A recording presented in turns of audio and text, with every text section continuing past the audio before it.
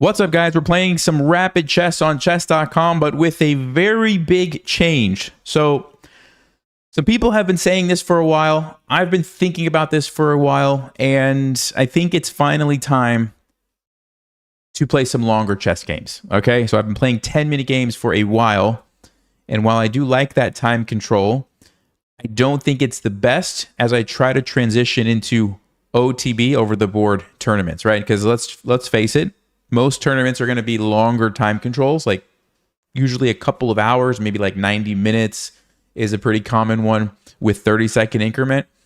And so what I'm going to be doing going forward, at least for a while, is playing 15-10. Now, there's a couple of potential problems with this. Let me refresh. I apparently got disconnected. There's a couple of potential problems with this 15-10 idea. Okay? Problem number one, we might face more cheaters. So one thing that I'm going to be doing is checking very carefully my opponent's accounts before the game starts and hopefully avoiding some of the rice cookers, okay? That's thing number one. The other thing is, at the higher level, there's just kind of less people playing in general. So I don't know how long it's going to take us to get a game. That being said, I'm going to go ahead and click the start game button so we can see. But we might have to just sit and wait for some, well, maybe not. That was pretty quick. I was going to say we might have to just sit and wait. So let me check. 25-18. Tony Gonzalez. Pretty good blitz player, bullet player. Looks legit. Perfect. Perfect. From San Juan. All right, let's do this. Good luck. And we are going to try to play the Nimzo Indian. So here we go. With knight to f6, expecting to see c4, and we will play e6. Okay, so I'm gonna try to stick with the openings that we saw last time. Nimzo Indian for black and Verasov for white. Because I didn't have a chance to really look at anything differently. Now they're taking their time already, so I wonder if they're thinking which opening to play. Are they gonna go with knight f3? Are they gonna go with c4? Are they gonna go with some bishop g5? Trompowsky attack. Okay. I am not really familiar with this at all. So. Very interesting. All right. Well, of course, d5 can't be a bad move, right? That has to be pretty solid. I wonder what happens if we play e6, right? Because if we play e6 and they play e4, we obviously can't take the pawn because of the pin. Now we could try to go h6 and maybe g5 and then take the pawn. If they trade, I think that's okay for us. So what are they likely to play against this? Like maybe they're going to play the Verasov and we would end up with some sort of a weird French. That's actually probably not the worst thing. Yeah, let's play e6. I'm really unfamiliar with this, so let's just play a move. I don't want to spend all of my extra time in the opening on move 2. So here we go. Rob, what's up, man? I wasn't expecting to see you at this time of night. What's up, Ryan? Hey, Sam. KDA.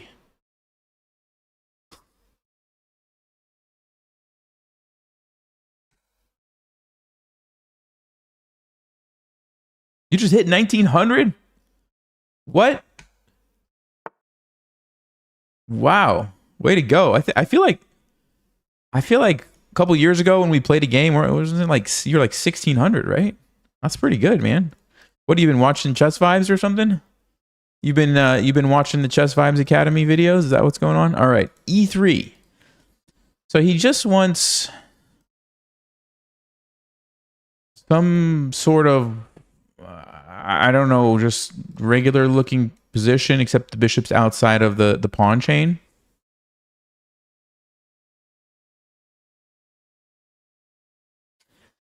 Okay, I mean, there's always the question of, can we hunt down the bishop, right?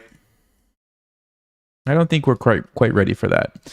There's the question of, can we take advantage of this quickly while the bishop is out? This tends to be the one drawback to this kind of a move, right? That this is a weak spot. So that would lead me to believe c5 might be the correct move here, or at least a move we should consider. We allow d5, and then what happens? We play something like queen b6. Looks interesting. Let's go c5.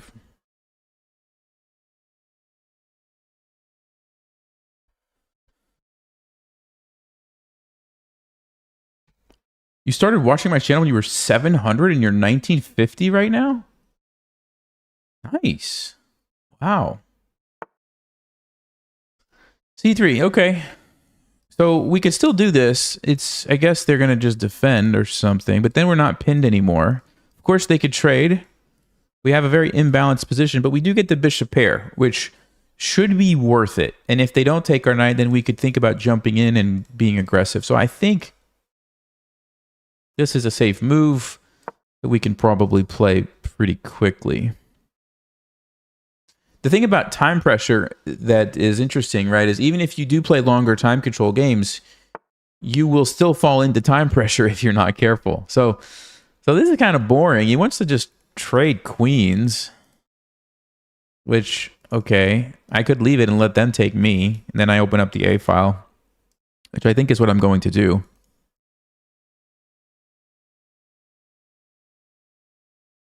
We can jump in here. The bishop's going to go back, let's just say. And then I don't know what's happening if we're going to try to hunt it down or just leave it. We could play d5 to support the knight. Threatens c4 there. Yeah, it's probably pretty good. So here in d5. Seems reasonable. I don't know if there's this theory or what, but this doesn't look like it could be a bad move, right? How could this possibly be a bad move? Of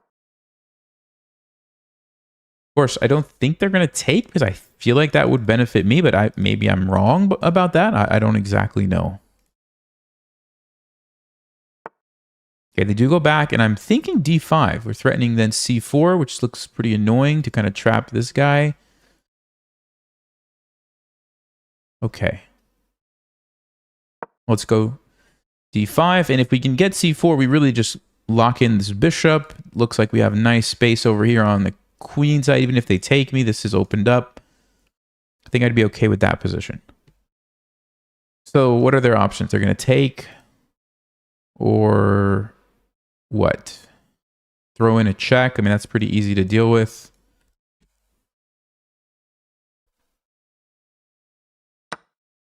Okay, they take. Of course, we have to take back. Seems like a kind of boring opening, to be honest. What is this? What? Is this like a real thing? They're going to just take my pawn? No. Are you serious? So if I play knight d7, bishop b5, is that the idea? Bishop d6, they just take the pawn? Are you kidding me? I'm just going to lose a pawn like this?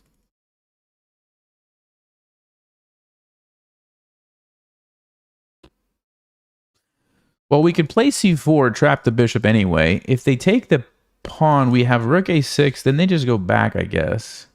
So let's say I tried to somehow trap the bishop with bishop d6. What's going on? We're going to play rook a6 next move, and then the bishop is basically trapped. We would win back our pawn. So c4, bishop d6 seems quite reasonable, yeah? We can also play bishop d6 first, and then c4. We get the same position. Then they could maybe throw in a check or something. So I think we should do this while we can, right?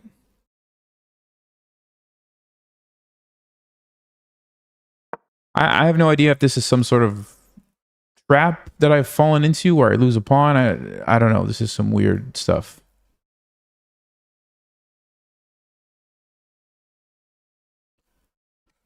Inspire you to flip red dots to green dots. 5 brilliant moves in the last 2 weeks. Thanks, Chris. Congrats on the brilliant moves. That's awesome. So in the Breaking 1500 course that I recorded several years ago, there was a lesson in there where I basically talked about how like learning chess is like Got all these different colored dots in front of you, like are all red dots, and red dots are things that you don't know. And every time you learn like a little concept, it's like you change one of the dots from one color to the green, and you're trying to like change as many dots as you can, and eventually you start to like notice the improvement. So that's what he's talking about. So awesome. Okay, let's go with bishop d6. I mean, this is the only plan that I really have here. So we'll do it. Of course, they could chase my knight back and, I don't know, try to do this, but we'll be able to get that pawn most likely. So yeah, I'm just going to go rook a6 and... okay. Do we have any other moves? No, we have to save the knight, right?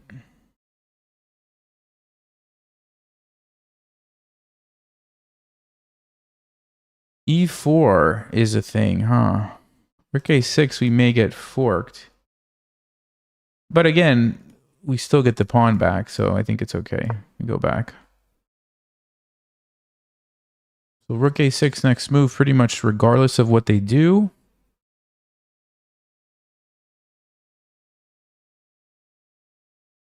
Yeah, e4, rook a6, e5, we take. If they do, let's just say bishop c5. Again, we take. It's getting a little weird, but I think we're getting our pawn back. I'm kind of getting the vibe this person knows this line, but I could be wrong. I don't know.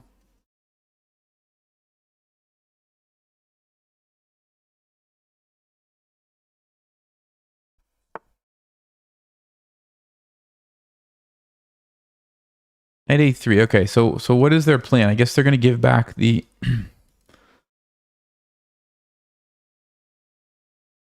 give back the pawn by going bishop c5. I mean, obviously I don't want to take this because then this bishop becomes a monster here. At least it looks like it. So I guess we just go here.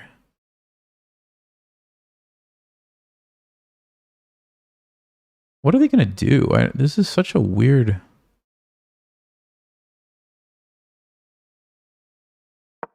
Are they going to go bishop c5, knight b5, try to jump the knight in? Do they have time to do that?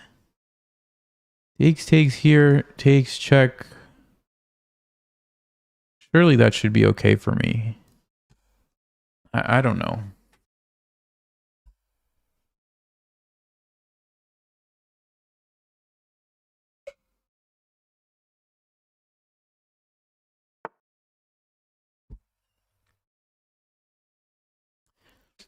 Okay, let's take it. So we have this pawn to target.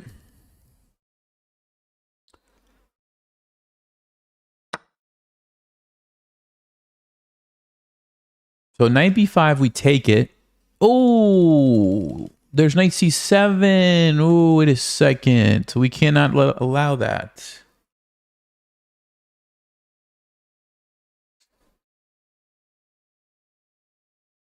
Oh, you know what else I just noticed? They want to play b4, and I can't en passant like I was originally planning.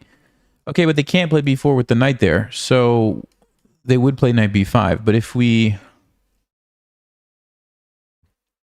Then they could do this. We would en passant. We would take it. Okay, so maybe rook c6. The point is we dodge the fork. Knight b5, let's just say I defend. Let's just say I play king d8. Or king e7. Let's say king e7. Knight there doesn't really do anything now. I just move. So knight here, b4, we take their knight. Knight here, king e7. Let's just say knight d6. We go here, or we just take the pawn actually right away. They get a bishop, but who cares? It's a locked position. Yeah, so I probably... can do either one of these. Maybe I like this in king e7 better. Hold on. The knight, king e7, b4 in that position, though. En passant. They can't take back as the rook, but is there some tactic?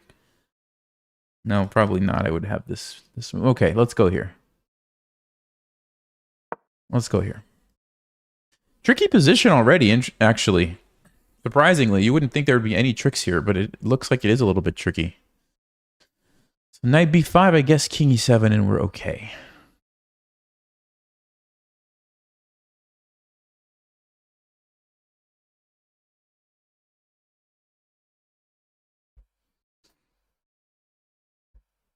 Is the title clickbait? No, no, it's not clickbait.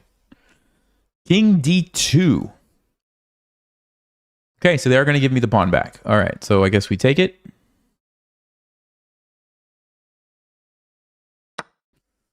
And we have this position. What are they doing? What? Like, that's the you thought that was the priority right now, to bring your king to C2? I'm so confused. I want to play E5 and put my bishop here. Also, this move looks pretty good, and maybe just throw the pawn, either king E7, rook B8, or just like attack on the queen side. So E5, there it is, G4, but okay, H5, you push, I'm going to go check, I'm going to just take everything. If you play here, actually this is interesting, right? Because I don't really want to take and let your pieces out. But if I don't, you're gonna take here. Yeah, E5 is weakening. So we should probably play bishop D7 and B5. Or B5 right away if it makes sense to sacrifice, but I don't see why we would do that. Let's go bishop D7. They still can't play this because we take that. Yeah, let's go bishop D7. Looks like the action is going to be happening here from what I can tell. So I'm going to try to get my king on E7 and bring this rook over. And then throw the pawn forward, maybe. Yeah, White's just playing some really weird moves. Okay. King E7 or B5? Which one is it? I like B5, to be honest with you. I'm not exactly threatening B4, but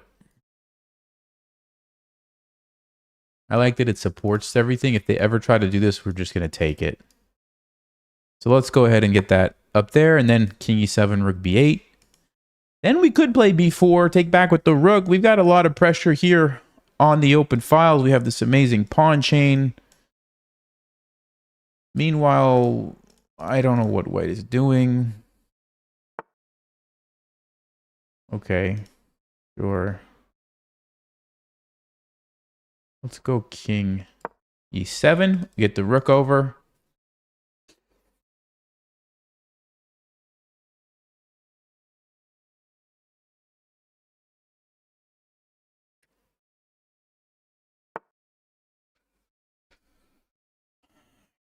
Okay, I'm going to continue now. I could also go here, potentially sacrifice, but I think just here is the way. This just looks really natural, because once you get that, you have the bishop that can come in. We could even reroute this knight over to D6. Maybe is a good idea.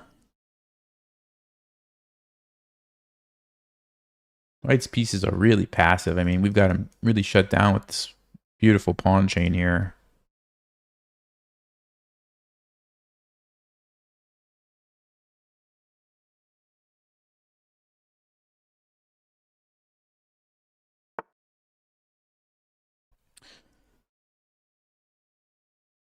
Hold up. Is that a blunder, guys? Is that just a blunder?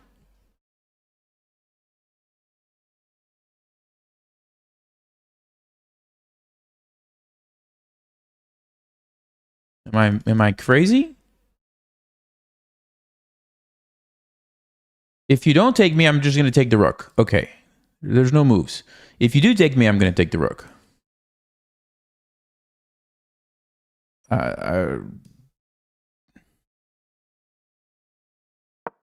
What is happening?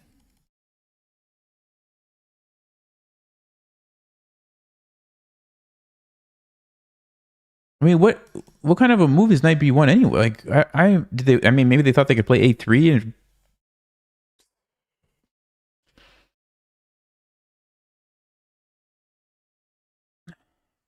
I'm surprised to see this.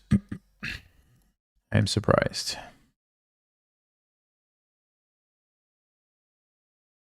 I mean, we don't even really have much to worry about. White's position is so passive. They're like, their pieces are just awful. It's like. Okay. So that's an exchange. It's not, the game's not over, but that's a good start. Also, we've invaded here. Yeah, they're going to try to just do this, but I mean, so e5, so we can go here, right?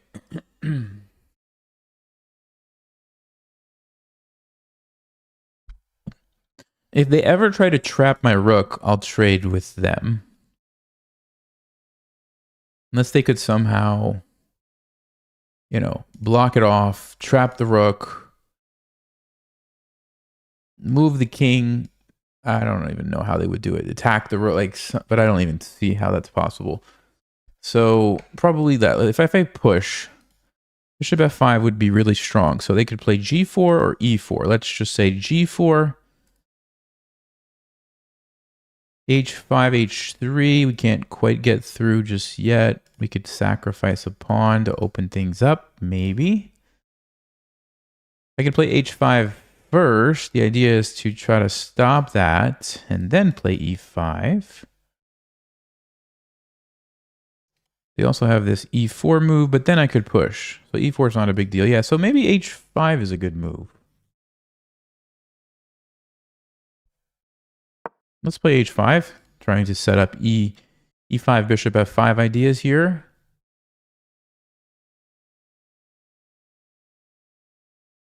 And if they play h3, what am I going to do, guys? Probably h4, right? It's a good trick to know. You can stop two pawns with one pawn if you put it there because of en passant. En passant. Okay, so this is something. So e5.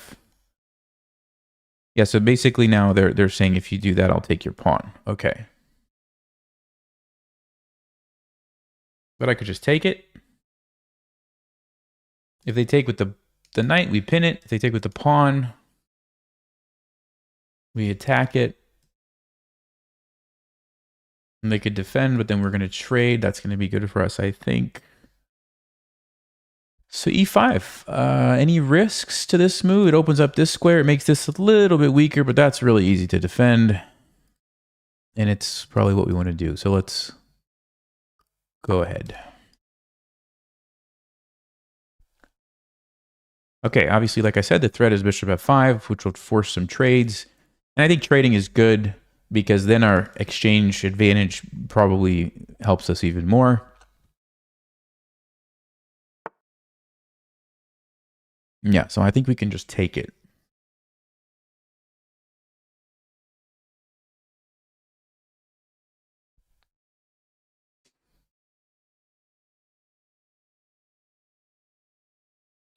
Let's go ahead. So I have some options here. Bishop c6 looks very reasonable. We could move a piece here, but what are we trying to accomplish? I mean, if we move the knight, that's a fork, but if they take, I don't know if that's really what we want. I think I'd rather just attack the weak pawn and then maybe trade the rooks. So let's do that. Let's put the bishop there. They're probably going to go bishop f3. Looks like the only move to defend the pawn. They do. We have rook d8. We also have g5, g4. The thing about g5, they could play g3 and just go back. Doesn't really solve my problem. So yeah, maybe rook d8.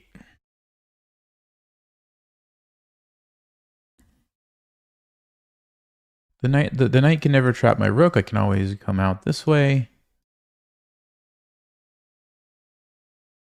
Is that true, actually? If they put a piece on here? No, because they need both pieces to guard this. Yeah, so that should be fine. So rook d8, I think. Rook d8.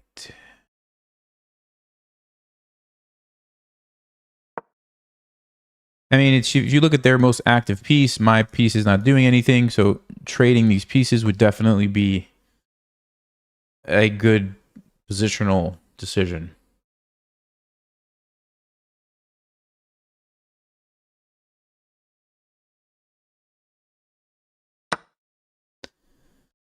All right, they do make the trade. So This is a kind of a permanent weakness for them. I feel like the plan should be to relocate our rook potentially, but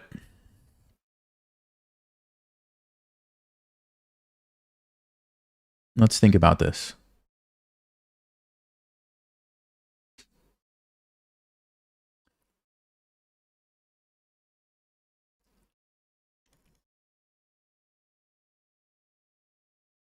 If they have to go back, that's probably a good trade for us because we could...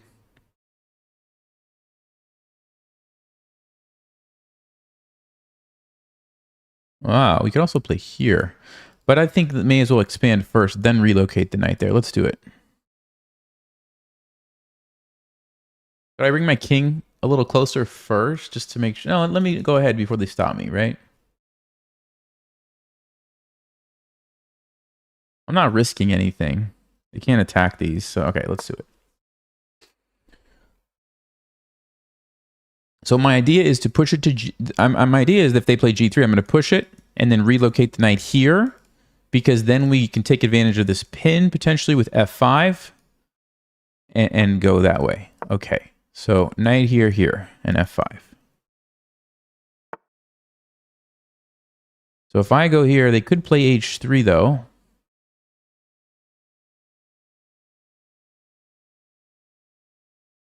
I could take it, but then the knight comes in, it stops me. Oh, but then I have F5, we win the pawn. So, win the pawn. The other way to do this is to like just march the king up to here and maybe play H4.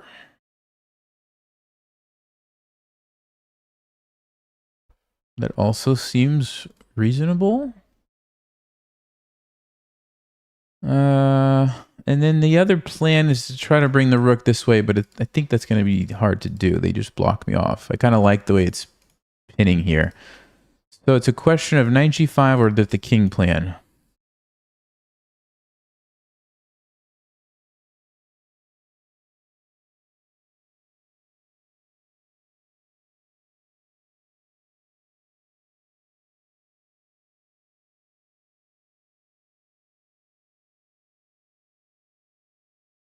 I kind of like the king plan, actually.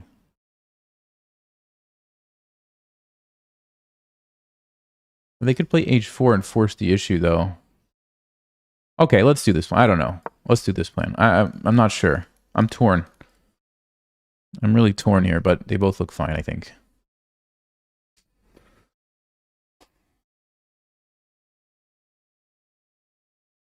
Now, keep in mind, guys, there is 10-second increment. So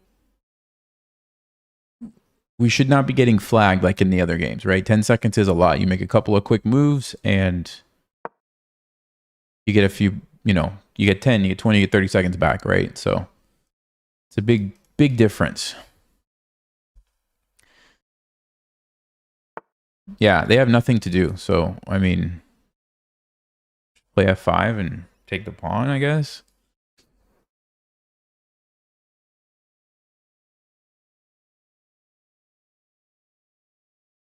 Of course, they can't take me. It's pinned.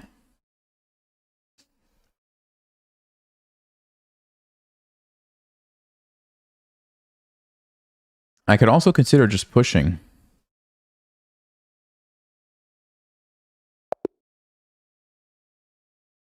There you go. There you go. Let's check that opening, because I really had no idea what was going on.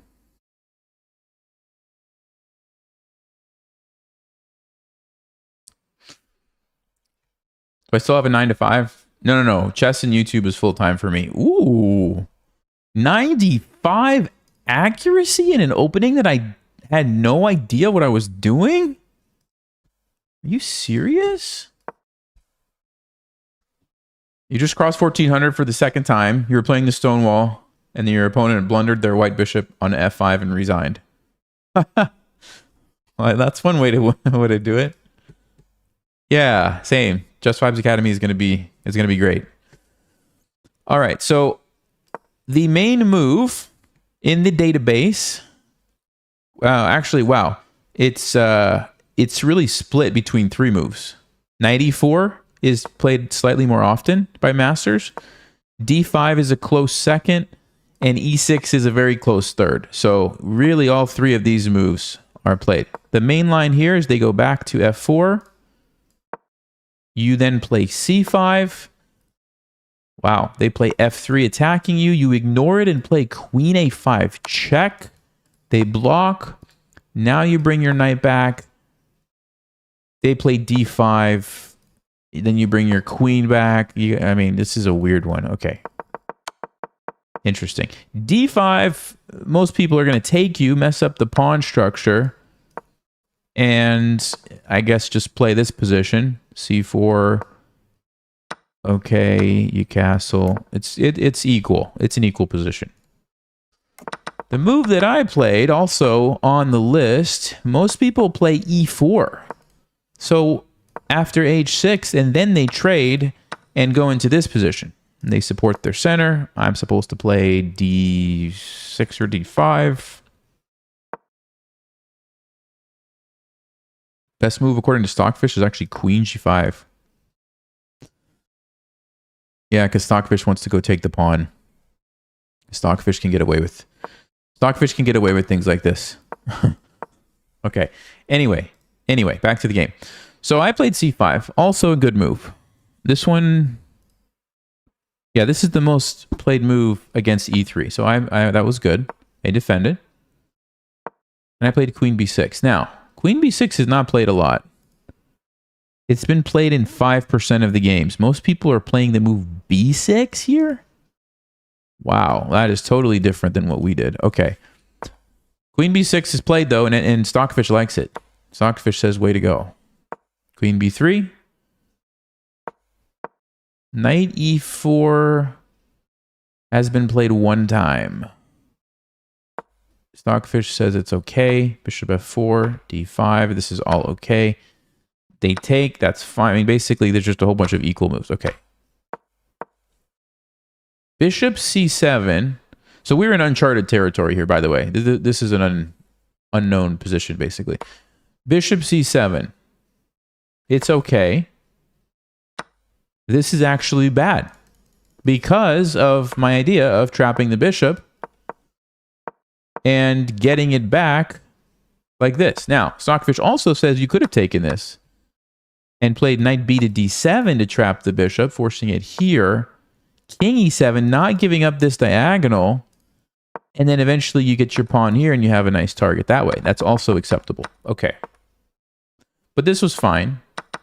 And then we get our pawn back. Great. And I don't know what this guy was doing. Stockfish says you got to play e4 or knight c2 or h4. You got to do something. But this is just... I mean, they spent 2 moves just to move their king from here to here. I don't know why. Bishop d7, great. b5, great. King e7 is fine. Rook b8 is fine. Knight b3, yeah, they just blundered it. Knight b3.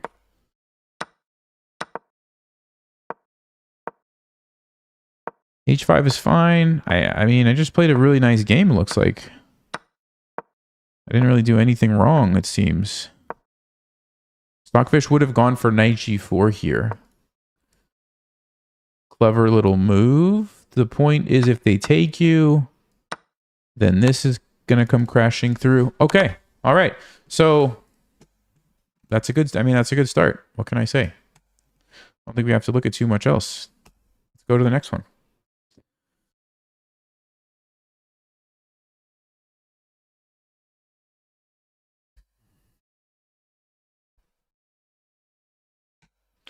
All right. So like I was saying before, we may have to wait in between games a little bit longer than usual. We'll just have to see. Turned out nice last time. That person was ready to go, but I don't know how common 1510 is at the higher level. I don't think it's very common. So we'll just chill.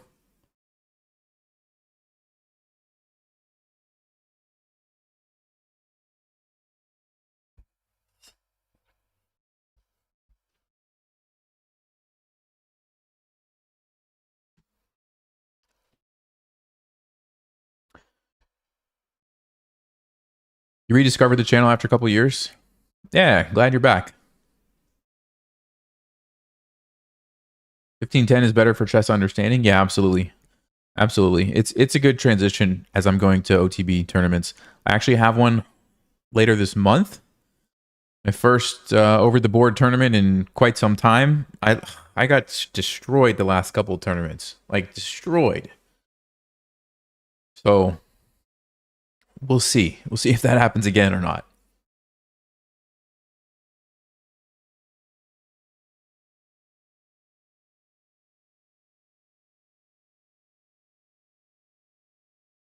Yeah, so 2100 and 2400, it's a pretty big difference because you get less and less every 100 points, right? There's just less. And then also, I think higher rated players lots of times tend to go for the shorter time controls. So like if they're playing Blitz, they're probably playing 3-minute games, not 5-minute games. They're probably playing without increment. And then I think it's the same with Rapid. Most of the higher rated players are playing 10-minute games, not 1510. And so I do expect we will have to wait like this a lot of the time, but it's just part of the deal.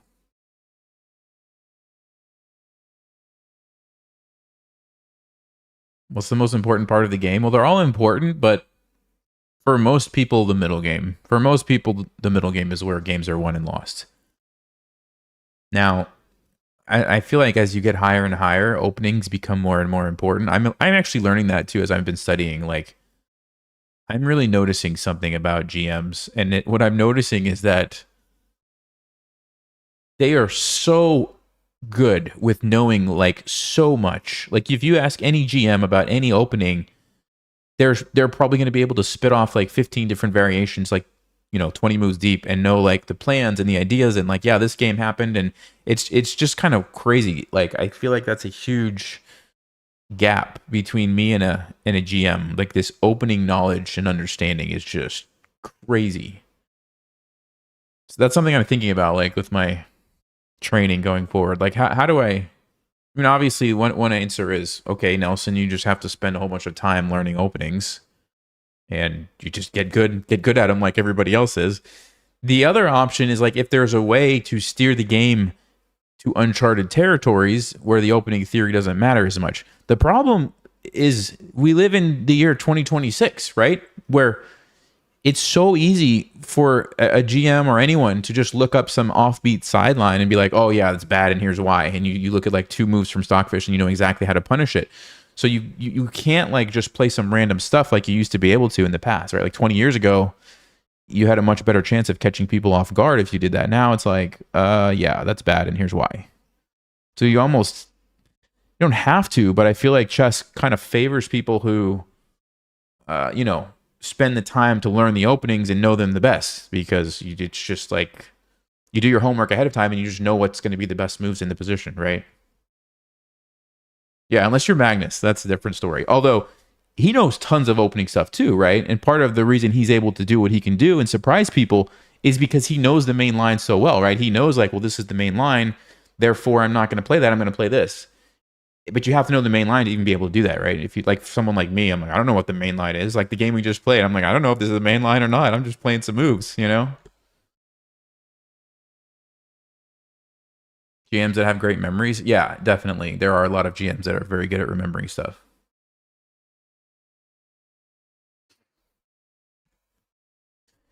Yeah, this is a very long time. This is one of the things I was worried about. Yeah, it actually just canceled my search. Wow. So let's try this again. I was waiting so long. Chess.com was like, we're kicking you out of the pool. We're just kicking you out. The other option is 30-minute games with no increment. I'd prefer the increment, but we can try. Oh, and actually, you know what I could do? Hold on. I had my rating set to only play against higher rated. I may have to change that if I'm going to go with the higher time control. Let me see if that makes a difference. So let me go custom. Yeah, let's see if I bump this down back to 400. If that helps anything. Let's try this again. Now, unfortunately, we might be playing some like 2000 rating player. Maybe we'll get like 1 point if we win. Oh, there we go. We've played. I think we've played. Yes, we've played them before. Okay, E4. Let's play E5. Let's just try to play some more mainline stuff instead of the Scandinavian for now. Oh, knight C3. Yeah. Okay. I'm not super familiar with these. Like, I know you're supposed to play D5, but apart from that, I don't know a lot. How else could we do this?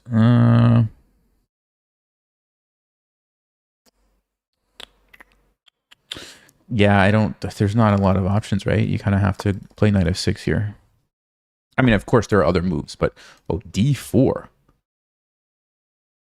What is happening now? What is this?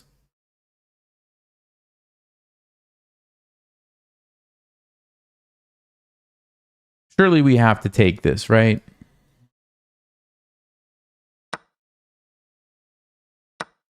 So this is like the center game, but with some knight moves thrown in.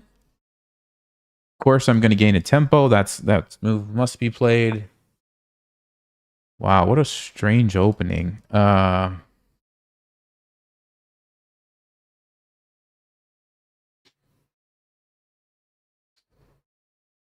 So yeah, once again, I have no idea what the theory is here.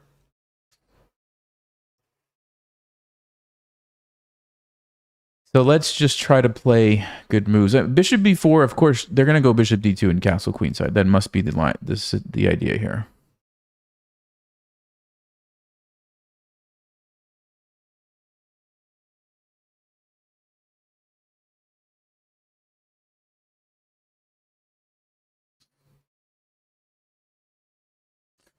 It's probably not awful for me to do that anyway. Just go there, bishop d2 castles, castle queenside, and then what? We could play like rook e8 and... The thing I'm afraid of is f3, g4, h4. This is pretty easy for white to attack me, and I have no idea what my plan is supposed to be in that position. I'd like to play something else. Is d5 a crazy move, guys? So if they take with the knight, they take with the queen. If we trade everything, we have knight b4, and... that would be fine. If they just take with the pawn straight away, we still have knight b4. There's a check, but we can just block, and we have a lot of pressure. If they take with the knight and then the pawn, and again, now there is a check here, but again, we just block, and we have the pressure, although there's, let's just say, c4. We could castle and try to play rook e8. But a3 is going to come, and we have to move our knight back to, what, a6? I mean, yeah, that's kind of a problem. Knight takes, pawn takes, knight b4, queen e4. Oh, I can play queen e7. Oh, I could play queen e7, actually. Force to trade, and then we still have the nice little fork where we just probably just equalize the position. So maybe we just do that. If they push e5, we just take it. Are there any other moves? Knight b4. Check over here. I don't care.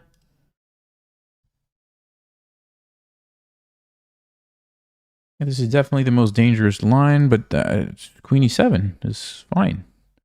Queen e2. Again, queen e7. Oh, bishop e3 there, though. That's interesting.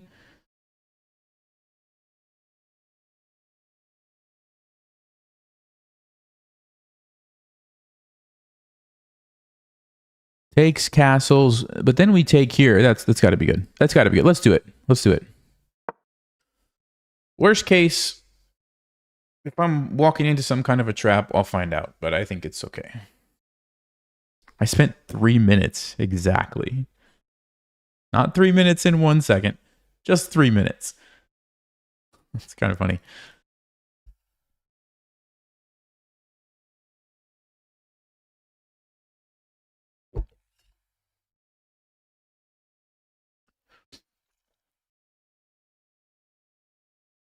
I'm playing Timothy's coach right now. Uh-oh. We're playing Timothy's coach, guys. Can we take down the coach?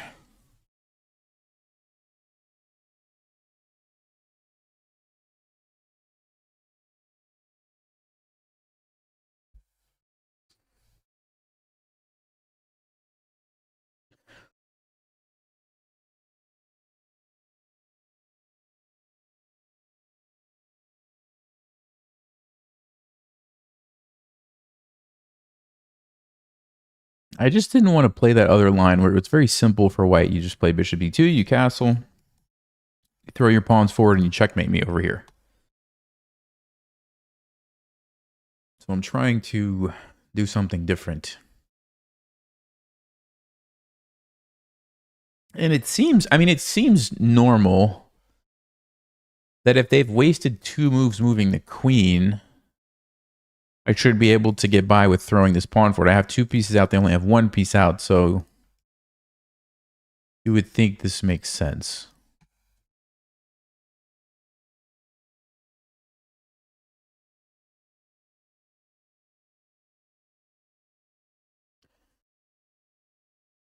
You thought you weren't supposed to break open the center with all the pieces on the board? No, it's not really about if pieces are on the board or not. It's more about like if your king's in the center, you have to be careful doing this. But right now, both of our kings are in the center, so that's kind of equal, right? And then the other thing is you don't want to do this if you're behind in development. So if I had all my pieces are back here and white has like 2 knights out and I start breaking open the center, that's not going to make sense. But since I have a 2 against 1 knight, it kind of makes sense. Wow, that's not a move I was expecting at all. Bishop g5, it seems probably reasonable. So, okay, if we take, she can trade. Looks awful for me. We're not going to do that. If I push, what's going to happen? This, knight d5. Probably go back. That knight looks really strong there. What if we counter pin? They're going to castle. If I take, then I'm dealing with a rook. If I break the pin with bishop e7, let's just say takes, takes, takes. I'm just losing a pawn for potentially no reason. If I take here and take back with the knight, does that change anything? Takes, takes, takes. That still looks awful for me. Though I do have the bishop pair, so it might not be as bad as it looks, even though I have the double pawns.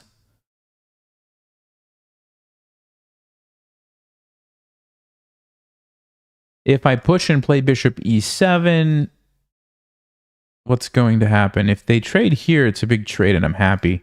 If they try to castle, we have attack. So they have to make a decision about the knight. If you take the bishop, I take back. Then let's just say you castle.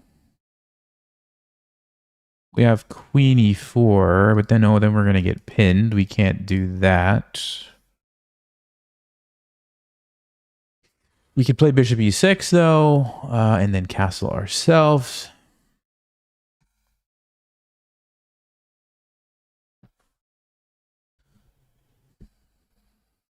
Reach out to Benjamin Bach. Okay. Oh, interesting. All right, yeah, thanks for saying that. Maybe I'll do that. I didn't know that. What if I do this and play bishop e7?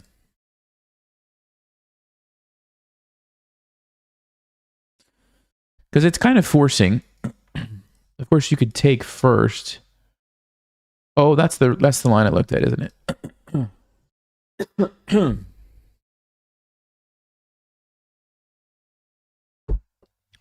Yeah, that's the line I looked at that I didn't like. No, this seems like a pretty good move. I'm not sure what to do about this. Counter pin. They're going to castle. I can castle.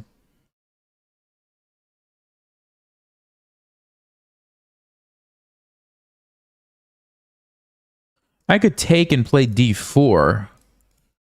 Queen moves somewhere and then I castle. That's not actually terrible. We have this annoying pawn that we do have to watch out for. E5. Oh, this is complicated, guys. Okay, I think I'm spending too long. I think I need to make a decision. I think...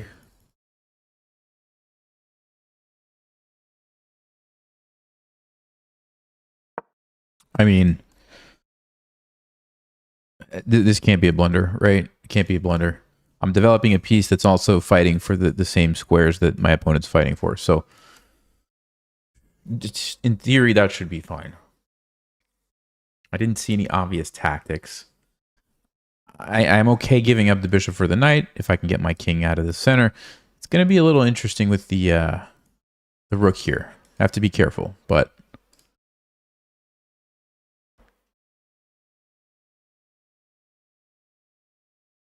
oh, there's also this crazy move, knight e4, actually. Lose a queen, get a queen.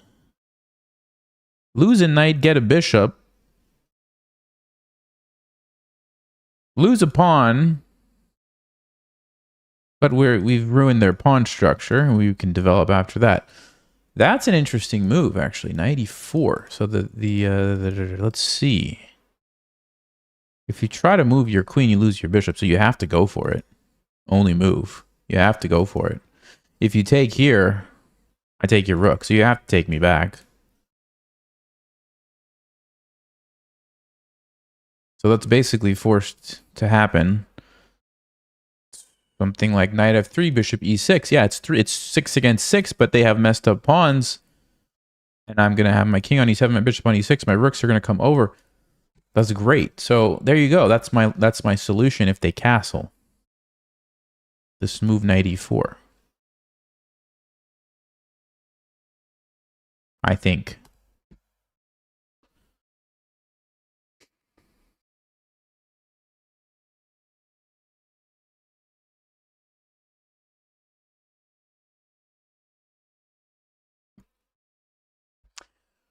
Yeah, Sam. So if you go, there's like a tab.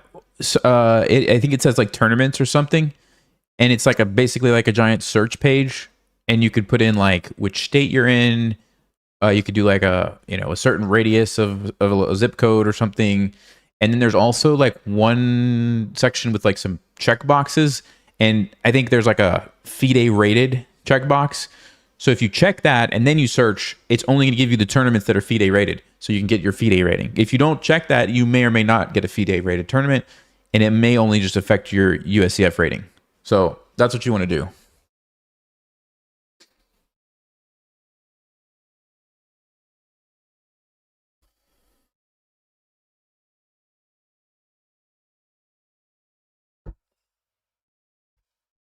Yeah, you're welcome. Good luck with the FIDE rating. Okay, they do castle. I think we should go forward with this. I already calculated it, so we'll take it right away. I guess there's this crazy idea they might do that to keep this, but that's got to be bad. I mean, somehow we can take advantage of that.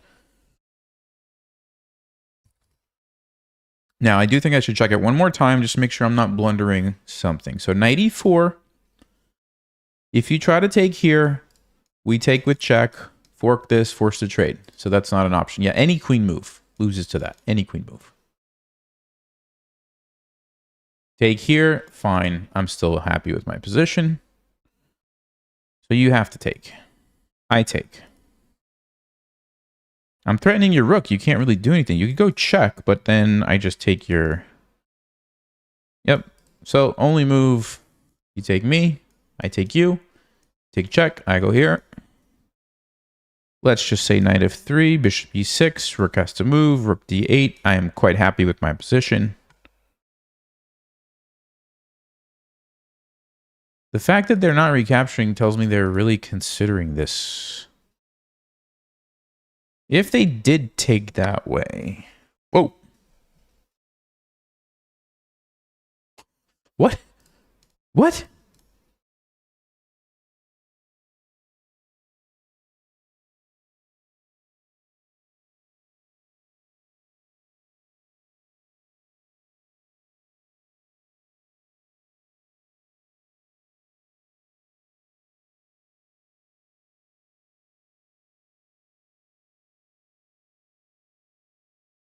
Did not see that one. What's the idea? I guess... So if I save my bishop, I'm going to lose the knight. That's one idea. If I take check... Yeah, the point is I may get into trouble here. If we go knight b4 immediately... You can't take the bishop because of the fork, but you could move, let's just say, here or here. there may be other places here. This one I would have bishop d7. So let's rule that out. Okay, let's say you go here. Queen e7 maybe. If you take, I take. You take back. That's really interesting. I can't take this because it's pinned. Here, I can go king f8. Instead, you take me. Check. My knight's trapped, so I probably don't want to do that. But here... problem. Wow. Okay, and if I go, let's just say bishop e5, what's going to happen? Lose my knight.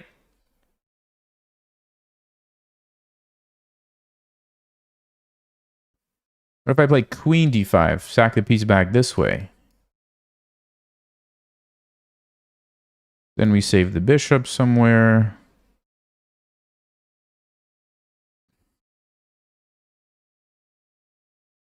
Wow, what a move. Did not consider this at all.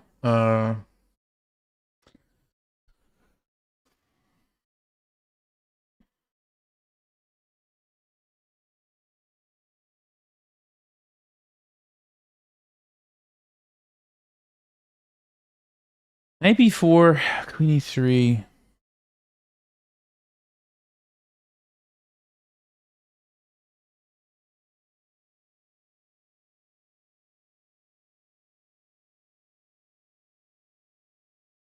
Can I do that?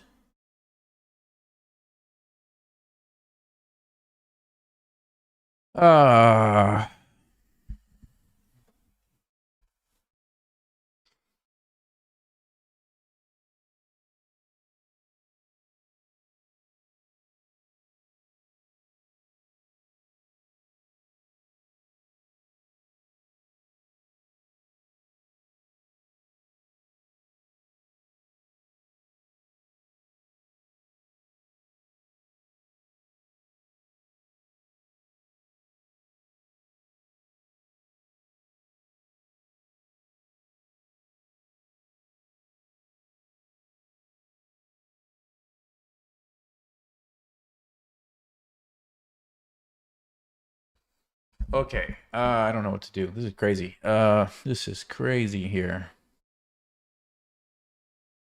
I mean, I could play like bishop e5 and then just trade and take back the pawn, but then my pawns are messed up and they're getting the lead in development before I can castle. That's not the way. If I play bishop e5 and then let's just say try to sack a pawn or something, like can I do that? I don't know.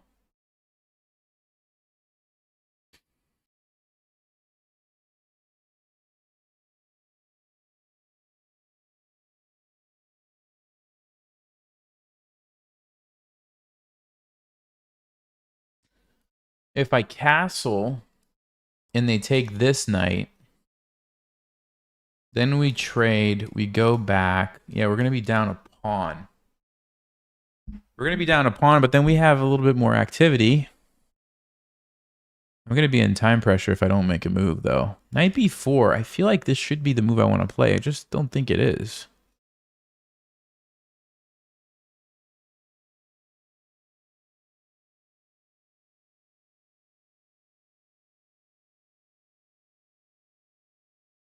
No.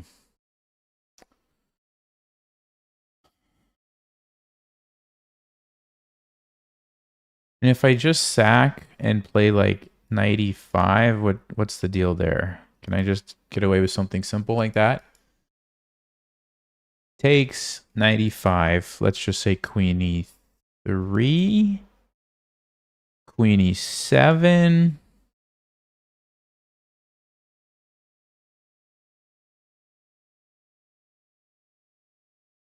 Rook e1 looks real dangerous.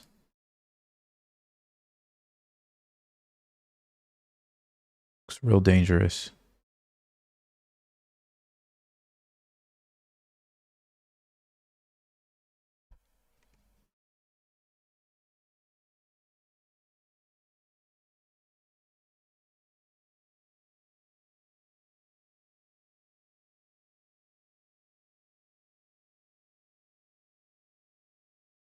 Okay, I don't know what to do. I'm going to play this line just because I'm really struggling here, guys, and I have to make a move.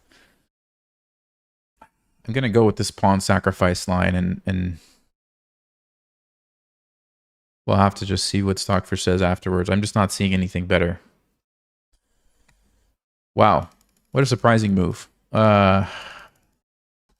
Okay.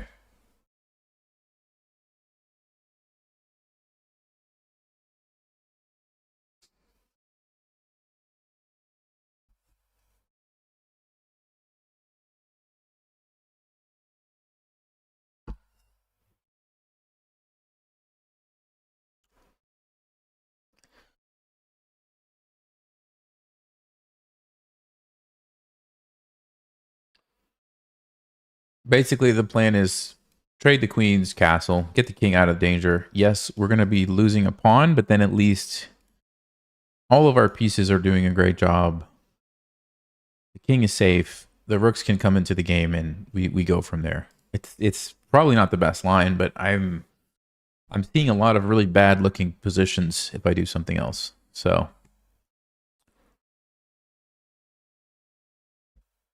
I really wanted to make knight b4 work, but I just felt like after one of these checks, there's just nothing great for me.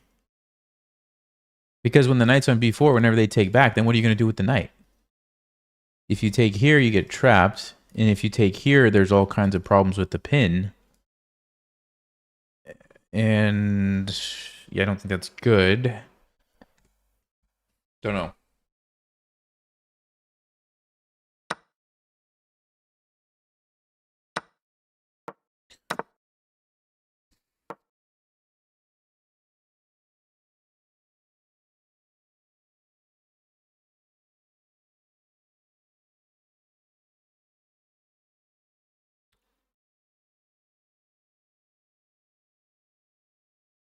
And of course, the issue with not castling is the rookie one was going to pin my bishop, and then f4 can attack it. Even if I could figure out a way to defend it, it doesn't matter. They can just attack it. So we have to get the king out of there.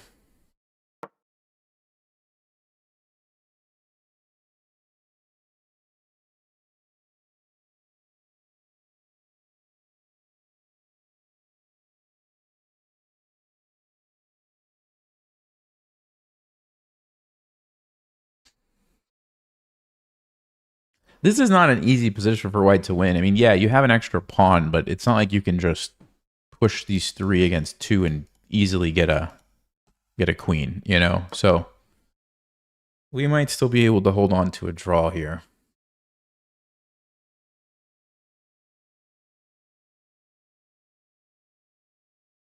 That's the hope anyway. I do need to check this line though. This is really tricky. This sort of simple plan of just bring your queen up, play bishop d2 and castle queenside. Like, I need to know, like, what am I supposed to do against that? Because I don't think it should be this hard, but I don't know what the solution is, you know?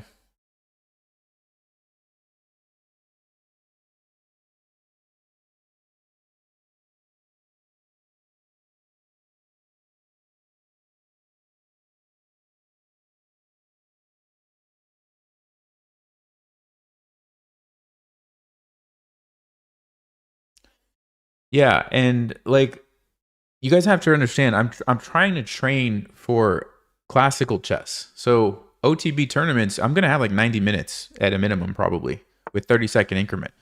So I want to be training my brain to try to think, you know, longer, calculate more, not like just move as fast as I can to have a time advantage. Like that's a terrible strategy in classical chess. She doesn't even want to go for this line, so that's interesting. So we could take our pawn back and have an equal position. The pawn structure is obviously messed up, but at least we have 6 against 6 pawns. We can mess up these pawns, but it does open up the G file.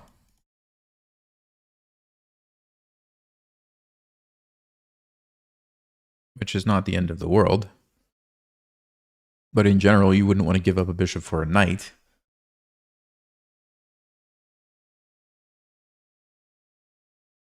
So probably I should just take the pawn. Now I could also play b6 with the idea that maybe I can take this pawn later and keep my pawns pretty, but I think I'm just going to take it. Oh! Yeah, the mouse was going this way, and somehow the pawn went that way. My mouse was kind of like in between, I guess. It was sort of halfway between. But well, I don't think it's the worst move in the world, but it's not the move I wanted to play. There are a lot of worse moves that have been mouse slip. We'll say that. Okay. Well, interesting. All right. Wait, hold up, guys. Hold up. Can I take this? Can I just take it? They have to take me. I take here. Rook G1. I take this. Ah, there's too bad. That's there. Too bad. Okay, we have to make a move. Really wish this was here. All right. Rook E8. Takes.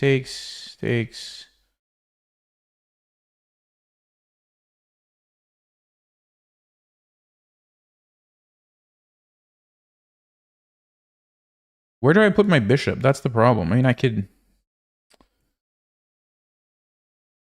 A5 and bishop A6. That's terrible. Bishop G4. That seems pretty terrible.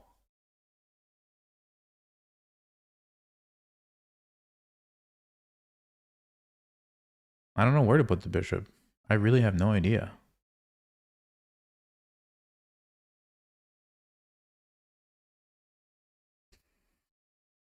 Oh, maybe I played G5 bishop there. Okay. Okay, let's try this. That's actually a good square for the bishop if we can get this knight out of here. Okay. Bishop E6. If I can get my rooks here, we take this pawn back, and then we actually just have an equal position. So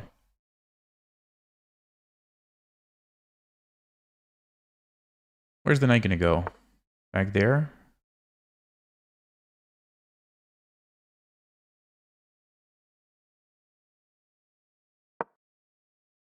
Okay, so I want to play rook d8. The knight's coming to d4. If I go here, there's c4. I don't think we can get away with taking that. Ah, but there's bishop e4. Okay, we're still down the pawn, though. The other option is I let her take that and go here. Then my rooks get active. My king gets active. We have a knight against the bishop dynamic. This move is not a huge deal, is it? Could be, actually.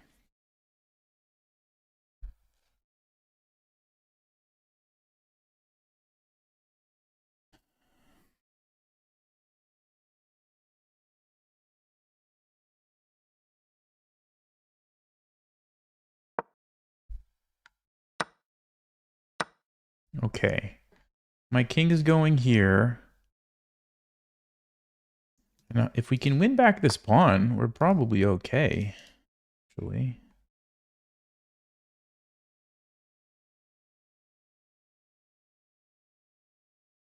Let's see, 95?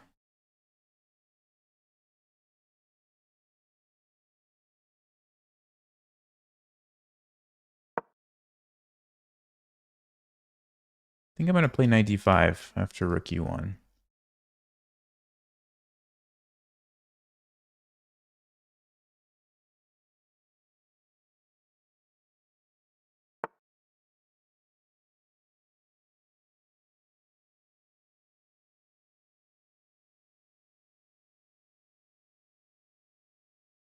Or do I trade first?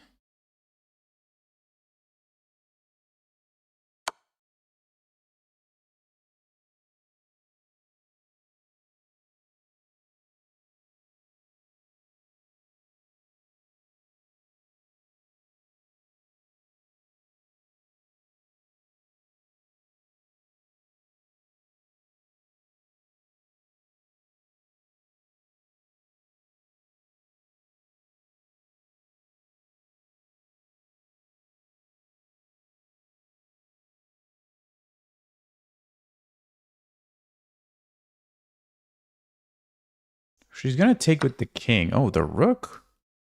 Actually, no. Yeah, that's right. I had it confused. That's what I thought. Okay, so the rook can't invade. So what I'm trying to do is go here with my king and then here. This pawn is probably going to fall because it's so far advanced, you would think. How do I get to it?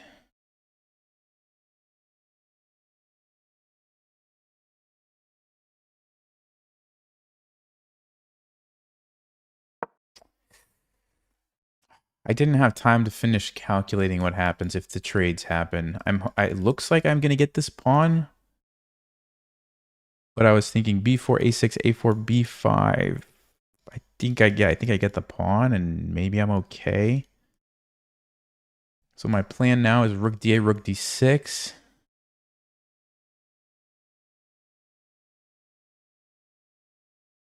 Of course, I just have to play on the increment from here on out, but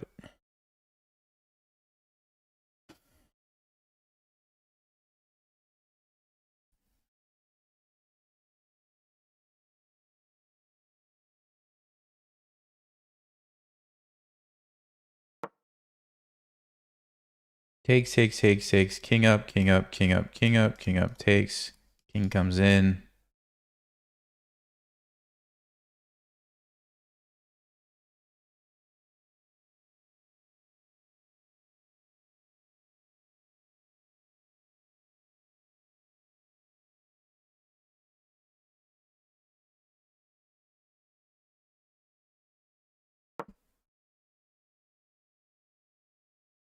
I'm guessing she's going to go for it. Could be wrong. King up, king up, king up, king up, king up. Takes here. Yeah, it's too bad the king gets in. Probably losing endgame because of that reason. I mean, I'm committed. I can't do anything about it at this point. Kind of goes back to the mouse slip, to be honest with you guys. Like, that's why I want to just take this. I just wanted to be done with it because of these situations right here. Yeah.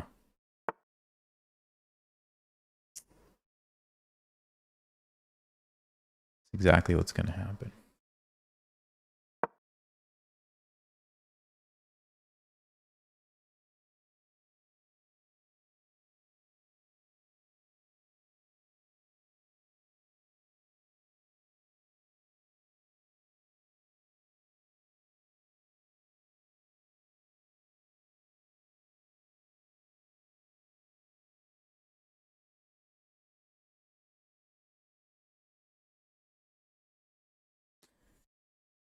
I mean, I don't have to take the pawn right away, but I'm going to have to take it eventually. She's going to be able to force my king to come back, and I don't want there to be a random pawn sitting here when that happens. So I think I'm going to have to take it and then try to do something with my pawns.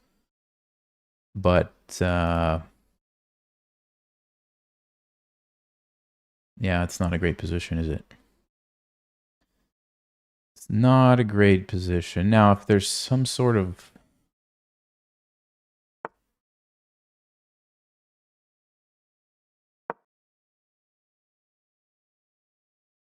Zugzwang where we can force the king to move back, but how are we going to do that is the question, right?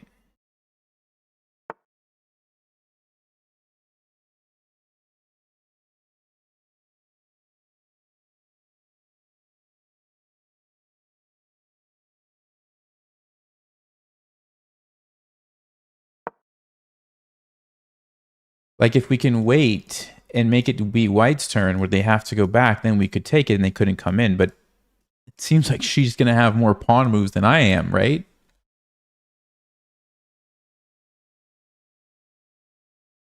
I don't think this plan, it makes sense. It looks like we're never going to win that race. C5.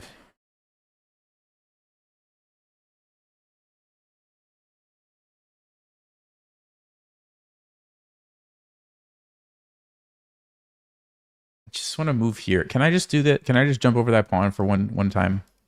I just want to go here. It's too bad at that mouse slip. Imagine if this pawn was here like it's supposed to be. I could just push it and things would be so much better for us.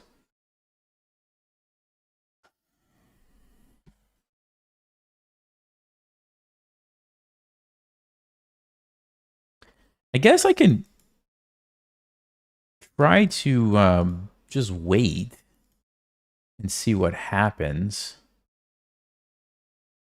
Don't let her in. Don't take this. Just go back and forth here. That's an interesting idea, actually.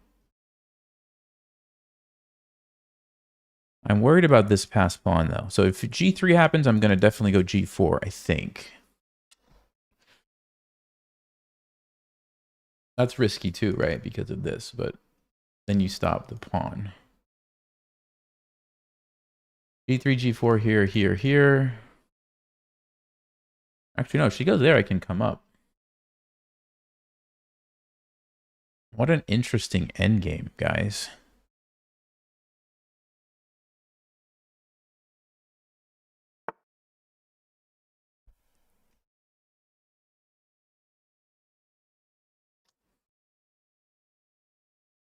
Yeah, so she wants to force the issue here.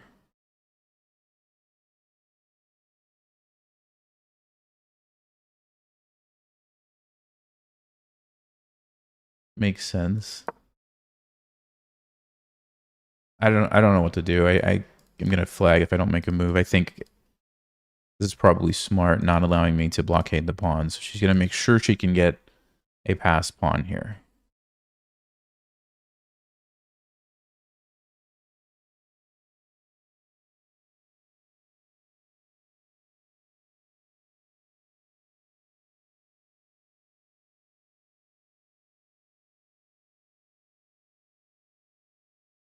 I'm just wondering if I can create something fast enough. 1, 2, 3.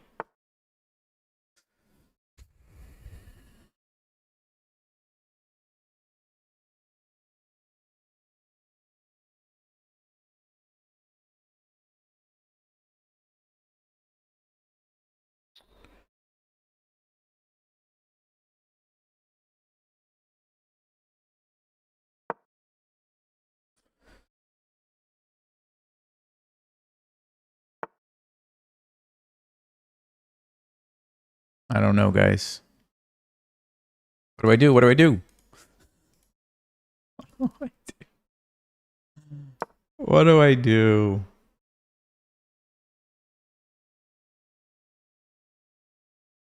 Let's try to wait. Let's try to play the waiting game.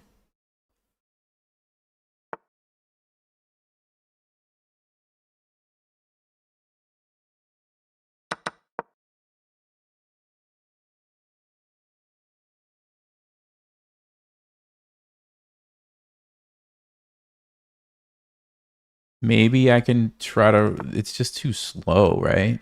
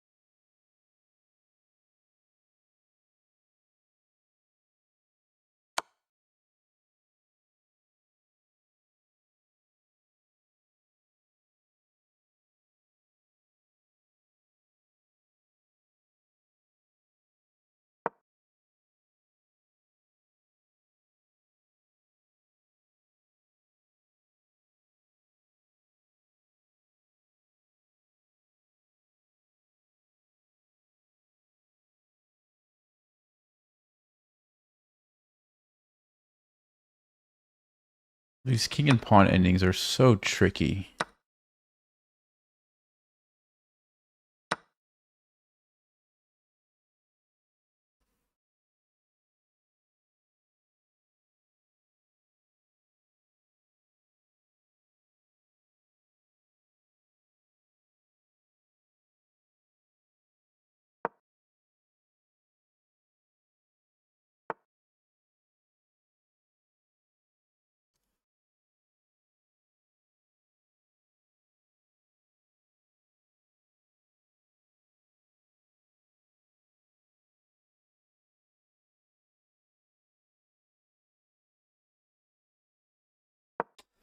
I guess I have to go for it, right?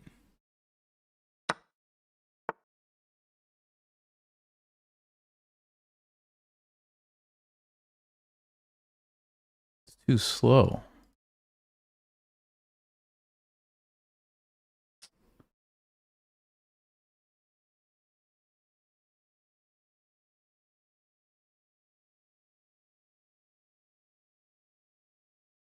It's too slow.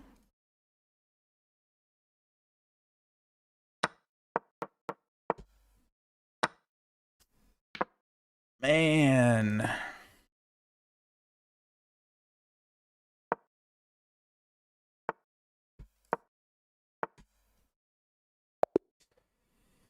I'm going to blame the mouse slip. I'm going to blame the mouse slip for that one. Let's see if it was really the mouse slip was the problem. Still an interesting endgame. I think we might be able to learn something from that king and pawn one, but I think it was probably just lost because of the mouse slip. But let's see.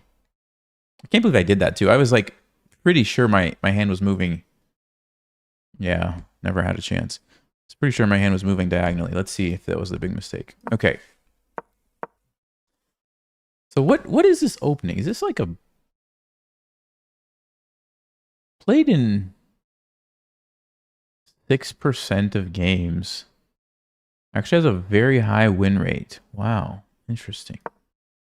So Black's responses, taking, yes, is the best. Obviously, knight c6 is the best. And then right here. So lots of people play bishop b4. Not the best move. Some people play d5, second engine move. Stockfish really likes bishop c5. And against just some normal developing moves, Stockfish says you play d6. And it actually wants to take that pawn. It actually wants to just take the pawn, which is interesting. Okay. Huh. Stockfish, so silly. Just take a pawn. Okay. Anyway, I want to go a little further. So bishop g5. Best move is not bishop b4. It's d4.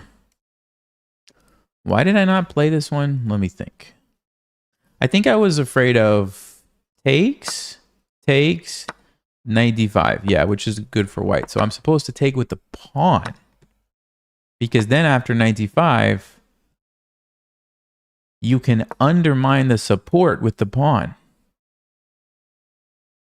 Of course. Why did I not think of that? Why did I not think of that?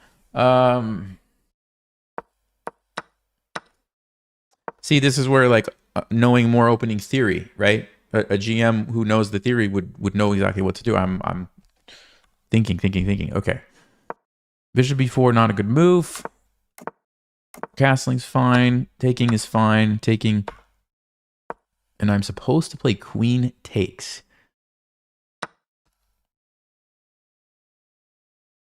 Like, it just looks like I'm blundering my queen, you know? It just looks like that.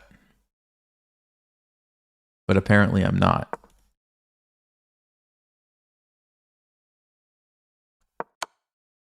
This is a very complicated position, by the way. Like, there's lots of lines here to consider. They all kind of work out different. Well, not that one, but they all work out differently. Knight b4 is not losing to queen e3 check. Yeah, I actually looked at this line, guys. Believe it or not. Because you have... Oh, I thought it was bishop takes, but it's knight takes a2. I did sort of look at that idea, but then I was thinking there's also queen e2, which is correct. And queen e2 defends the rook, so you can never play bishop e6 because there's no tactics anymore. It's defended.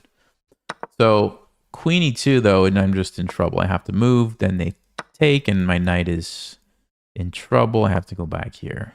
It's a bad position. So knight b4 was never good.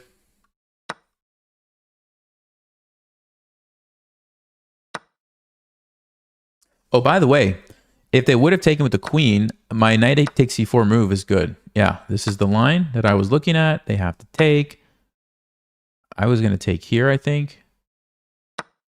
And then I was going to go king e7. Yeah, this is fine. I can play bishop e6 and everything is good. So this was a really good move. This was a really good move. E takes d5. And then I just blundered here. Takes, castles. And they should have taken. Yeah, she should have taken here. That was a mistake. Yes, and I was going to take it, and that was the best move. So we lost the game to a mouse slip. There you go. There you go. We lost it to a mouse slip. That being said, it's funny. B6 is the third engine move. It's takes is the best move, then h6, then b6. I don't. It was one of those things where, you know, the pawn was like here, I guess, and I thought I was moving it more to the left, but it was actually to the right until you end up with that move instead of this move. It's very subtle, right? Because it's whichever side it's closer to, and so a lot of times I don't always go diagonal. I go sort of like, you know, kind of like that, and I just didn't do it enough this time. Which, okay. Obviously, I need to be better about moving the pieces to the right square. All right. So, yeah, I mean, now that's too bad. That's too bad. We would have had an interesting game probably without that. Anyway, bishop f4. So now I'm just basically fighting. I played a good move. Not so much here. That's a second move. It's fine.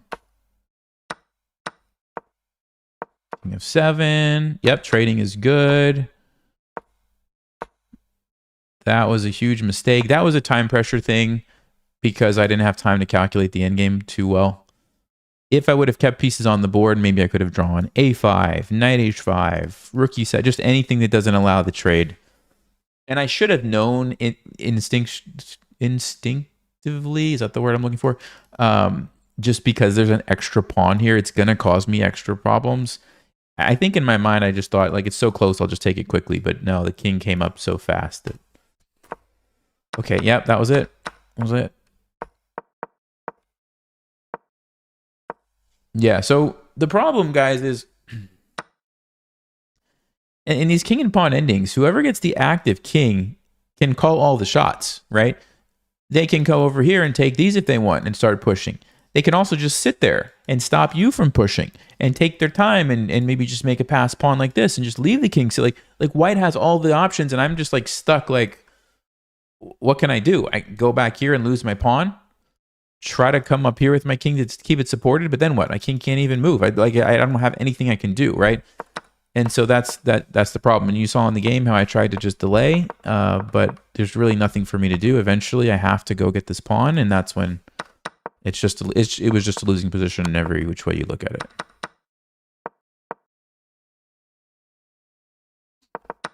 There was one interesting line here that I was hoping we were going to see. So yeah, it was something like this. Instead of pushing, if I would have gone here, I was thinking about doing something like this and allowed this and then captured and allowed this and then gone back. Before I go get it, I can throw in this c5 check to force the king back. You see that? Then I can go get the pawn. And actually, yeah, this is actually a draw because now I have my own pawns that are doing stuff and white has no way to get through. And apparently this is just a draw. So I was hoping we would see that. I guess I messed it up by not playing king d6. I think I noticed it maybe one move too late. Maybe it was right here I noticed it. Yeah. I was thinking like if, for example, she takes, I was going to probably do this. Hope for the pawn push, take, hope for another pawn push, hope for another pawn push, and then play c5. Oh, but this is still losing. Wow, why is this losing? Oh, because this pawn now is too far. That is so fascinating how just one square makes it a losing endgame. That's amazing. Okay. Yeah, anyway. All right, so we lost to a mouse slip. But for future reference, I need to play bishop c5 again against this line. Let me see if there's any other move. Hold on.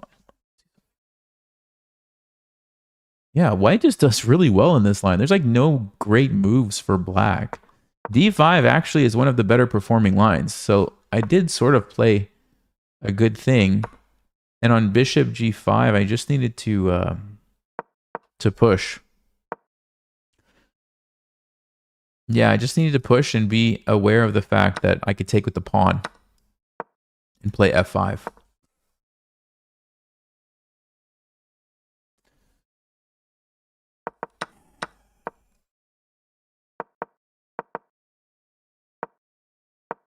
Okay.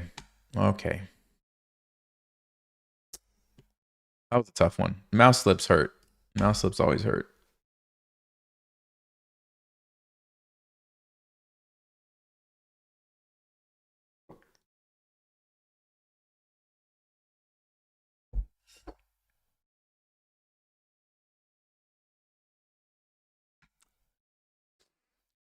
The bishop blunder happened before the misclick. Well, yeah, true, but I think we were kind of climbing back into a relatively equal position.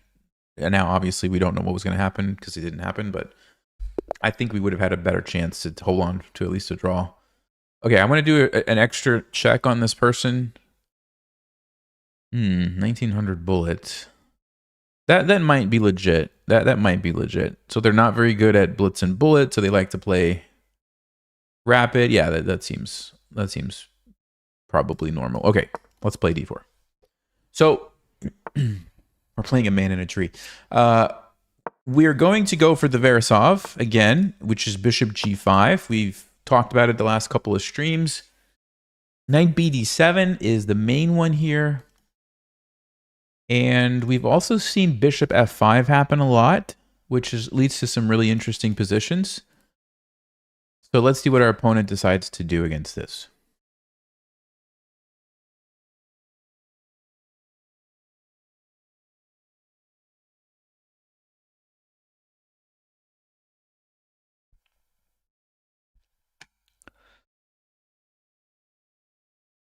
So we've surprised them, it looks like. Yeah, okay. They do play the main line, and then we're going to go knight f3. So what happens in a lot of the games is this e6 move, and then we can play e4. And it actually transposes to a French defense, but kind of already down a particular variation. h6, what I've been doing is going back, I think, right? Because, yeah, when they play e6, we play e4, and we let them take the pawn. So we'll do that again if they're going to go for it. No, they don't. They play c6.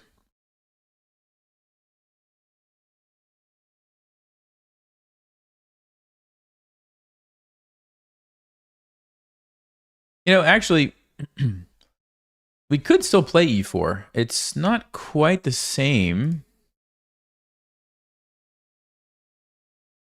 But we could still gambit the pawn and play knight d2. That's interesting. Or we play e3 and we wait, and then we try to do it next time. Huh. So let's say they take right away. What's our play? Can we do something crazy like knight e5? Takes. Doesn't actually look like such a bad move. Actually looks like it's right up my alley. Okay. Let's do it. Let's do it. Let's have a little bit of fun.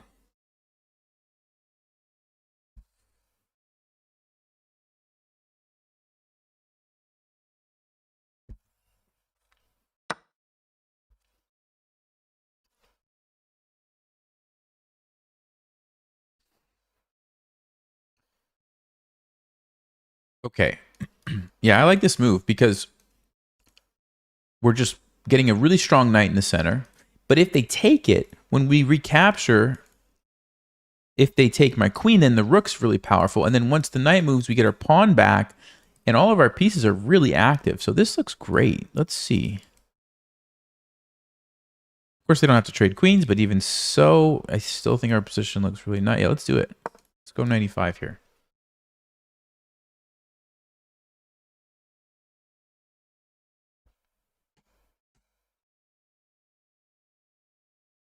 All right, I'm going to be right back, guys. Bathroom gambit time.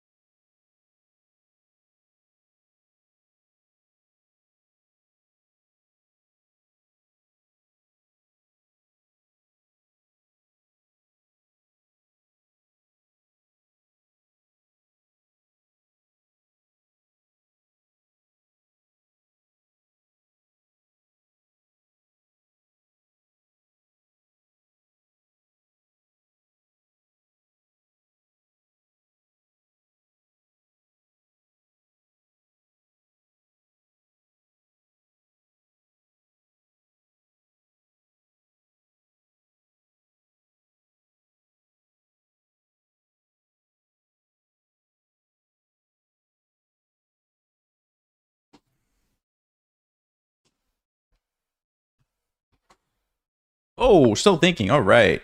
Oh, they just moved? Haha. Perfect. Perfect timing. Queen a5.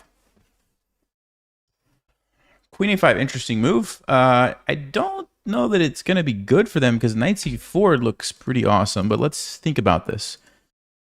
So they're pinning my knight so that I can't take here. They're avoiding any potential trades here. Attacking this so they could take and win the pawn with the queen. So we have to avoid that. So most likely, yeah, knight c4 just looks like the best move because it's going to force the queen to move.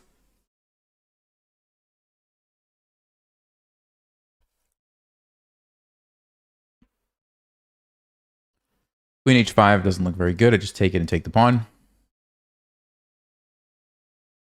Queen a6, nope. So it's queen b4, queen c7. Maybe queen d8, but unlikely. It's probably here, here, or here. So let's just take them one at a time. If the queen goes to b4, I expect we can play a3. If they take, there is a classic trap. Do you guys see it? So knight c4, queen b4, a3, they take us. There's a classic trap. What do we do? Oh, wait a second. It's defended. Just kidding.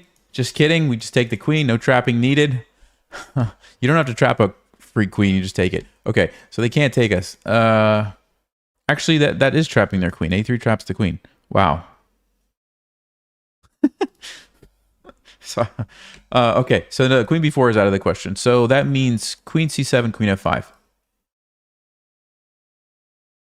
Queen f5, I kind of feel like I'd play knight e3 and just get another tempo on it, and we've repositioned our knight, which is probably okay. A little weird on e3. The queen still has to move, and then the bishop can come out, and we just keep attacking. That's not so bad.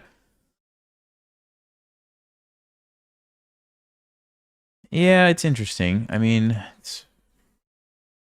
queen c7, on the other hand, looks bad because bishop g3. Yeah, they're in trouble. Okay, so knight c4 definitely seems pretty good. b4, unfortunately, we can't do it because then the knight's hanging. Trying to see if there's some way we could attack the queen without giving it the option to go to f5, but it doesn't look like it. So probably this is the move. There's potential for a fork, but it doesn't work. There's too many pieces guarding that square.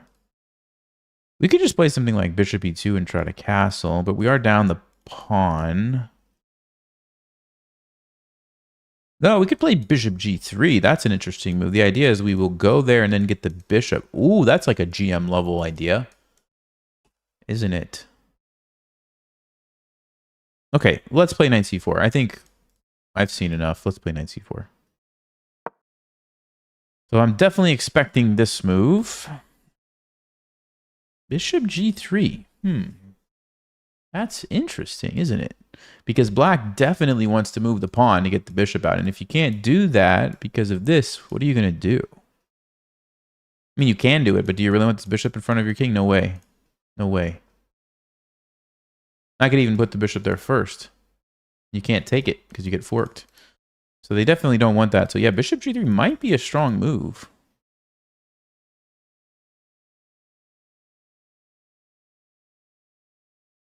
Also, knight e3, queen maybe moves here or here. I don't know what I'm going to do after that, though. I don't see a good follow-up. I like bishop g3.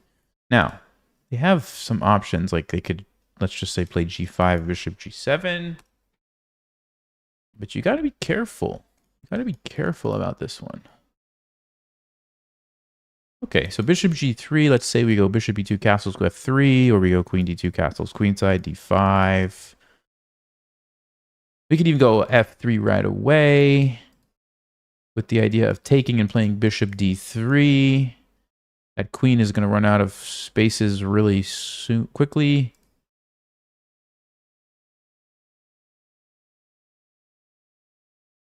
Okay, so we've got some ideas against that. They're thinking, which tells me they might not even play it, but I'm thinking bishop g3 is the starting move. Bishop's not really doing anything useful here anymore.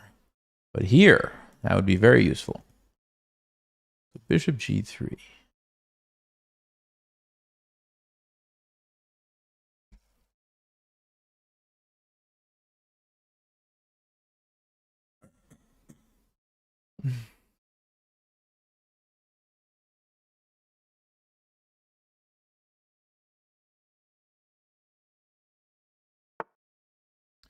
Yeah, there you go. Queen f5. So let's go here.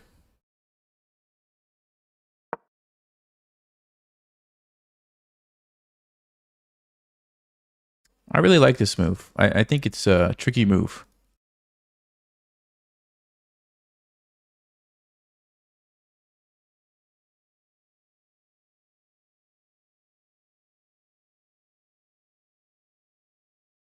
You know, there might be an idea of d5.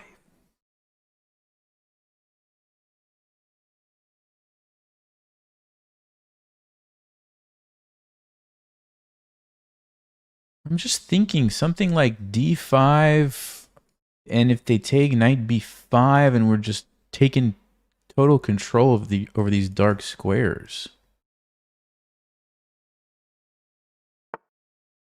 Whoa. Whoa, whoa, whoa, dude. Are you sure about that? Knight e3, bishop takes. I want to do that anyway. Whoa.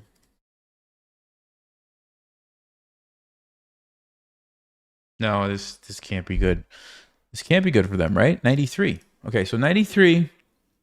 Queen has to move, but the queen cannot move to a lot of places. You can go here or here or here.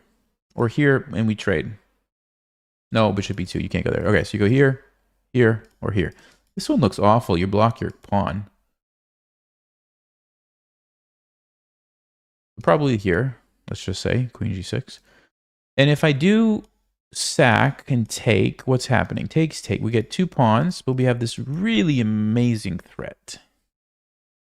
Can't go knight d5 because our knight's sitting there.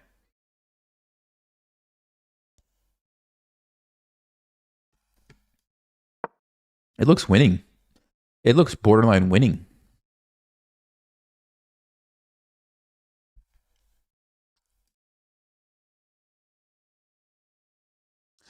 This is like Paul Morphy style. Sack the piece and just go get the king, you know? How do they stop it? I mean, let's just think about this for a second. How do you stop me from just moving my knight there? You can't. You just can't do it.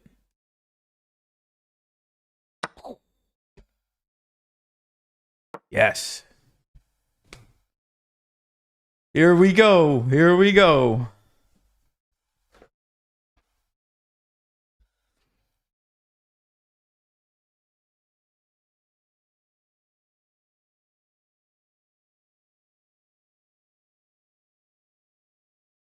Which bishop move? Joshua, which bishop move? This bishop move or the bishop g3 move? This one or this one?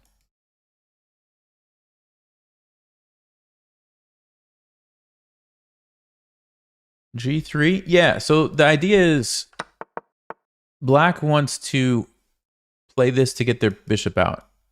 But now that my bishop is here, I can go check, which is a fork.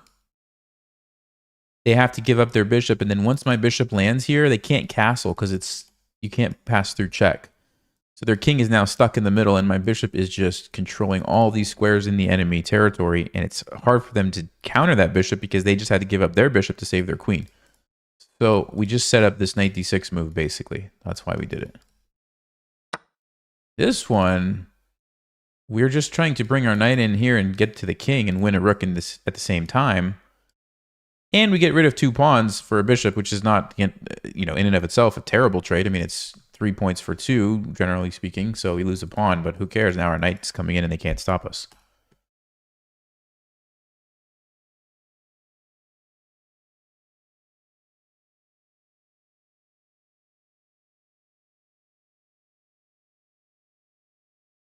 What will I do if they play king d8? Yeah, I mean, king d8, first of all, it's an awful move if you have to do that, even if it does temporarily stop the threats, because now the king is permanently stuck in the center.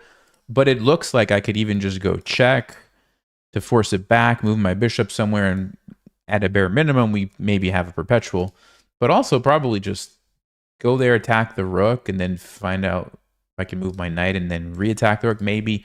But honestly, most likely, it's just going to be keep attacking the king. Like maybe, okay, how about queen d2? Maybe queen d2, right? Just go for checkmate. Queen d2, castles, something like that. Yeah, they don't even take it. That's how awful it looked for them, which probably the right decision. Okay.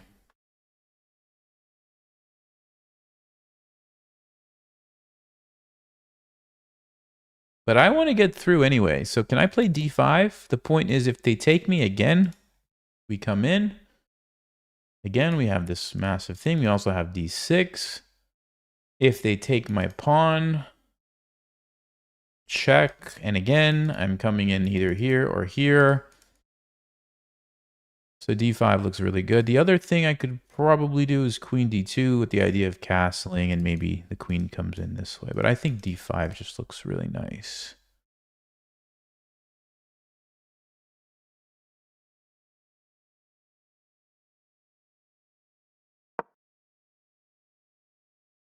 So at this point, we're attacking, guys. We're attacking the king. Black's pieces are very uncoordinated. This is a big deal. The fact that they have not gotten this out yet, not even close. They have to get 2 moves just to get the bishop out.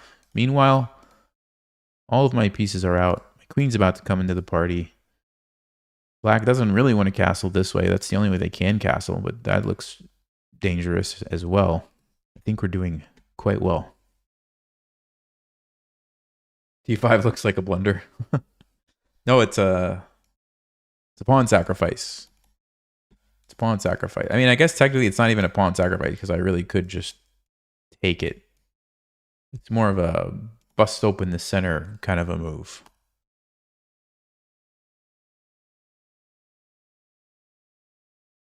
Why is bishop b5 being sacked? Yeah, because we wanted our knight to go there and jump into c7. But black said, no thanks.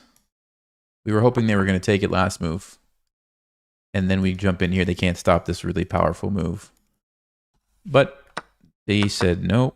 Oh, now they take it. Okay. So now we do it. Let me just make sure. Let's do a quick blunder check. They still can't take this. They still can't really stop me. I mean, they could play rook c8, but I don't know. I have all kinds of options.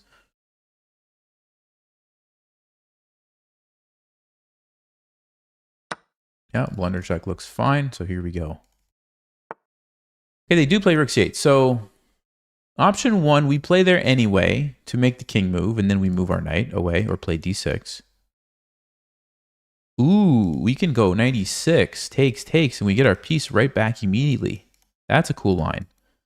So that's one thing.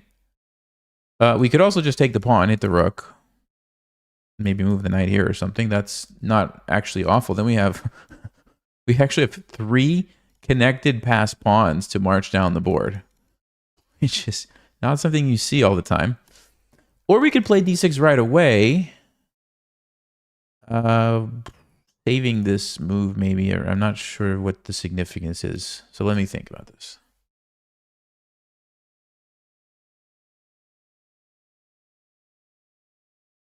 They could sack their rook for the knight, but I mean, then we're just winning material. We still have a good position. I don't think they would, but maybe. We could also try to bring the queen into the action with a move like this. I don't know what black is going to do. Black's position looks really bad. We are down a piece, so let's see. D6, what's the point? Check, but I can do that anyway. Maybe the point is to open it up. If I want to open it up, check here is probably the way. They take me, I take them. I don't know if the queen's coming into the game then, though. Hold on. Okay.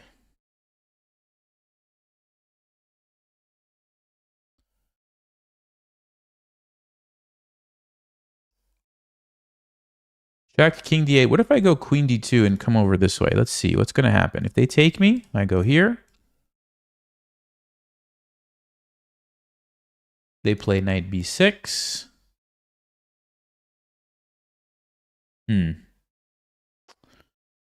maybe it doesn't quite work. I mean, I could take... Yeah, I'm running out of pieces. But I could start with queen d2, kind of setting that up, because then I can come here, and that's really dangerous for them.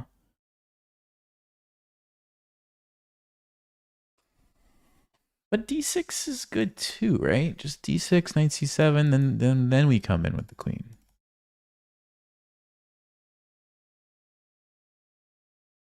If I take, where's the rook gonna go? No, no, no. No, no, no. So you would go here or here. Rook c5, what do we do? Queen, let's see. b4.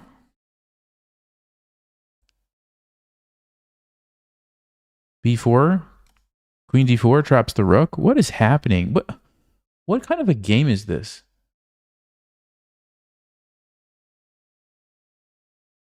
Oh, the rook goes to a3. Knight b5. Is it trapped? It's just going to keep running, but meanwhile, I'm going to checkmate them. Maybe I just take the pawn. Maybe I just do that. This is still defended. 2 attackers, 2 defenders. If you go, sorry about that. If you go rook a8, I just go back, and I'm still threatening to do that. Okay, I like it. I like it. Meanwhile, like, I don't see any counterplay for black. What are they going to do? I mean, this is rock solid. Everything is defended well. Like, this is really bad. Okay.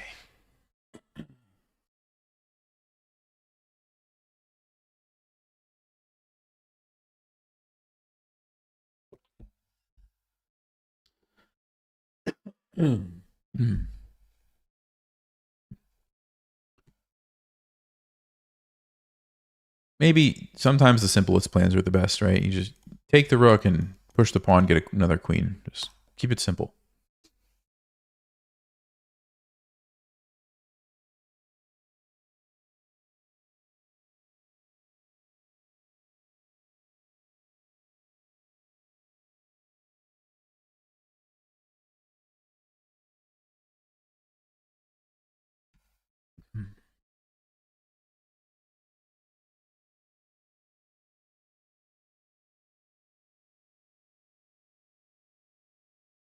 You know, it's interesting. Sometimes taking pawns like this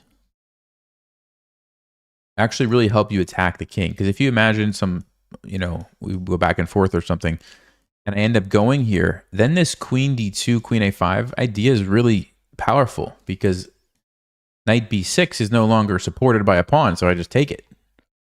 And so it makes it that much more difficult and challenging for black to defend.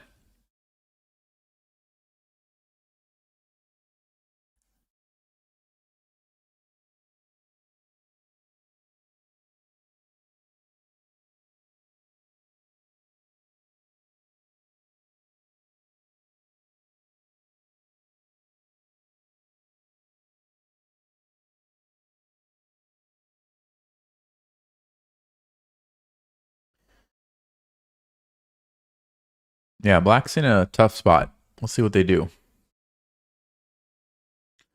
I mean, if I was black, I would be thinking about some sort of e5 or e6 move. The idea is giving up this, playing check and castling just to get the king out of there and like somehow try to get some decent position. But they're going to have to probably give up an awful lot of pieces to do that. So I don't even think that's really going to work for them. Not to mention, if you do push this and I take, it just brings the queen right into the party as well. So that's a sort of another problem too, apart from just that you're going to lose a bunch of material.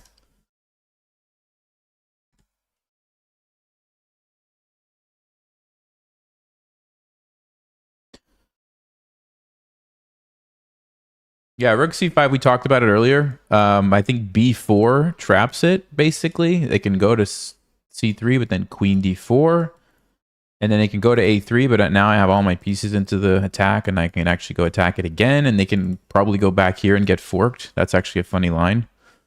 I guess, okay. Are we going to see it? Are we going to see that line? Oh, maybe they're going to sack here. Okay, hold on. Maybe that's their plan. So b4, they sack it this way. Uh-huh. That's maybe smart. Let's see. B4 here takes. They could take with the knight or the bishop. Mm-hmm.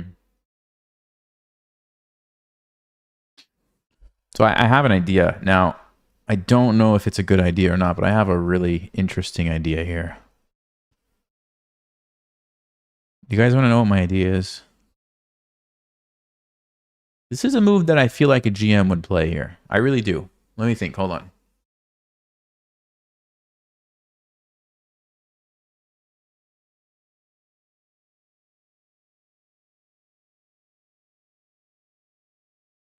Yeah, I think I'm going to do it. I think I'm going to do it. If you want to be a GM, you have to start playing like GMs, right? Oh, let's go. What's the point? The point is, I'm not even going to give black the option of sacking that rook for the exchange. I'm going to just say, nope, b4 is still coming next. And by the way, if you try to go rook a5, I have knight b5, and guess what? I'm coming back into this square again. And now my center is even stronger. Not to mention, I can also use this to attack. Like, this just feels like a GM move, doesn't it?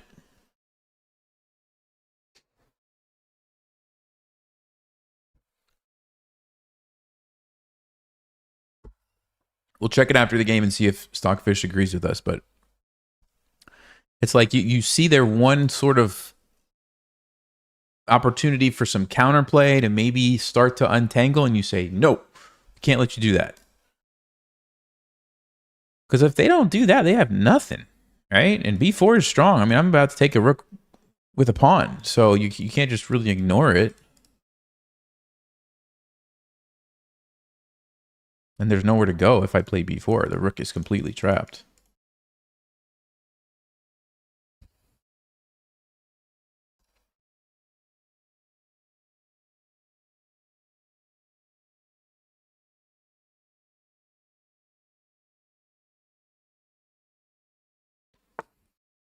Okay, so yeah, they go over here. And I'm going to do what I said. I think just go back here. Let me see. I could play queen d4 also, but why? This is so strong, right? Oh, it does give them... Hold on. It does give them the option to stack there. That's not as good. They don't actually get my pawn in the center. And then this is very... Yeah, I think this is not as good for them. Let me just see. Do I have any better moves? Knight c6. Hold on. This might be worth considering. Knight c6. If they take me...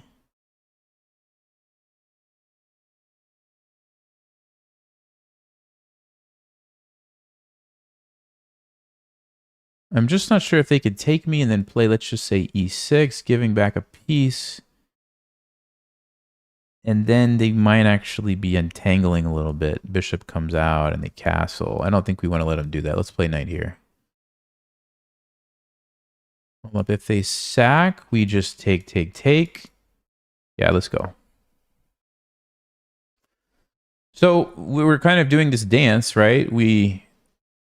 Earlier we're attacking this square. We're still attacking this square. They go knight c5. Interesting move. So they want to go knight d3. That's very clever. So what are our options here, guys? Option 1, we castle. Option 2, we throw in the check first, and then we castle. Option 3, we play queen d4. The idea is after check, we move our king, and the queen comes in. I think I really like the king being away from any potential threats. I really do. I mean, they could try to attack me, but I don't think it's going to happen fast enough.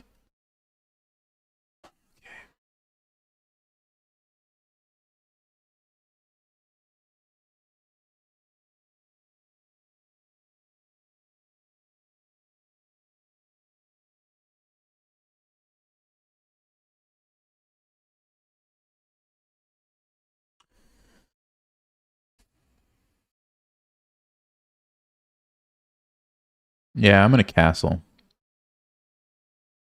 think I'm going to castle.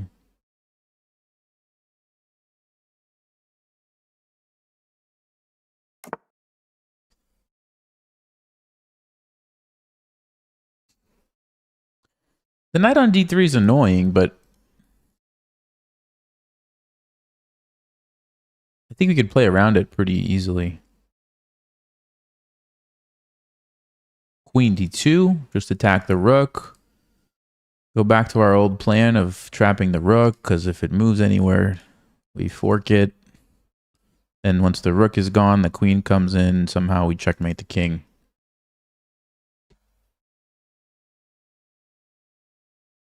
If black plays h5, I could probably just ignore it and then move my bishop. Or I could even play h4, but I don't know if that's needed.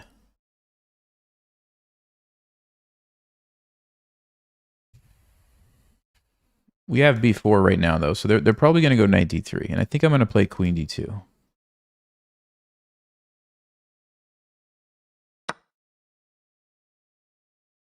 Okay, well, decided to just sack it. Interesting decision. So we could start the push. That's actually a valid plan. The other option is we go queen here.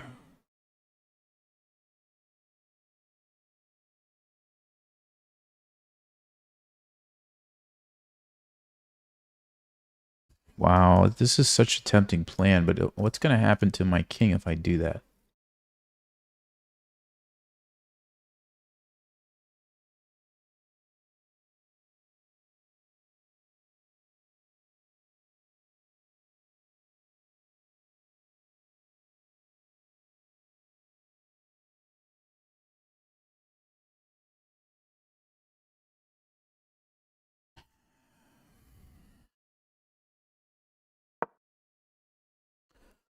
I really feel like we should focus on this king rather than just pushing this. Because the thing about pushing the pawn is we're talking about 1, 2, 3, 4, 5 moves. It's a good plan, but it's also a very long plan. And 5 moves, I don't know. I don't see an obvious way they're going to attack me, but 5 moves is a lot. So I kind of feel like I should just go for some immediate threats here. And we can even maybe play rook c1, sacking this rook for the knight to get the rook involved. That just feels like it should be the right decision. So let's do that. We have queen a7 ideas. We have b6 check ideas. And like I said, rook c1 ideas now to sack the rook and invade here.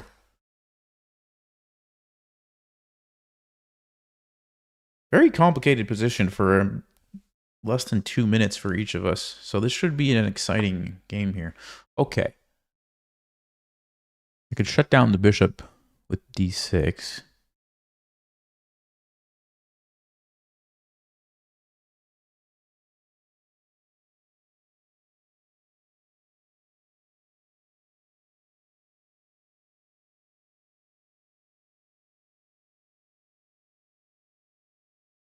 Check. Check, check, mate. Yeah, that's pretty good. That's pretty good.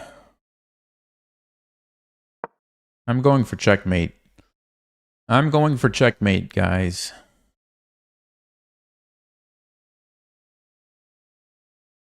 There's all kinds of checkmates here.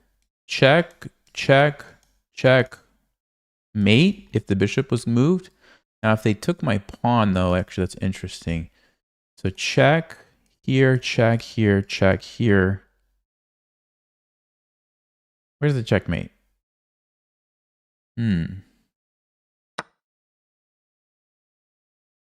Okay, we're definitely going to go check there. They have to go king d7. King e7 loses immediately, so king d7 only move. Maybe just rook c1.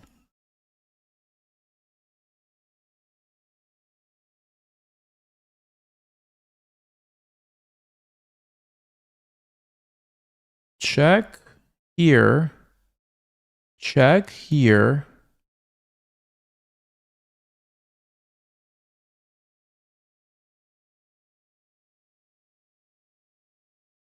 Yeah, I think we need the rook. I think we need the rook. Let's see, rook c1.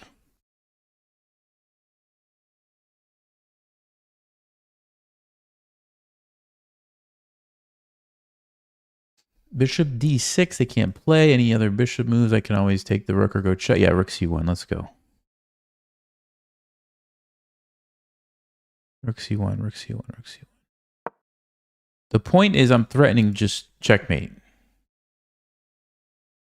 course, if they take me, I just replace it, and it's the same threat. How do they stop it?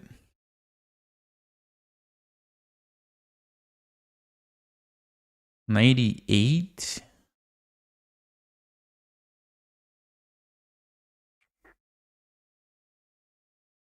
Why does it seem like I should still have checkmate? Check here. Check here. Where's the checkmate, guys?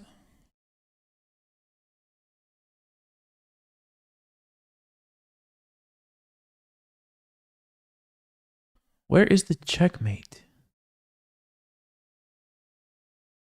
They're not seeing 98, it looks like. They didn't see it. Okay, they're attacking my queen. So I take a rook, or I go here. This must be better, right? I don't want a rook in the corner. I want checkmate. I want checkmate.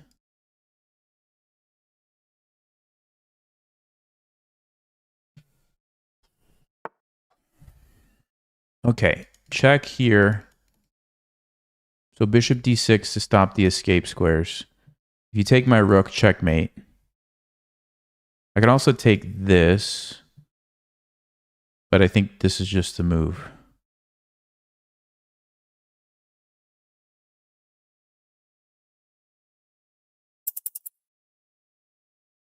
We're doing some blunder checking. Okay, you can't take me, checkmate. How do you stop this? F pawn. You could try to run, but then I'm taking this.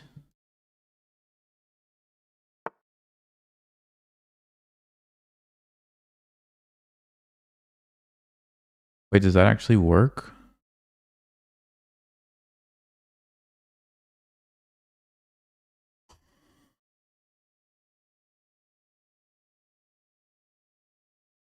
This game, what is happening here, guys? Where's the checkmate? Okay.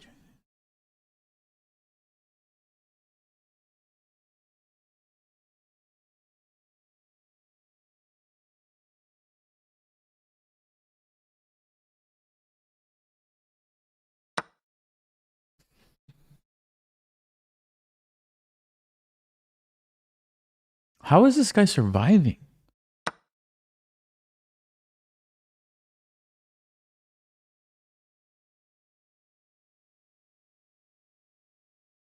There's no back rank checkmates, right? He still can't castle. Maybe I just play b6 and be done with it. Maybe that's what I do. You can't win with your first queen. Just get another queen. I'm gonna play queen d8. I know he is. That's not checkmate. That's not checkmate. I think I should play b6. This is a winning endgame though, so we're gonna win. But I thought we had checkmate, man. No, that should be losing, right? That should be losing.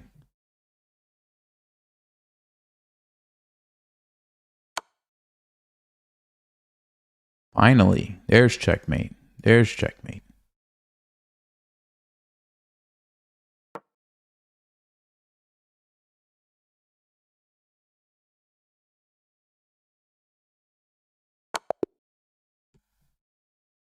Okay, that was a good 3. Yes. Let's go. Let's go. Okay, okay. That's exciting. The question is, what were the 3 brilliant moves? I'm going to say bishop takes b5, definitely one of them. And then what? I'm sorry. What?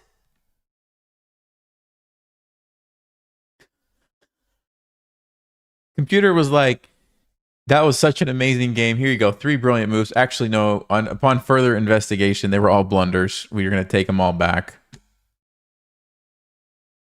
I don't know if that's ever happened to me. 3 were just turned into a 0. That's very disappointing. Chess.com. Can we just like analyze it more the first time before you do that to me? Oh. Okay. Anyway. So we played e4. Stockfish says you shouldn't do that, but it's a gambit. 95 is pretty good. Knight c4. Aha. The best move is queen h5. Just giving me back the pawn. And the point is, ooh, f5 and f4. It's a Noah's Ark trap on the king side. Wow. That's not something you see very often. Wow. It's this idea that if you can get your pawns here, it totally traps the bishop. Normally, you don't have time to do that. But in this case, my knight is sitting here, so you get a free tempo, and then bam. That is so interesting. So that's why Stockfish says you can't actually take this pawn. If you're right, you have to play g4. And then the game goes on from here, and it's slightly better for black. Wow. So queen h5, and then if I would have... No, I wouldn't have time to play bishop e2 because my bishop's under attack. Yeah. That is so interesting. Okay. So, all right. They didn't do that. They went here. Stockfish says it's not as brilliant as I thought it was. But if they would have played e6, I can do this. And that's pretty smart from a human standpoint, I think, because this is not a fun position to play if you're a human being, right? So, okay. What does Stockfish know? b5, 93, and wait for it. See, the reason... Here, let me tell you something about brilliant moves. Usually, if you had a better move that you should have played, it's not going to give you the brilliant, even if it was a very good move. And so in this case, it's the second engine move. So on low depth, it was probably like, yeah, that's brilliant. But then it realized, no, actually, there's a better move. So it's telling me it's a question mark, but really it's a good move. It's a really good move. So that, I mean, as far as I'm concerned, that's a brilliant move. Anyway, the better move is d5. Which I guess is because you're trying to undermine this. And it's same idea. You still want to get your knight there, but Stockfish saying, hey, you can do it without giving up your bishop, maybe, is the idea. I think there are fireworks going off outside of my house. Hold on one second. I'm going to just make sure that's what I'm hearing.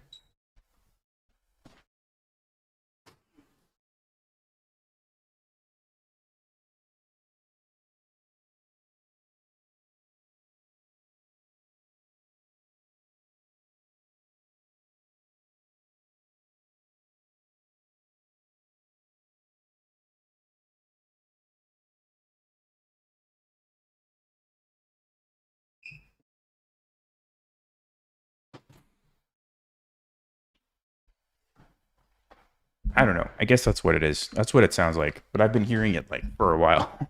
Like, man, someone is having a party tonight. I don't know why. It's May. Is there something on May 2nd? Like, I don't know. Okay. Anyway, what was I saying? So d5. That's why my move wasn't brilliant. Okay, but Stockfish says no. This is actually pretty good. Now they were supposed to take it, and then I jump in. And this is super, super dangerous for black. Stockfish says knight h5 is the move. And you get rid of this annoying bishop.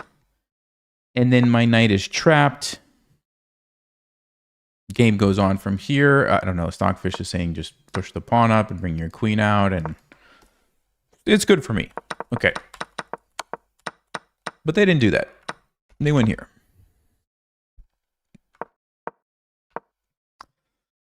And apparently queen e2 is the move. So that you can take with the queen, hit the bishop, which doesn't have anywhere good to go. If it goes back, now you trap the rook. Nasty. Okay.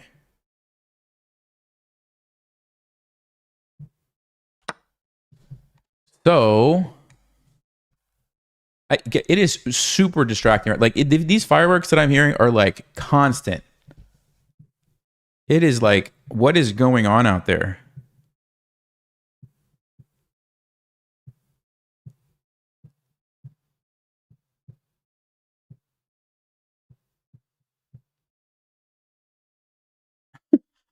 I'm like, I can't even focus, right? It is just like, you know, and it's like the grand finale. That's what it sounds like. Like, what is happening outside of my house? Okay. Sorry. I am like mega distracted. Okay. Well, yeah, queen takes b5. Okay. So where were we? Let's go back to the game. Bishop b7 was played. I played d5, not the best move, but it's not bad. It's an equal position apparently. Okay, in comes the knight. Rook c. Oh, best move is knight takes a7. Very good. So we did it. Rook c5. The only move that keeps the advantage, well, it keeps it equal according to Stockfish, is c4. Only move. Anything else? The other thing I was going to play b4. They sack. Yep, exactly. And actually, black gets an advantage now because they get rid of some of the problems. They're going to be able to get their pieces out, and my advantage goes away. So c4 was like a critical move in this game. So I'm really proud of that. I'm really proud of that. Okay.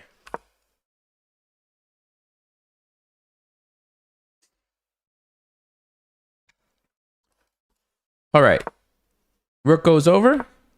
Okay, apparently knight c6 is better, attacking the rook. If they take, this is obviously very good for us. We're going to probably go here and get another queen. So they're supposed to go back, and we just castle. Okay, but I played knight b5. Again, they have to push this e-pawn. This is like critical. They have to just try to do it, even if it's going to cost them something. Instead, they played here. Castling is great. Okay, they captured. Okay, we take. Best move, queen a4. Yeah, very good. So let me just see. Let's just say, hypothetically, we would have chosen this plan of pushing the pawn all the way up.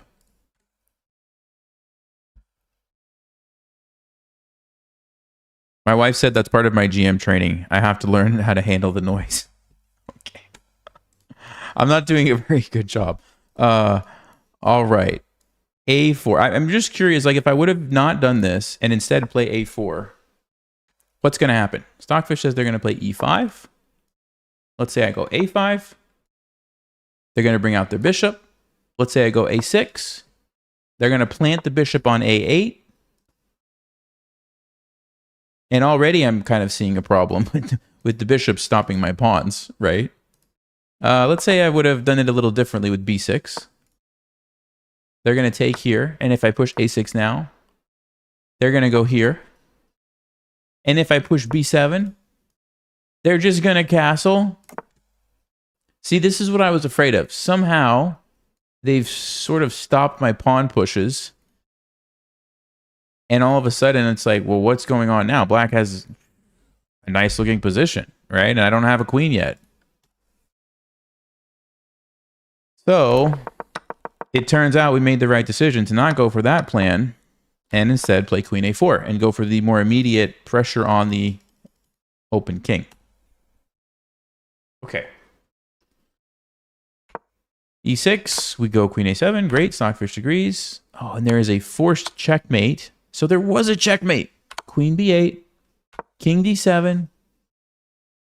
This is probably another one of the moves that maybe was brilliant that was robbed from me because it's not the best move because I had a forced mate.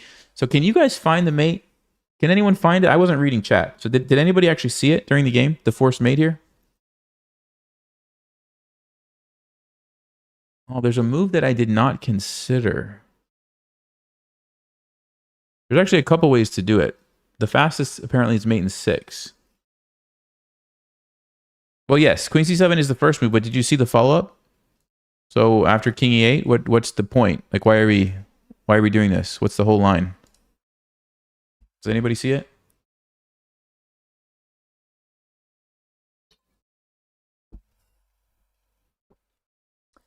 Like, you can't just say queen c7. You have to see what happens after. So queen c7, king goes here. Then what? We can go check, but they just come here. Where's the checkmate? Yeah, queen c7 here, queen c8, king here. Then what? Someone says bishop d6. I think they just take us. I think they just take you. Yeah, a few people are seeing it.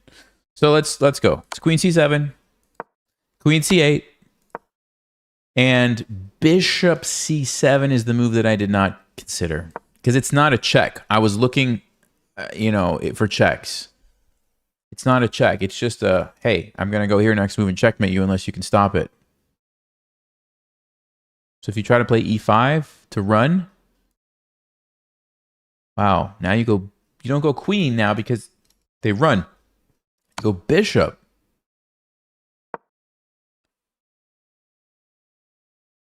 Oh, wow. Then you go knight c4 check to lure the bishop away so that you can deliver. Yeah, this is hard to see, right? Because you would have had to notice all this in this position.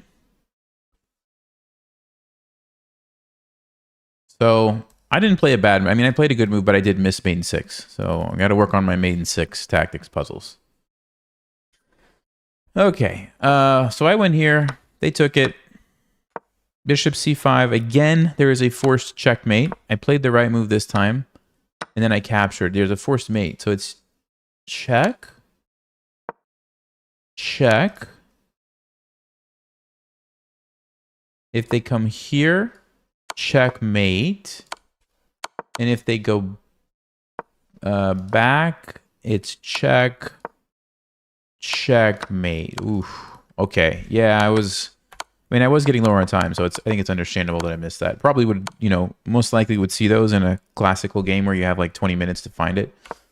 Okay, so rook takes.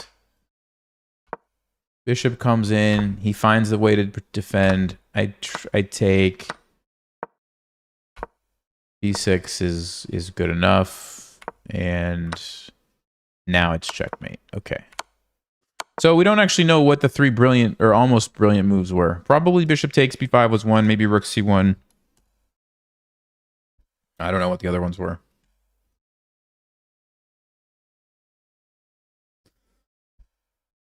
Okay. That was a good game. That was a really good game. I'm proud of that. All right, here we go. Here we go.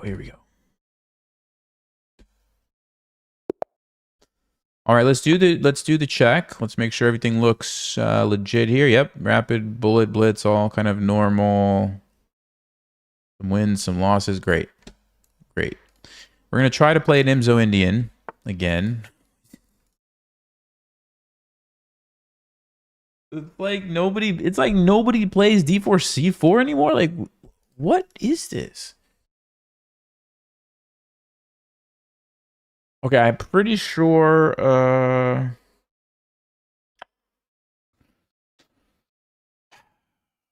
I remember watching a video about this. What was it though? Hold on, guys.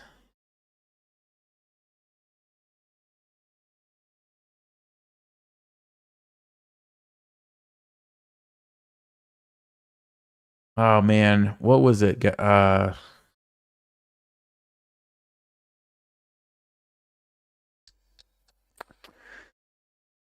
is why you have to review your openings. I'm pretty sure it was it E6? There was a system that I looked at, and I'm pretty sure it was something with the move H6. And I'm just trying to remember what it was.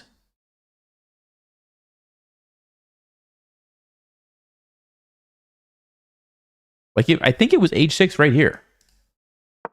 I'm going to do it. I'm pretty sure the idea is when they play knight f3,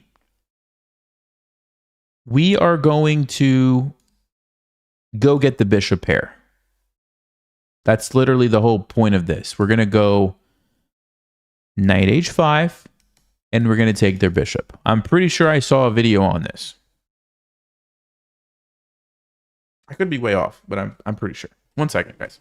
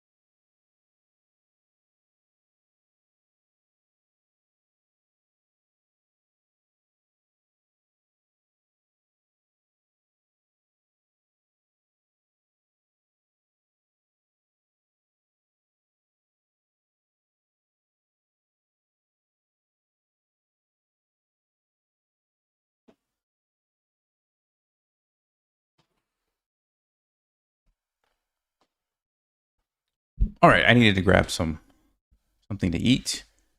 Bishop d3. Okay, so they're not letting me do it. Now, most likely, knight f3 is coming at some point soon, you would think. The question is, what move should I play while I wait for that?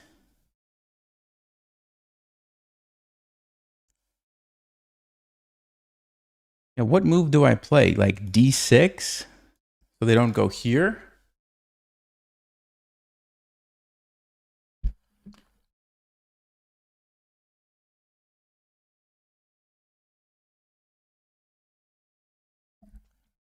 Knight c6?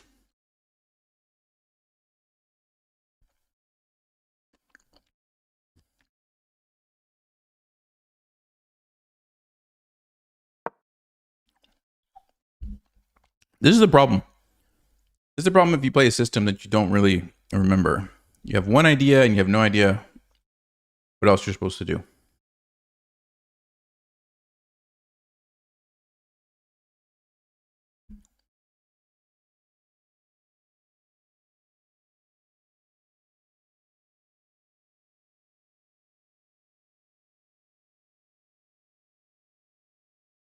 I've got some blueberries.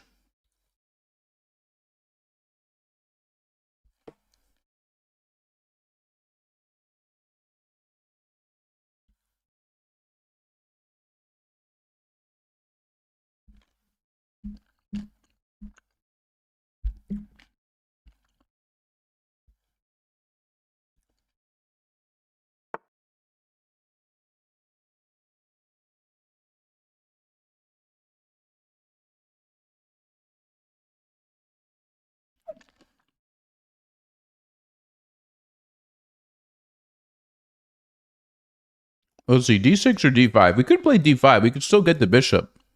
Because if it goes here, we can always take it. So that doesn't actually stop us from trapping the bishop.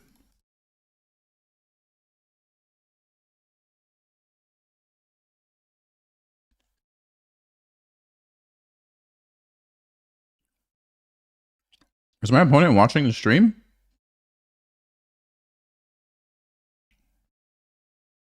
Seriously?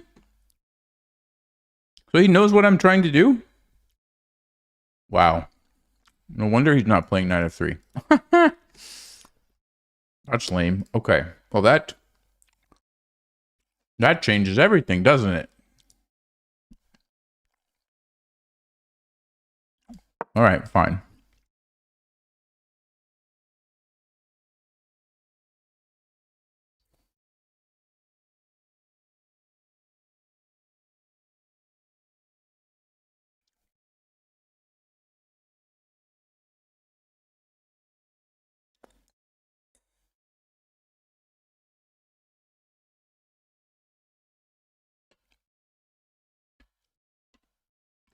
I was wondering why they're playing such weird moves. Like most London players are playing Knight f3 like right away. It makes sense now.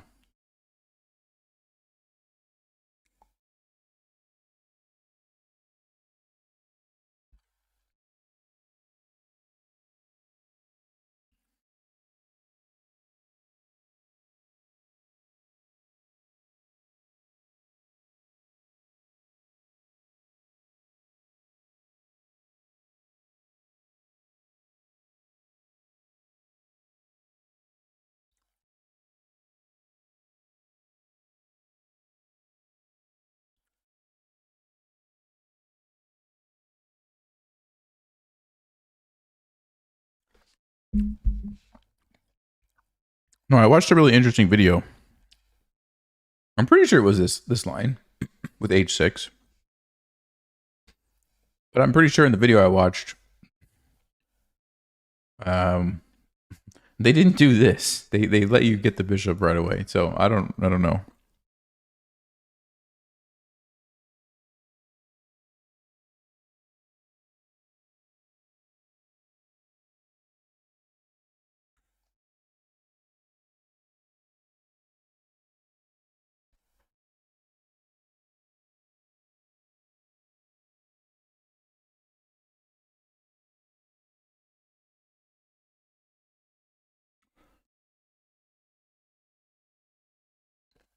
I guess they're thinking because they really should play this move, but then you have to give me the bishop.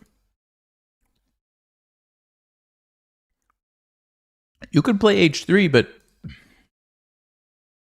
kind of creates some weaknesses long term. So I don't know if they really want to do that. Because I could pivot my plan. So, I don't know. c3. That seems like a normal move. That a London player would play.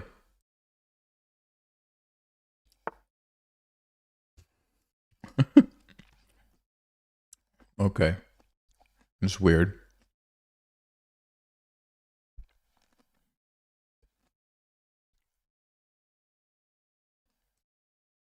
I'm thinking of just abandoning the plan at this point.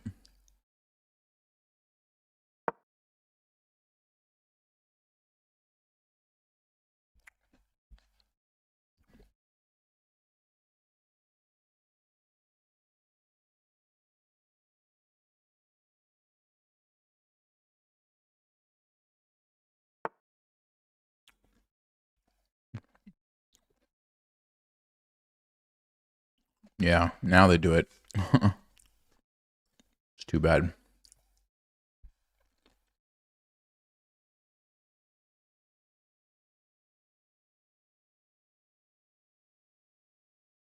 All right.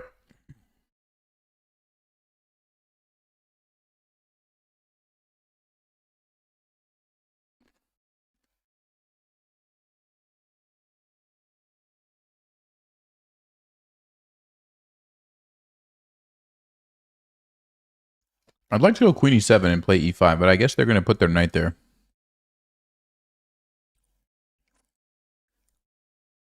So what do we do about that? g5, knight h5. Force them to trade.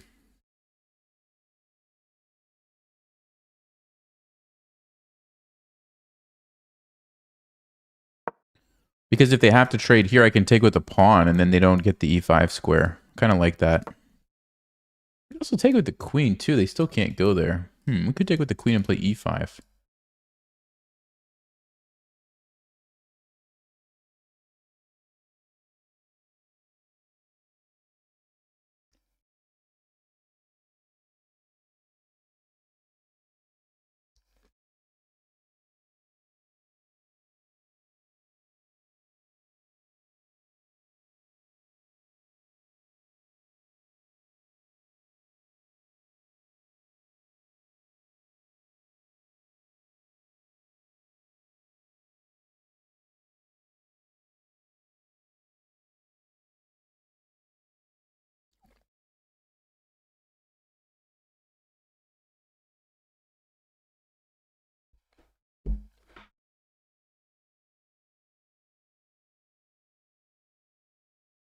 All right, those blueberries hit the spot.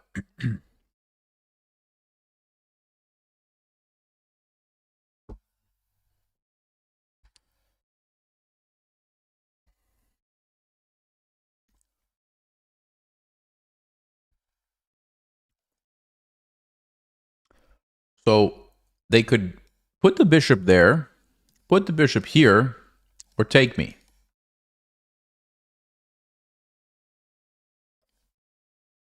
I wonder what they're going to do. This one's interesting, trying to maintain control of the square. I can't take with the knight, obviously, because I get forked. But I could take with the bishop, and if they take with the pawn, let's just say, we probably win the pawn. They take with the knight. I'm not sure what's happening after knight f3 or f4.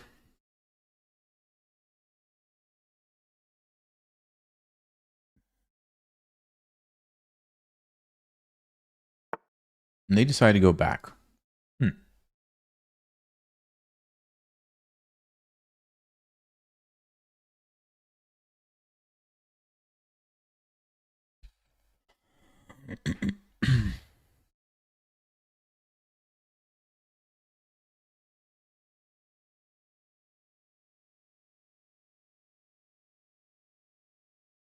I mean,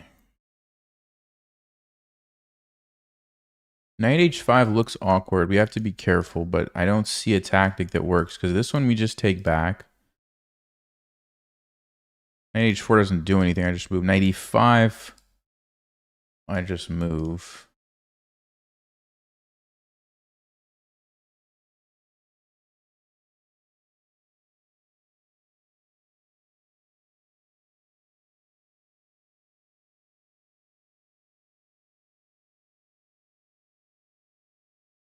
So knight h5, knight e5. We take, they take, we win a pawn.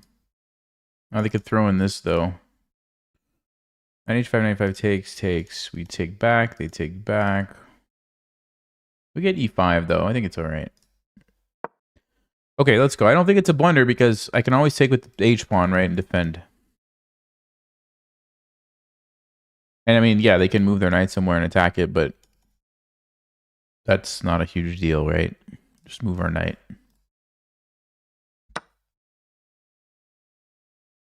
Okay, so now if I go here, knight e5, we can't take because our knight's hanging.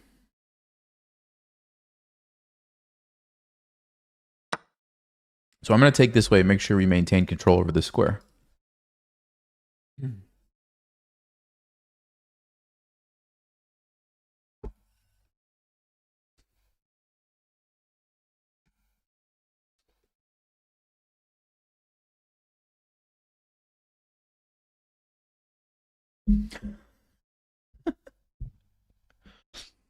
Your fiance ordered a rice cooker and the only thing you could think of was chess. That's pretty funny.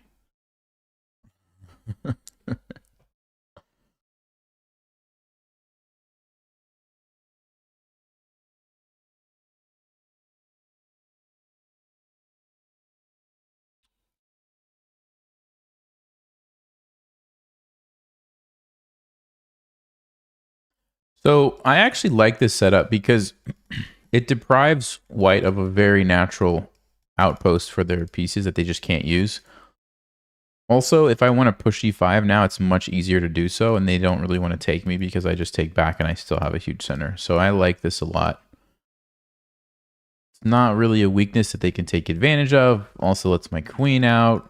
I mean, there's an open file here. Probably not going to be using that. Primarily, I'm looking at e5.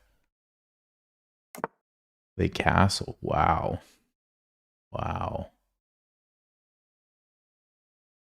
I'm surprised to see that move. So g4. No. You have to go to e1. Then I can play something like rook g8. Or bring my queen over. Or even just play f5 or e5. Could also play e5 right away. Threatening the fork. Maybe they would move their bishop and then we can play g4. And then we can play f5. Or here. No, this looks good for me, guy. This looks really good. I gotta just be careful on how to take advantage of it. Also f5, you know? Just stopping this.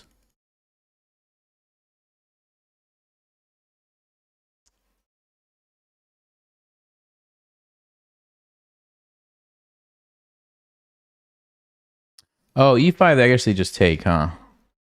They just take and take my knight. So I probably should play g4. So g4, knight e1, f5. Stopping this. I'm worried about f3, but maybe we don't have to worry. Maybe we just do something like rook g8 and take.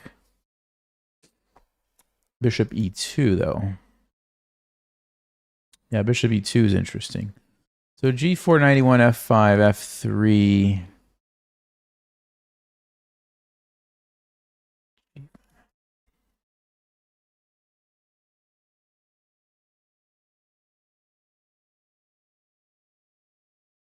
Of course, we could play g3, but then they just lock everything up. We don't want to do that.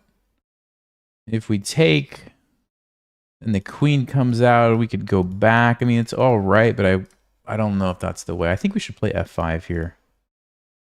I really think we should play f5. Shut down this right away. If they play knight e1, then we can play knight f6. Now if they play f3, that might be a little better. The other option, though, hold on, is just bringing the queen right away. Then on f3, we could play rook g8. If they take me, I don't have enough pieces over there, guys. I don't have enough pieces. I think the move's f5. I just have a feeling that f5 is the right move. I really just have a feeling. Knight e5 runs into that problem. Let's go. Let's go f5.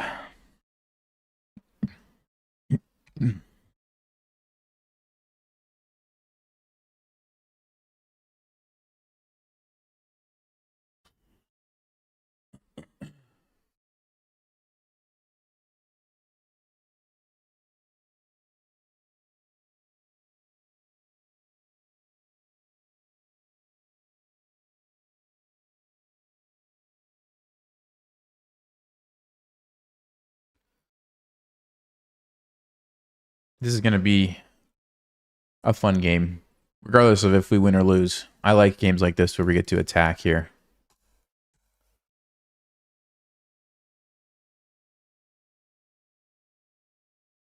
Thanks a lot, Waddy. Yeah, take it easy. Get some sleep. It'll be here in the morning. Appreciate it.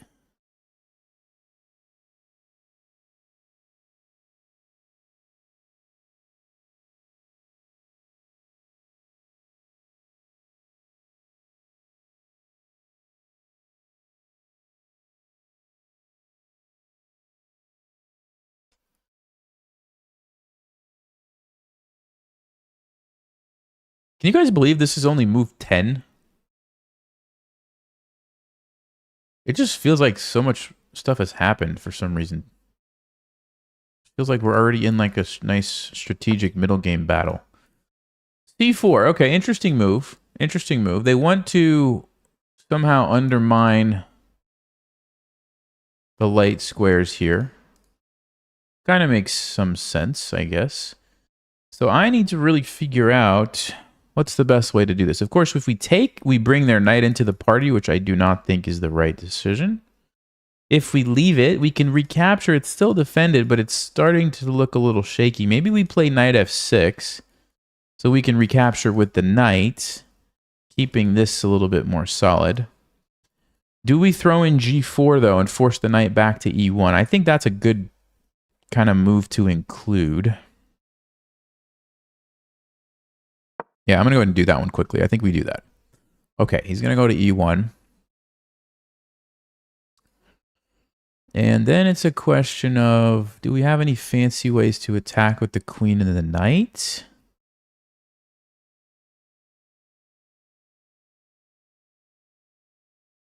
We could also play rook g8 and f4.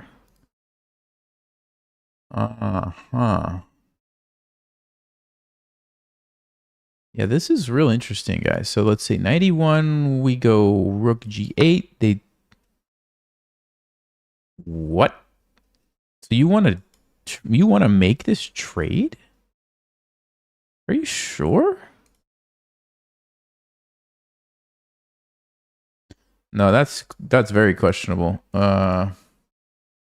Because it opens up the G file is what I'm thinking. So let's just say takes. Yeah, that's got to be good for me. Maybe rook g8 or queen here. Nah, I guess they do get the queen to come out. Huh, that's interesting. That's really interesting. We could play something like knight b4, but then there's check we have to worry about. Bishop d7. Of course I could take back. I mean, that's not the end of the world. I could just take back. But I'm wondering about this move. Okay.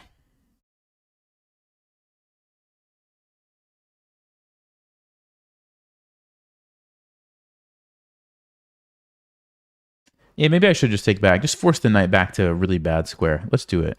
Let's just take back. Just force it back to e1. That's an awful place for a knight to have to go. It also opens up the bishop. Like, maybe that actually comes in handy later, you know? Rook g8, f4. Duck my king on f8. Just checkmate this king. Okay.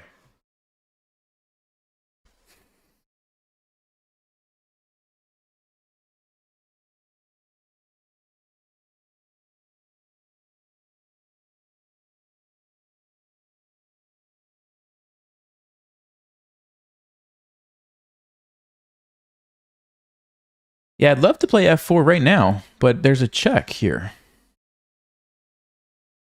I think I have to go rook g8 to keep the attack going, but now they could play g3, which is unfortunately a very annoying move.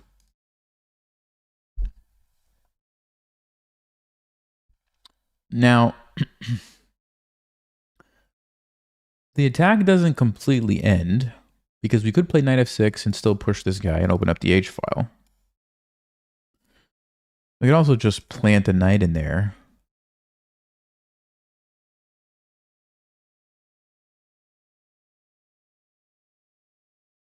So g3 definitely going to play knight f6.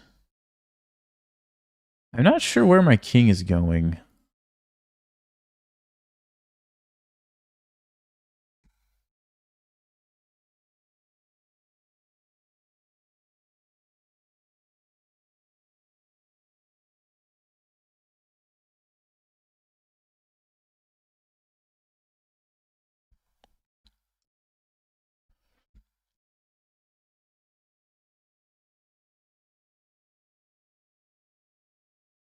Okay, what else can they play besides g3? F3? Kind of risky, but it's a move. This is a potential weakness.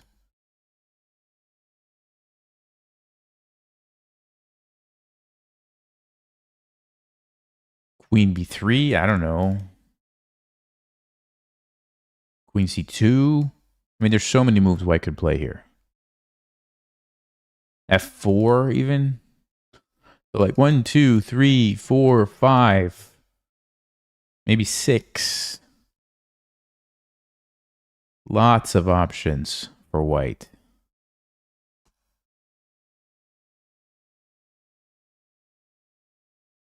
These are some of the hardest games, in my opinion, to play when there's so many potentially good options for both sides. It's incredibly difficult to consider everything, especially in a shorter time game like this with 3 minutes. You know, I don't have like 45 minutes to just sit and calculate one after the other.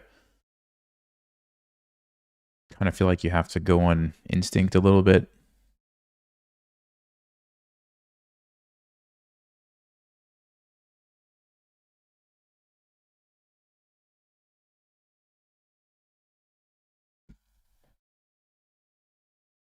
Somehow we do have a time advantage, finally. Okay, so they do go with G3. I'm definitely... The knight can't do anything there, so we're going to reroute here, or maybe push H4, H5. Maybe a combination of both. Yeah, let's see. So they're kind of stopping this unless I sack. Knight E4 is not a bad idea.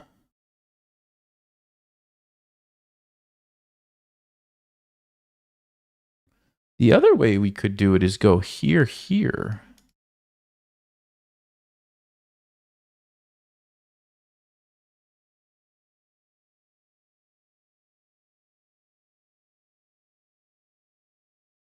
I don't know. I'm going to just kind of try to trust my instinct here a little bit. Put the knight in the center. Does feel like I may need to somehow finish the development here.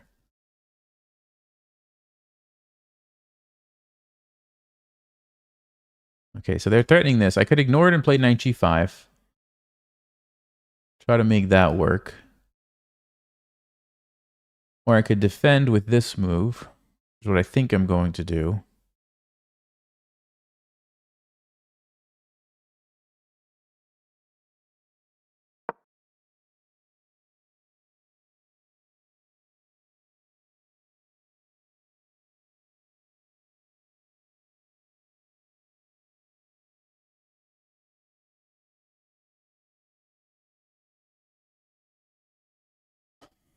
I don't know how we're going to continue the attack. It seems hard to do. Maybe I can still try this. Because if they take it now, it just opens everything up. Well, maybe H5, H4 is the way. My king can probably come over here and hide away from any shenanigans.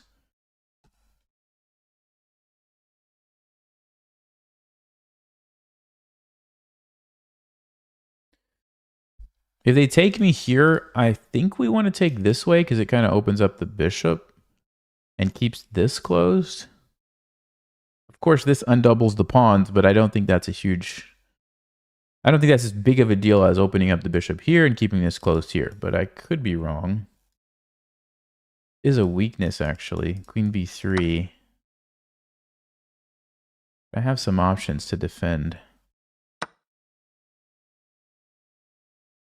Queen A5 is one, rook G5 is another.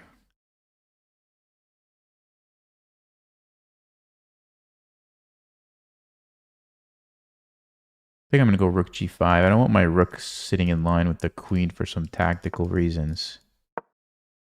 So let's do that quickly. Put the pressure on the clock, and it actually supports H5, H4. So that's kind of nice.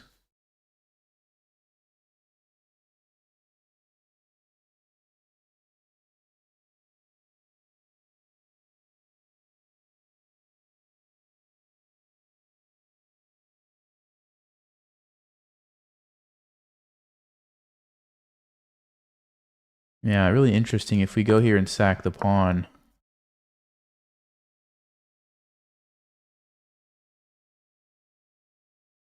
Trying to play quickly intentionally. Put some pressure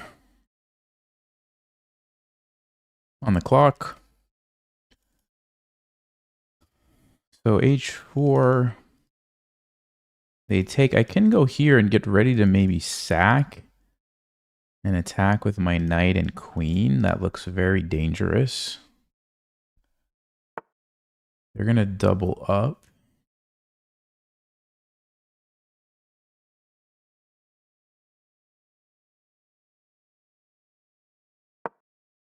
Yeah, I think let's do it. Let's go.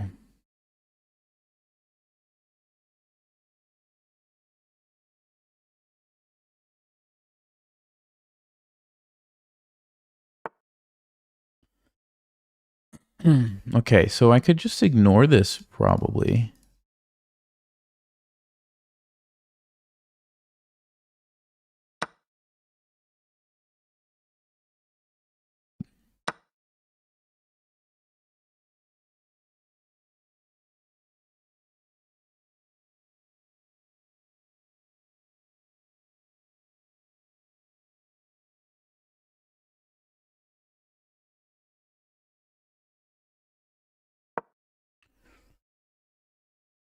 I don't want the queen to take this when I move my bishop, and I'm probably going to move the bishop here and play rook c8. Or maybe here.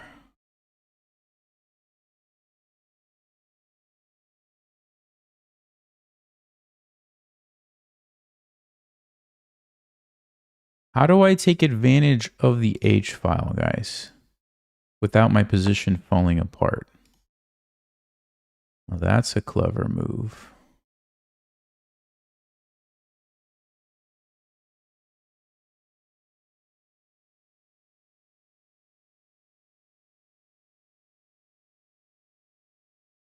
That's a very clever move by the opponent.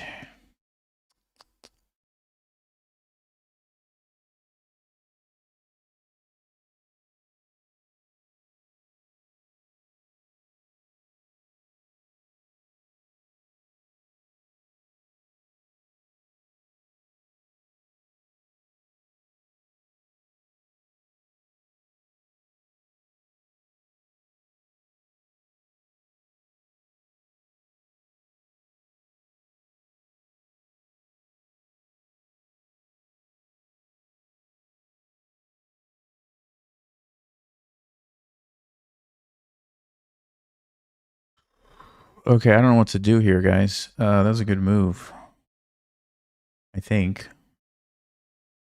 What if I move my king? Is that a good plan?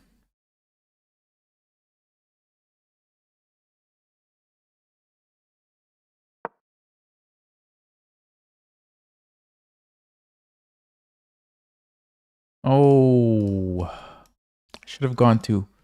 Actually, no, I couldn't go to f7.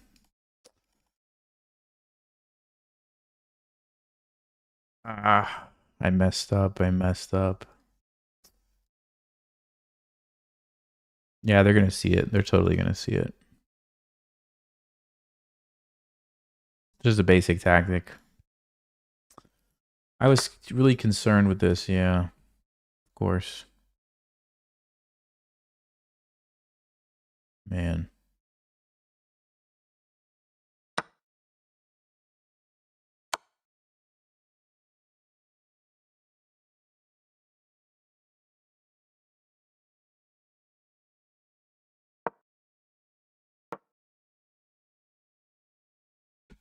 That's too bad. We're losing a piece.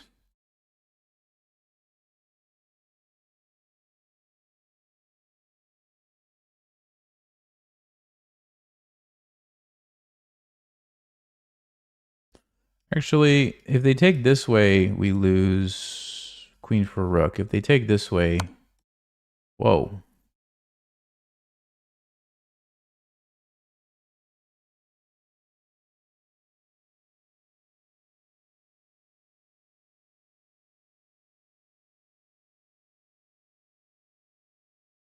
Wow, I guess they're trading to the endgame. Interesting. Okay.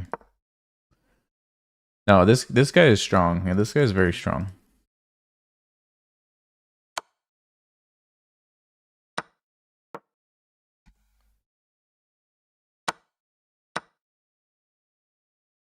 Yeah.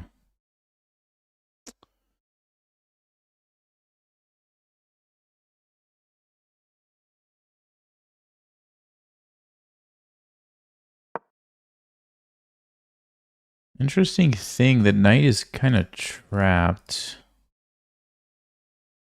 So here.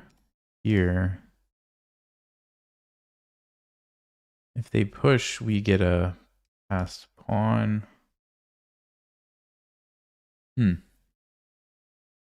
Very interesting situation, actually, with the knight. This. That's a perpetual back and forth, unless they sack the knights somewhere. What a weird position, actually.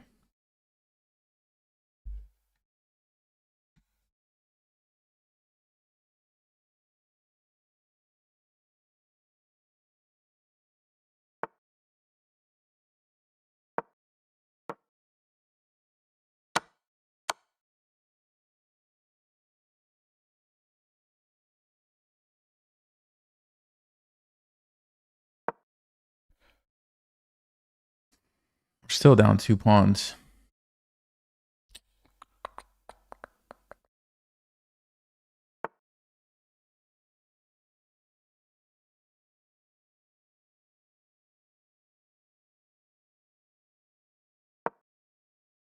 Well, let's try to hold on, but it's not going to be easy.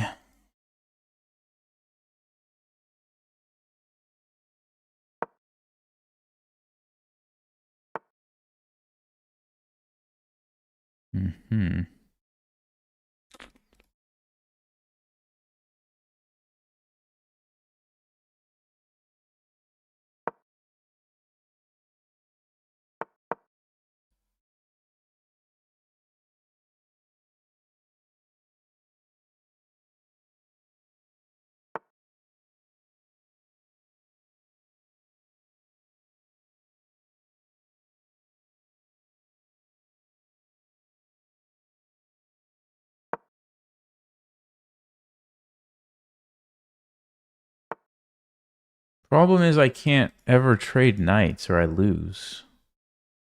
I can't even play a move like this because it's just a losing endgame, and this is also losing. Yeah. Man. I mean, I don't know if I was even going to be okay if I didn't blunder that fork, but I'm not sure. I'm not sure what's going on.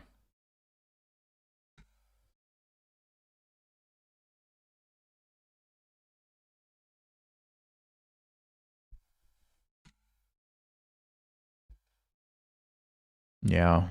Okay. But they did say they were watching the stream, so who knows if that affected anything. It seemed like they were specifically playing against my initial plan, right? The whole point of what I was trying to do was against the normal move. Let me see actually if I played the right move. Let me see. Yeah, like everybody plays e3 and then yeah, I think h6 is the move here. Some people try h3. It's not played often at all.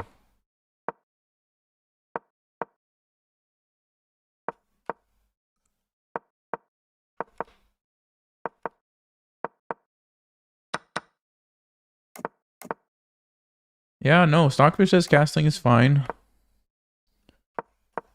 d4 is good. This is the best move. g3, best move, best move, best move. This trade is okay. Not the best, but it was fine. Yeah, I think they just played a really good game. I mean, I don't think I did anything too crazy. Kind of just felt like we got squeezed the whole game. Like, I mean, I was trying to attack, I just couldn't do anything, and then finally blundered here at the end. Yeah, King G2 was a great move. Yeah. I'm losing anyway, so it didn't even really matter.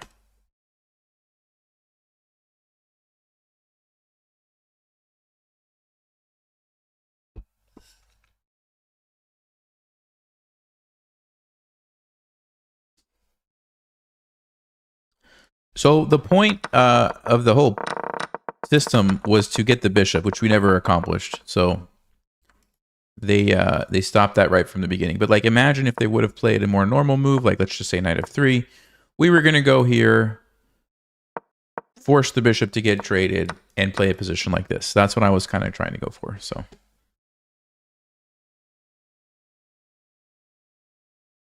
Okay, let's try again.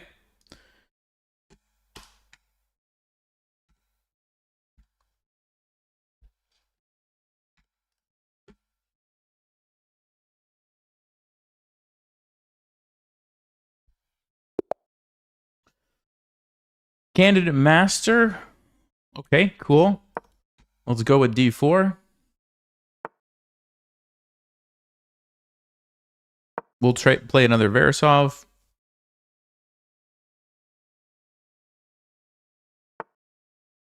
And let's see what this person's going to do. We've seen this and this.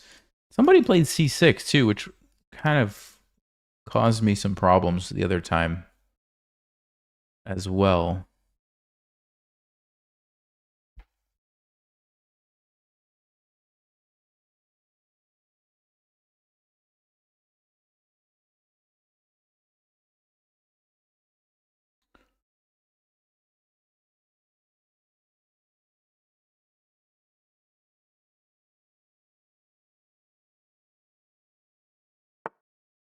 Okay, so bishop f5. Yeah, we've seen this a lot. So the move is f3. And then on knight bd7, we sack here and play e4. And we get that crazy line with h6, knight e3. Here we go. Here we go. This one's pretty fun. Yeah, I like this one from White's perspective.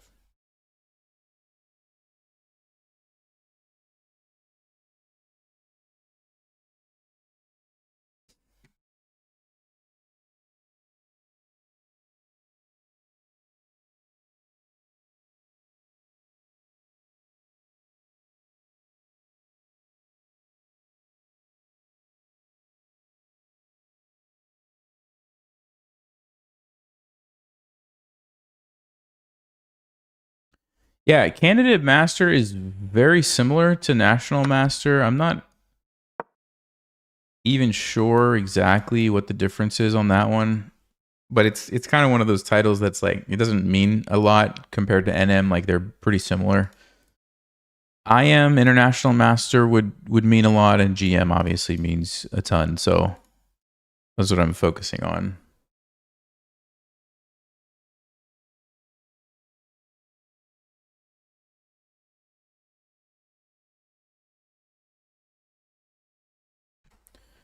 So H6 is the move that the engine likes, and then we go back and let him jump in. F6.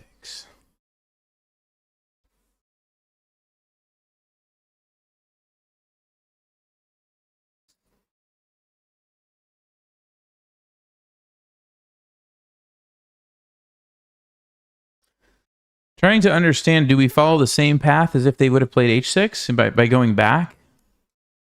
Or does this change something where we should now take one of these pieces because of the weakness on E6?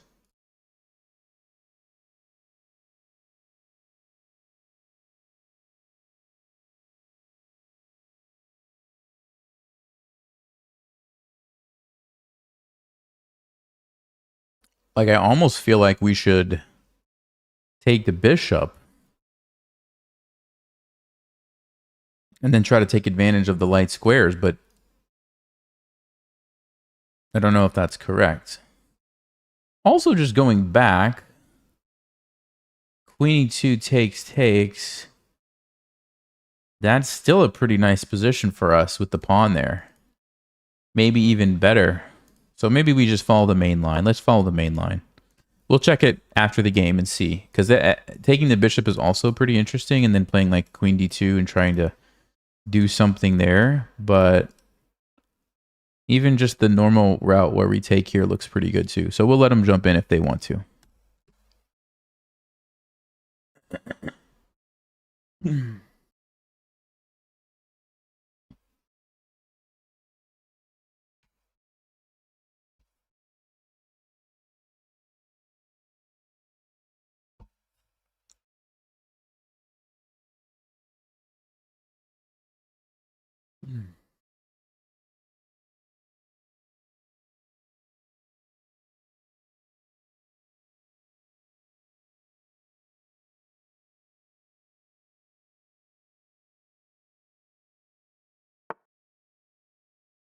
Okay, so he does jump in. I guess we just follow the normal move here with queen e2. So this is the exact same line, except instead of h6, the opponent has played f6, which I would think this would be a worse version for them because e6 is so much weaker now, especially after like this trade, which is what usually happens. This e6 square we can take advantage of. Imagine if this pawn was back here, we can't. So yeah, it should be good for us.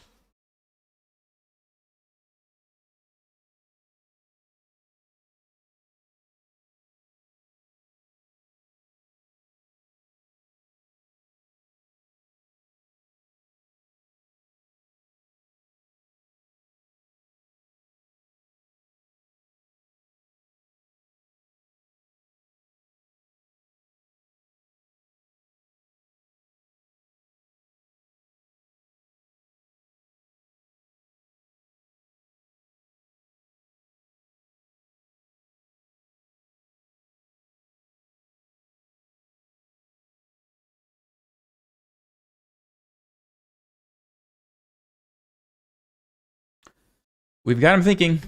I guess they're going to take. I mean, if you don't take, I guess saving the bishop, maybe somebody would consider that, but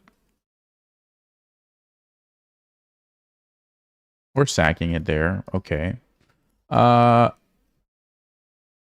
so we probably just take it, right? If we take the knight, they get to save their bishop or take this pawn. If we take this, we're going to get this trade.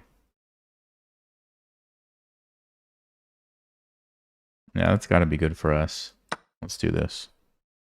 And I don't think I'm going to take it. I think that's what generally we did in the other line, so it's probably the same here, where we can just maybe castle and take it with the rook or something. Play knight f3, take it this way.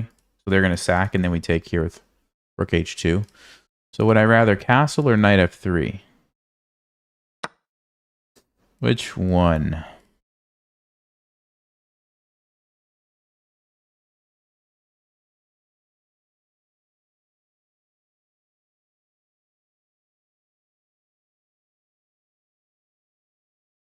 Yeah, I think I'm just going to castle. The point is they get an extra pawn this way, but we get like a whole bunch of free moves. We get to castle, we get to take this, and get the rook into the game. And it's trapped, of course, so they can't actually just save it.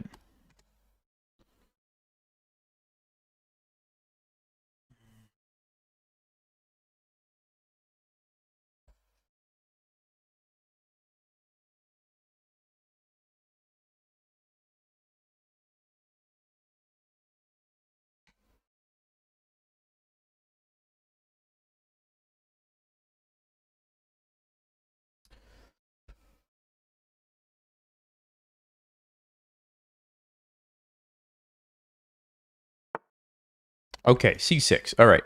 So now we could actually just take with this rook if we want. Or we could wait even again and try to take with this rook. Or do something else.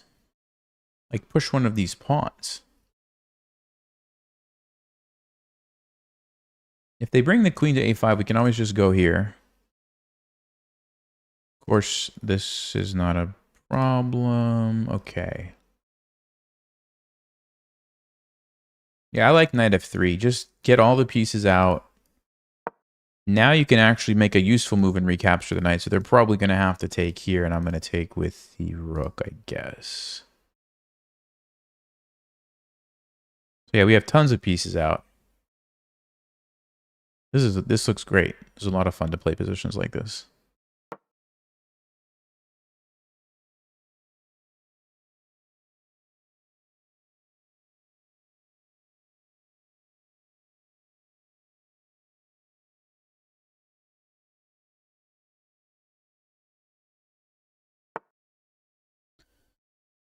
Okay, so we could play king b1. Or we could take back. Let them take here. What's the idea? Well, if they ever check me, I just move here and then... Yeah, I don't know if that actually... I don't think that actually makes sense. I think I will just go king b1.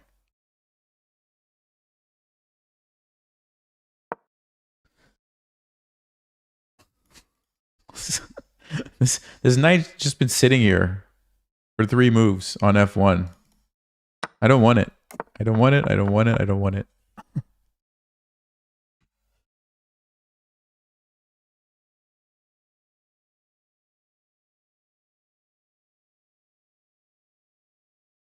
I guess he's going to take the pawn now. Or maybe he's already decided, like, no, I'm just going to, like, focus on other stuff and leave it there. Which is definitely valid. You feel like, hey, the pawn doesn't matter. I need the extra move to, like, improve my position.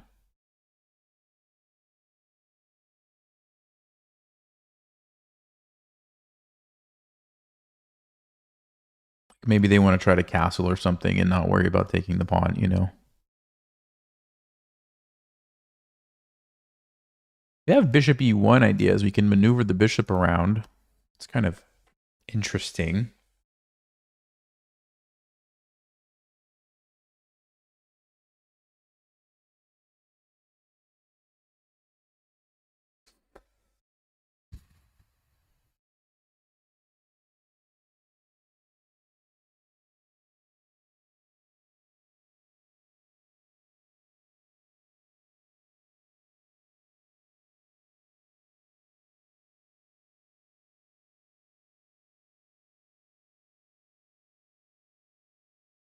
Yeah, Verasov is very, very interesting. It's a good surprise weapon, I feel like. Doesn't seem like a lot of people are playing it, and most opponents are kind of like, whoa, what do we do against this? So, yeah, good surprise weapon.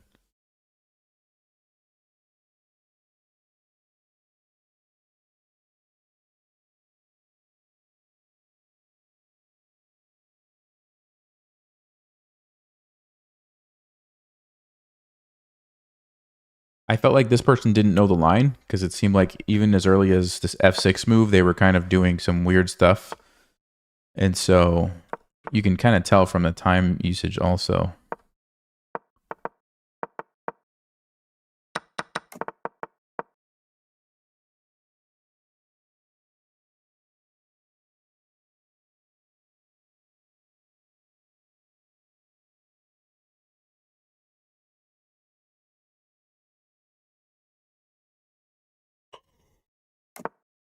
Okay, they do castle. Kind of expected that. Let's take with this rook. That's pretty straightforward, I think. Because we would want to activate the rook anyway. This way we keep our pawn.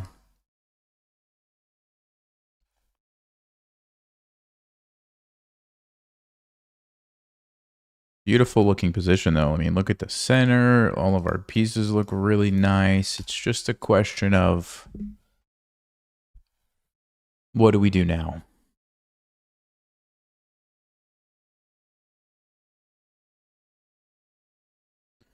Some weaknesses here in front of Black's king. Definitely think we should pay attention to that. Okay, let's start with the obvious. What happens if we take it? They can't take back with the pawn. Unless they're going to throw in some g5 ideas. So if they take with the knight, let's say we take. If they take, I take. They take. That looks pretty bad.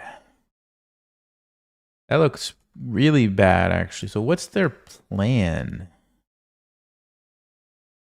Is it g5? Probably just play e6. No, this has got to be good for us. We could also push, but I think we just take it. We want to open up things. While they're undeveloped, now is the time to strike. There's some really nasty tactics with the queen check and a bishop pinning the queen. Yeah, this is probably just losing for them, right? So we could take here first. If they take with the, let's just say, queen, we win immediately. So they have to take with the king. We take, they take. We could go check.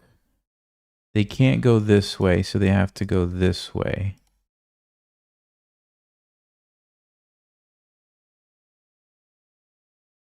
If we take first,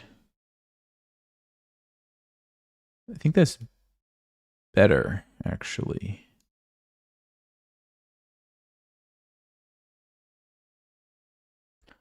Oh, unless their plan is to take, and take with the pawn. No, that doesn't work. Then we're going to attack. Yeah, this is...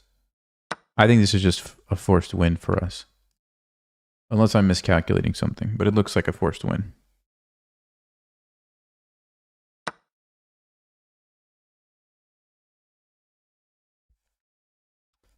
Okay. So I believe queen g4 check is going to win me the game. Let's see.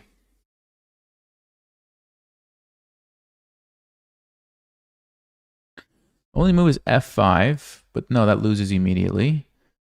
So you can't play f5, which means you either go here and give me your rook, or you go here and get pinned. Yeah, that's game over. Queen g4, they missed this one. They missed this one.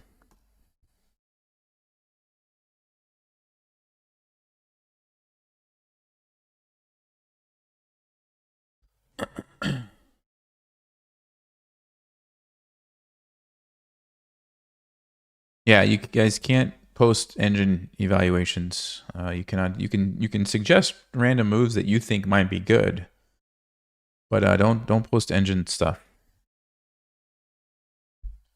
I didn't see it, but regardless, just don't do that.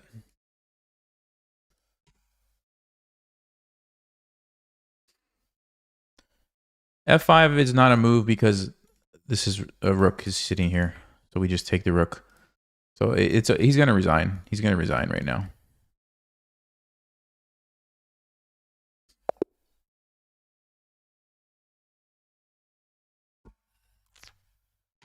Okay. Let's see. Let's check the opening because that was not the normal line. I think we tricked him with the opening there. So Verasov for the win. Yeah, nice. So we played a good game. I mean, it's easy to play a good game when you know the theory of the line. So f3, they did this. We took, they took, e4. Let's see. In the database, f6 has been played a few times, and it's actually not a bad move according to the engine. h6 is slightly better. Against f6, Stockfish says bishop d2 is the way. I guess because you don't really need the bishop here anymore, which makes sense. So you play bishop d2. They can go back. You can take. They can take. You just develop. I don't know. They do something like this. You bring your knight in. Okay. So bishop d2 is what Stockfish says. Now, as soon as they go there, we're pretty happy. They're supposed to bring this knight here. Such a weird line. This is like the only line that I could think of where you just leave so many pieces and you don't take them for so many moves. Like, you know, later the knight is sitting over here and this, it's just a weird, yeah, it's just a weird line. Okay, anyway. They went in, we go queen e2. Yeah, Stockfish says this is not the best option. You're supposed to take this. I'm going to take this. Now you play knight b6. I'm going to go back. Queen d5. I'm going to defend. Eventually you sack your knight and we get this position, which is about equal. I can develop. It's about equal, but it looks a lot more fun to play from White's perspective, I think. Okay, back to the game. Eventually they took with castle. Great.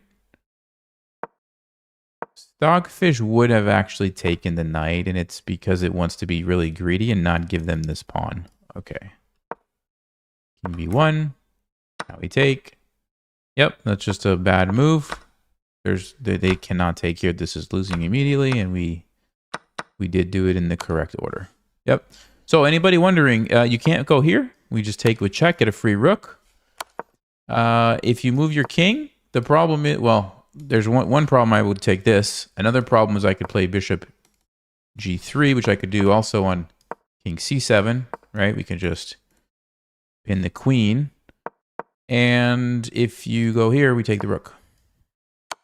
So there's no moves. There's no moves for the king.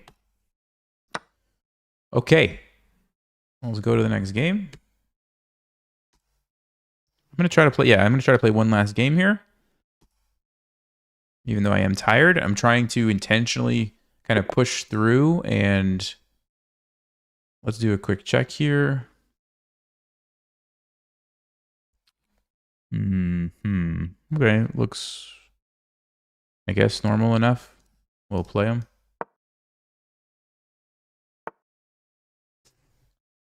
Okay, and we get white, which is nice. Maybe we get another verse. Very good. We could do it again. And G6. Okay, what do I know about G6? Do I remember anything about G6?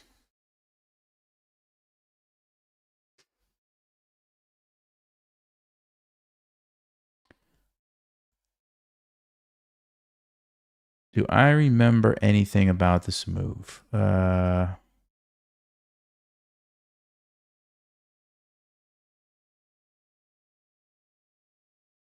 I mean, I want to say just like Queen D2, trade off this and Castle Queenside right away. I don't know if F3 makes sense against this. It might.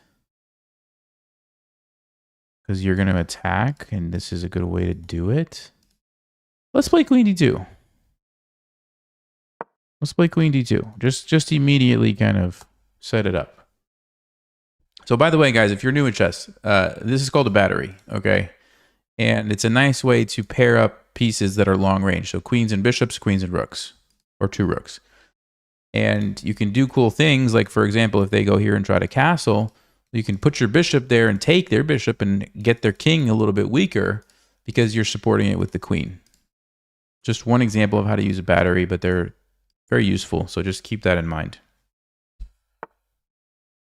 Yeah, and we could even do it right away, but I think I'm going to castle queenside first and wait a move or two. Okay, now that I know their king is going to definitely be there, now it probably makes sense to go ahead and do it.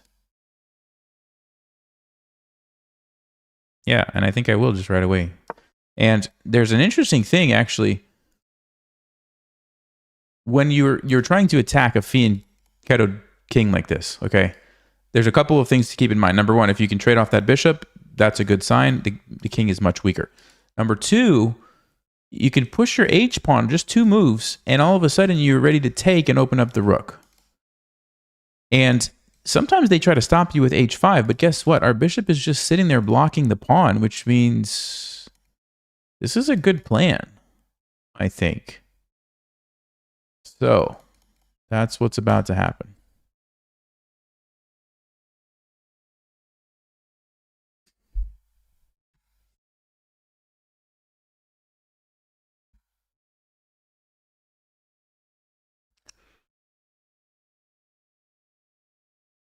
And it, yeah, e6, oof, blocks the bishop. That's an ugly move, isn't it? I think we're going to go h4 here.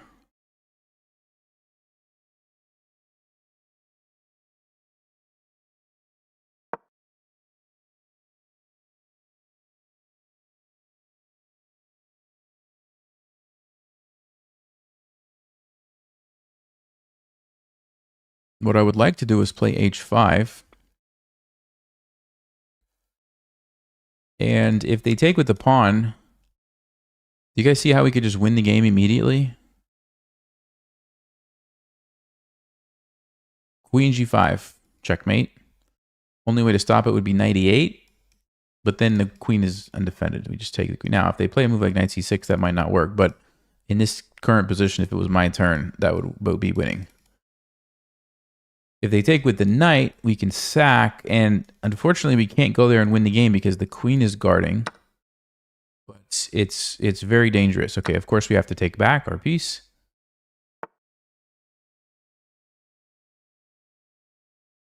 King h8. Okay, maybe they want to go here. I don't exactly know.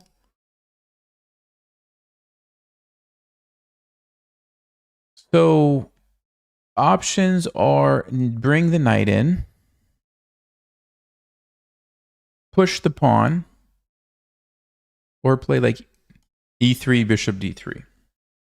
Or do something crazy like something like this. What if I go here?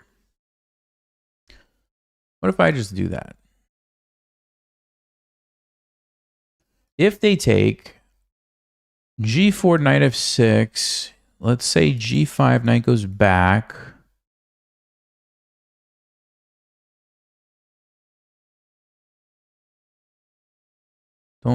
I don't know if we can get away with sacking. I like this idea of putting my knight here. I think knight f3, because if they do play like some weird move like this, then the knight's going to be coming in with a big threat on f7. I kind of feel like we should do this. I mean, f3, g4 is a plan, but it's kind of slower.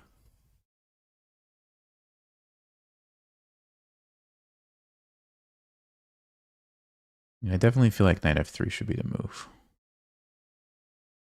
If they play knight g4, do I care? Do I even care about that? We go here, they get a fork. But I play knight g5. They get a rook. I get a fork.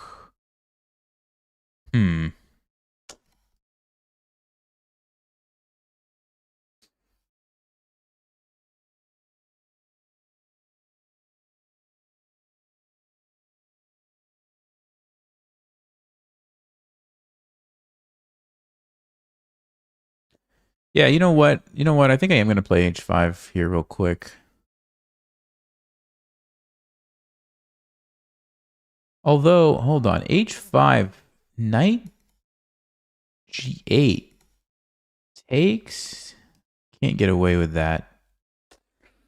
Can't quite get away with that. So h5, knight g8. Maybe their idea is then they'll play g5.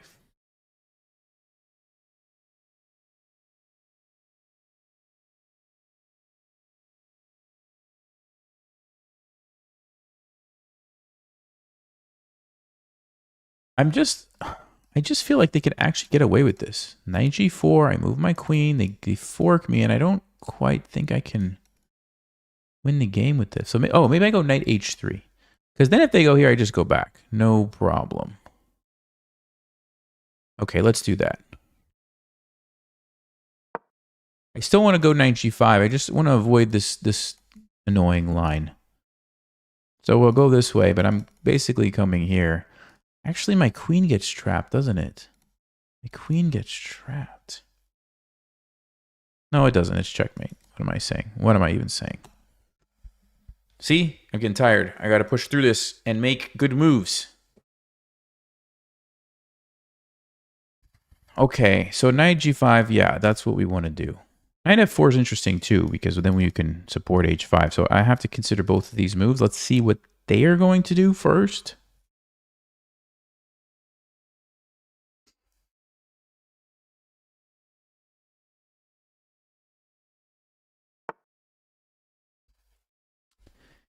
Yeah, okay. Well, that's fine, I suppose. Let me go back here. Hold on, there is queen f6. Maybe I want to avoid that with all the way back. We can't do anything ridiculous, right?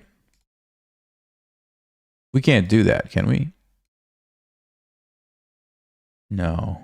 Okay. You have to check. I mean, you have to check. There was some older like GM who had this mindset of like, you always start with, can you sacrifice your queen? And then if you can't sacrifice your queen, you work backwards. Can I sacrifice my rook? And eventually you come to some regular moves after you check all those things. I like that mindset. Can I sack the queen? Okay.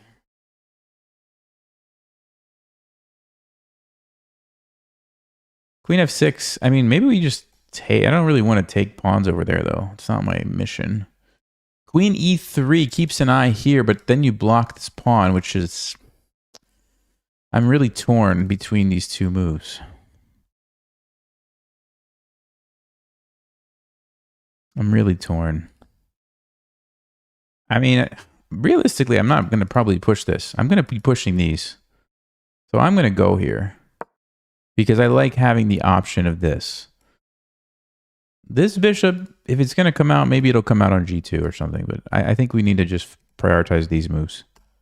And this is a nice move to have it in the back pocket. Also, we can rook lift this way if we need to. So let's put the... Oh, and we're sort of stopping c5 ideas and e5 ideas. I don't know. It's a weird position already.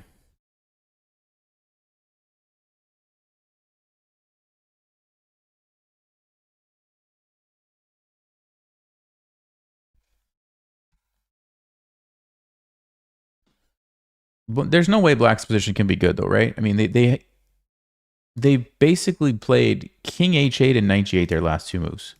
Like, what is that? Like, if that's what you had to do, and you look at all your pieces, like, there's no way this could be good for them. There's no way.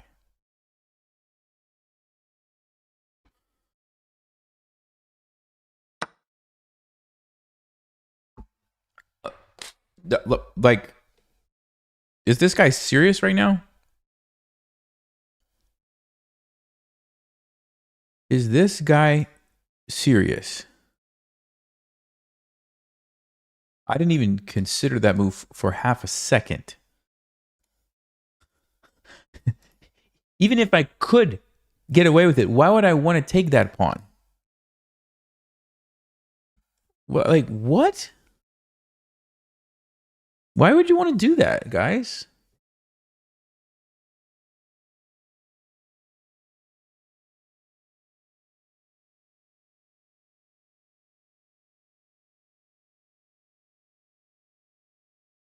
I'm so confused. I mean, I could play g3, chase it that way, and then put the bishop here, and then the knight's free to move. That's probably what I'm going to do. I have a check, but it doesn't really do anything.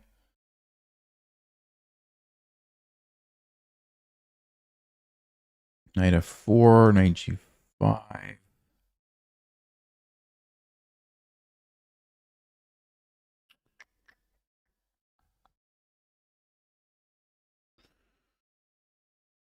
Okay, let's play g3, I think. I don't know what this guy is thinking taking this pawn. Like, I have no idea.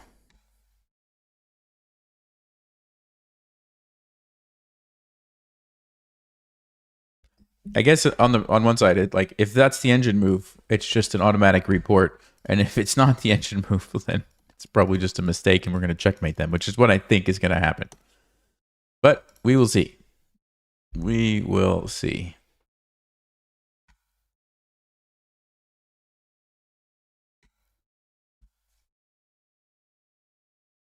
No one has ever regretted taking a free pawn. Yeah. Yeah. So I'm quitting 10 minutes because I'm trying to transition to classical OTB chess, which is much longer. Training myself to, don't just try to win games on time, but actually try to play good, solid games, calculate, all that stuff.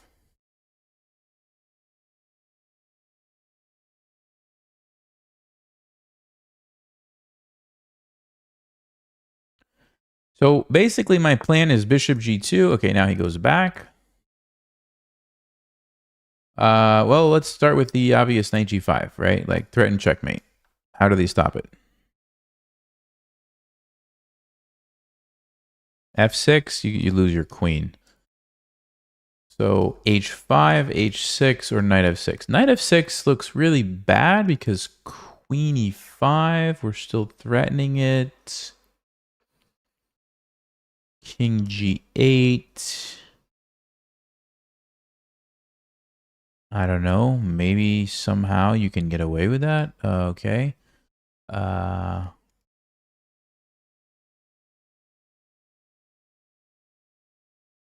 Actually, no. We have a beautiful move. No, there's F. Hold on. I was gonna say we have a beautiful move, Queen h6, but then f6, check, Queen g7. No, this can't be. This can't be. All right, hold on. You can also play knight f4. Now, knight f4 is interesting too, because then we have a potential tactic here on this. If the knight ever moves, that's maybe a good one. Also, just bishop g2, getting ready to bring the other rook to the party. So knight g5, knight f6. Actually, knight d5 is a brilliant move. Okay, so you can't play knight f6. Forget about that. So knight g5 only move is going to be h6 or h5. So let's say h5. We could play g4 and take. h6, we can do what? Sack, takes, come in, the king runs. We need the other rook to come over.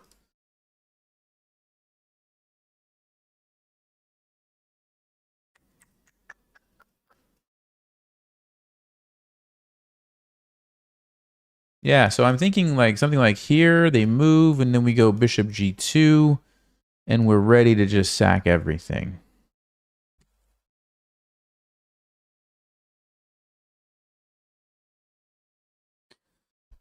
Okay, it has to be the move. Like it just looks like it has to be the move. I could be wrong, but I'm gonna go with my instinct on this one.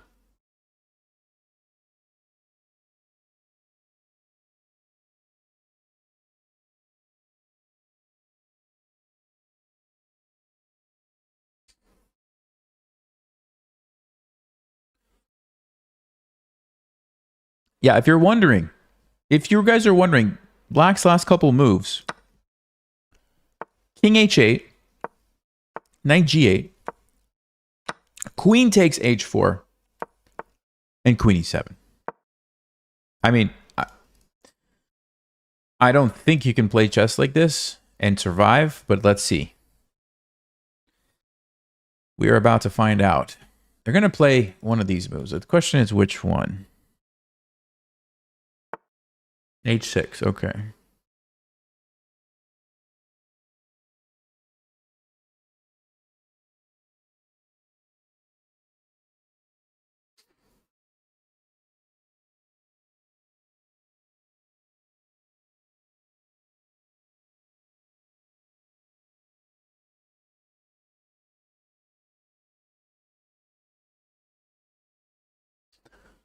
Oh, do I have a crazy move?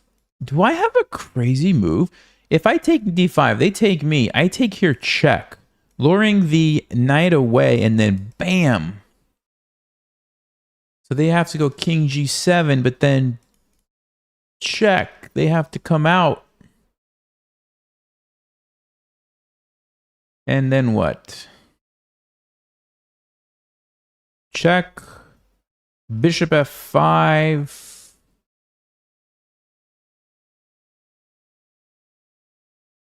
No.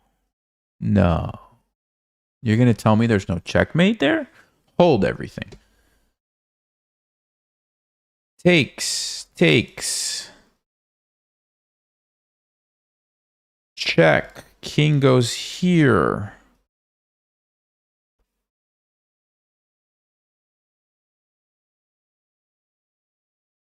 Check. King goes here.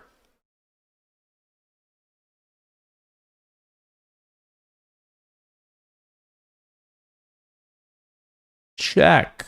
Bishop goes here. What is the win?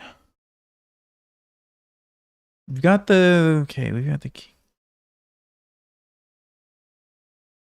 This is crazy to me.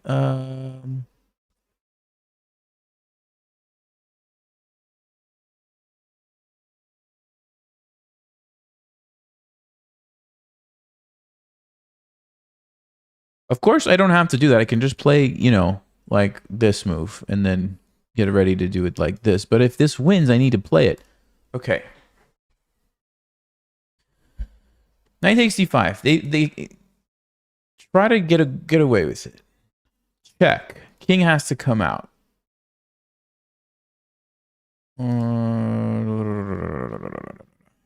Check. King goes here.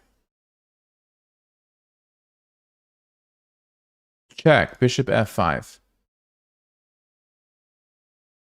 Can I just play a calm move? Or do I have to checkmate in that position? If I just play something like knight back to f3. Or g4 or bishop h3 or something. I don't know. What am I actually giving up? I'm giving up a knight for 2 pawns and his king's on f6. That should be good enough, right? Yeah, this should be good. Just on the basic principle of I'm sacking a knight for 2 pawns and I've forced his king to f6. Let's do it. Game goes on.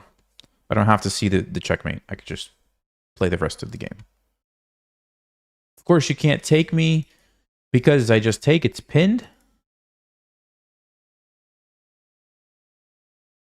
So, I mean, I guess you could move, but I have another piece in the attack.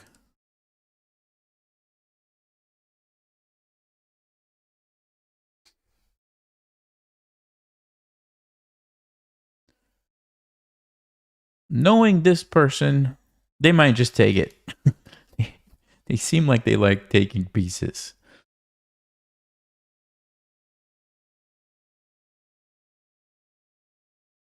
But it does not look very good for them.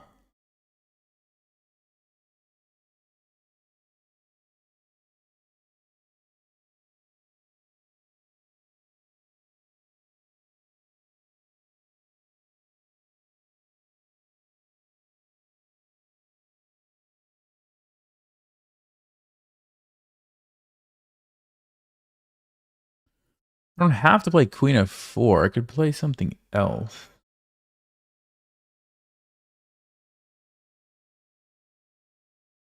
But what? It doesn't do anything. It just takes me. Bishop f5. Yeah, maybe I do just play g4. Maybe I do just play g4. Just a nice, simple, get my piece back kind of a move. You know? Or e4. Let him take and then take. Oh, then the queen's going to take, though. No, we can't do that. So, yeah, maybe it's just g4.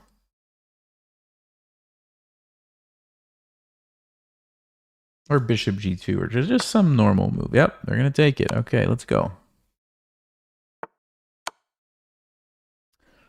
Let's go, buddy. Let's go. This seems like the only reasonable move, and now we can think some more. Okay.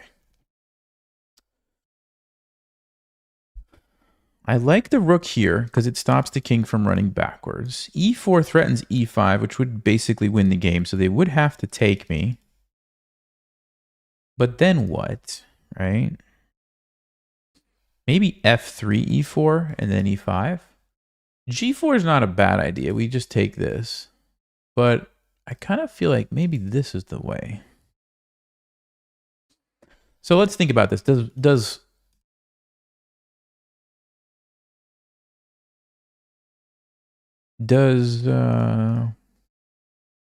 Just looking if I'm missing any obvious things. I don't think so. What is black most likely to do?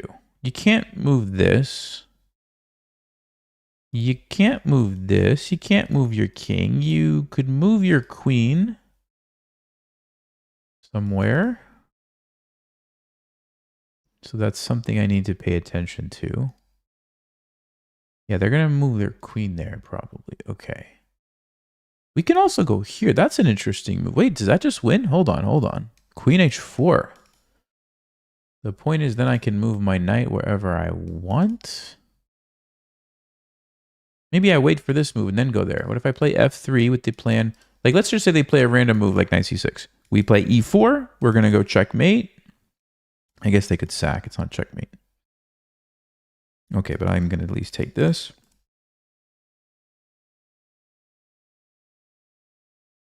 So f3, e4 looks really good. Let's say they go queen d6. Queen h4. We're guaranteeing that I'm going to get a discovered check with the knight, which looks amazing. All right, let's go f3, guys. Let's go f3 while I still have some time on the clock. What do you say? What do you say? Let's do it.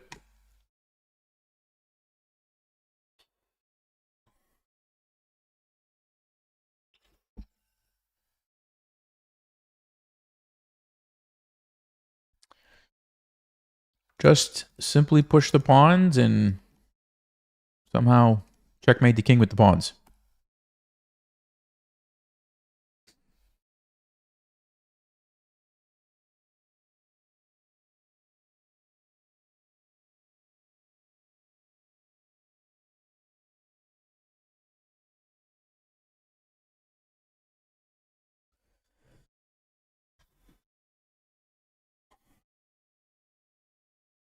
What's in the thermos? It's water.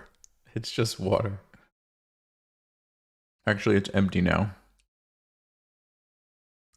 It was water.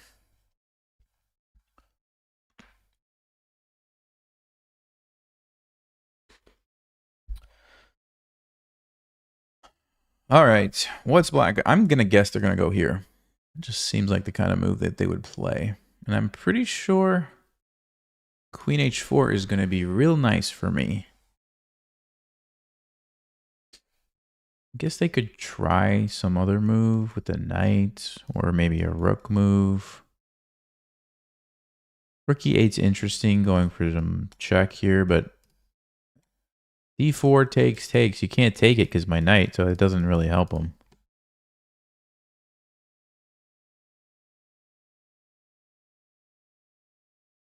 Queen takes. I was trying to see if I could checkmate with like a pawn, but unfortunately the king runs away. So yeah, we definitely don't want to trade the queens.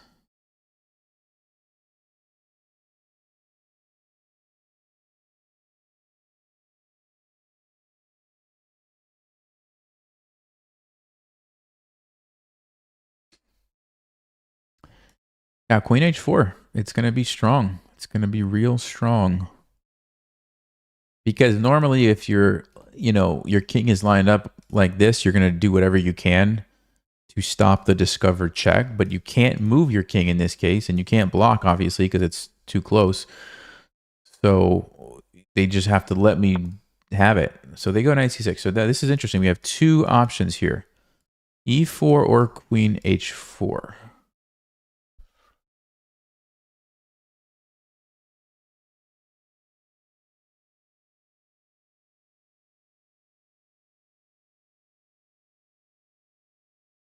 Probably going to go E4 because I can always play this next. And then my bishop is out.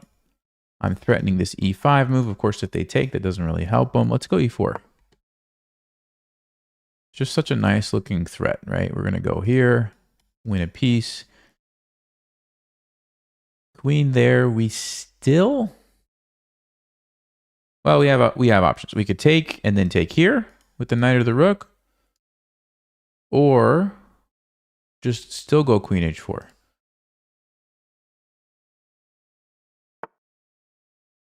Okay, so yeah, now it's a question of which move. Their idea is to take. Makes sense. They'd have to give a piece, so I'm still going to be winning probably, but they could do that. But Queen H4, does it just lead to checkmate?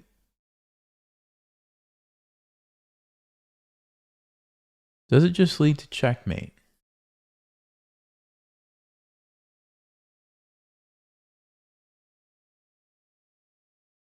I guess it's not checkmate.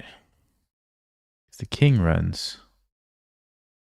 So I'm thinking I should probably take some pieces off the board here. We could go G4 first.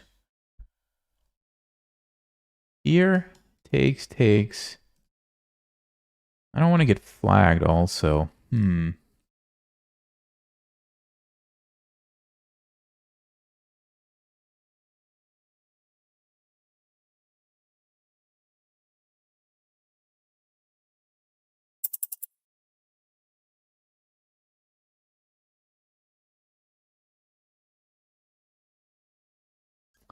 Man, this is crazy.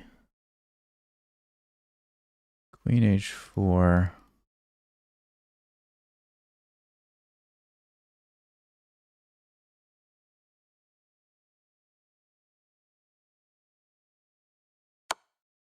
All right, I'm going to take the piece and play Queen H4 because I think I can do both. So let's take the piece so we're not down any material.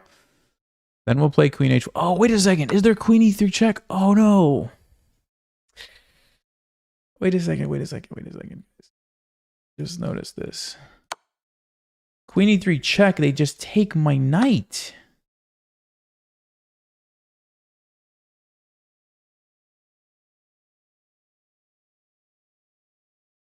I just saw that, guys.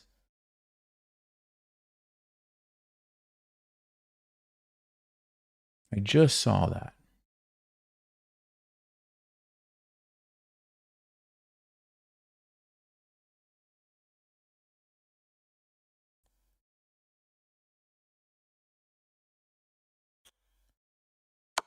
I did not want to trade queens here. Man, are you kidding me? This is crazy, guys. This is so crazy. If there's no checkmate here, I'm going to be so mad at myself. I mean, if there is a checkmate and I missed it, I'm going to be so mad at myself. Unbelievable. I mean, I think my position is still okay, but I'm starting to even wonder if what's going on now.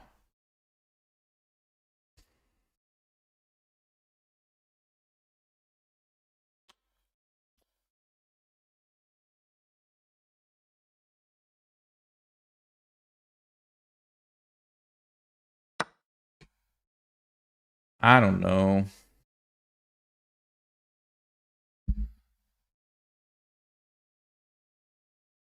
I don't know if I'm throwing or the opponent is just defending like a monster or a combination of the two.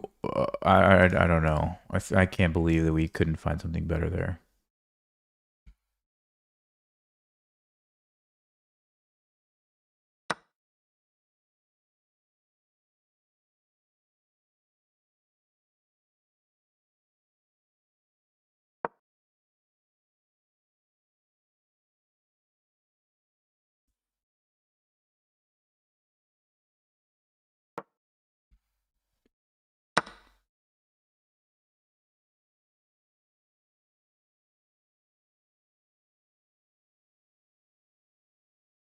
I want to go here with my rook and at least start taking some pawns.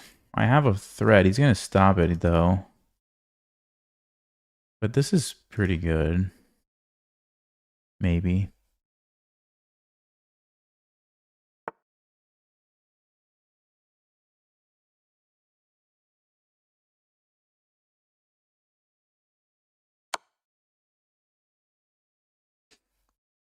We'll go check. We'll take the pawn.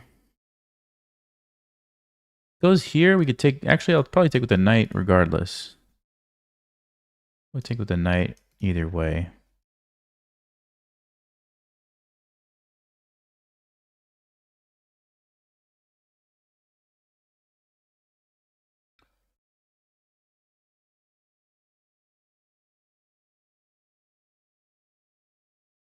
Someone said rook takes f7 was checkmate. No, it's not checkmate.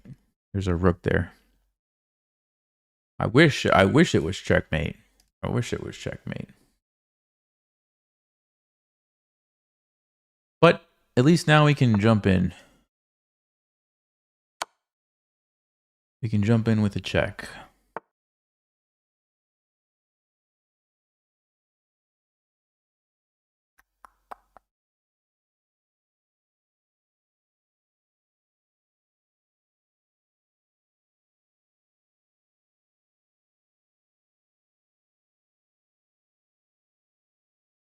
Do I defend this pawn? What do I do here, guys?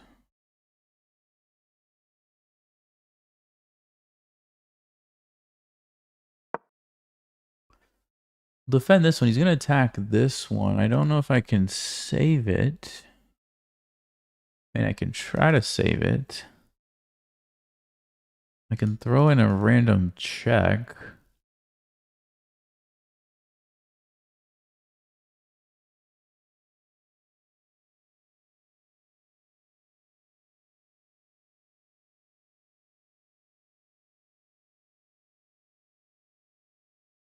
This has got to be one of the weirdest games I have played in a while. Okay, and I've played some weird games of chess, but this one might just take the cake. I mean, this guy's moves. I don't know. I don't know. I gotta move somewhere. I don't know.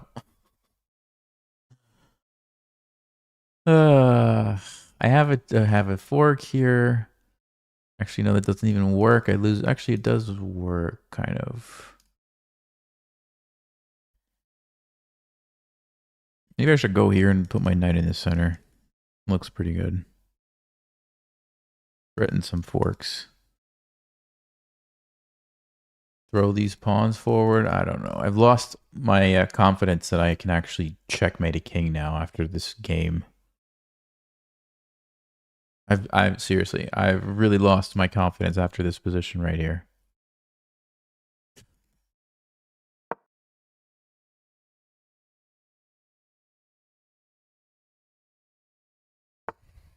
He goes there. Let's try to play for this move. Let's try it.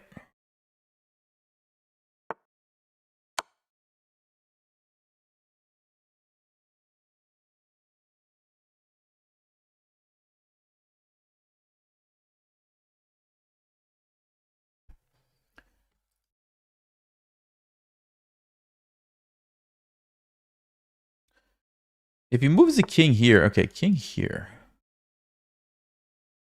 See, like, how does this king manage to get away every time?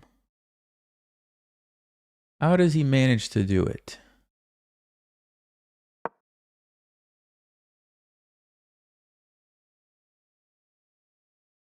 I want to do this and this. How's he going to stop me? Knight d5. Oh, b5. Of course. Of course there's some move.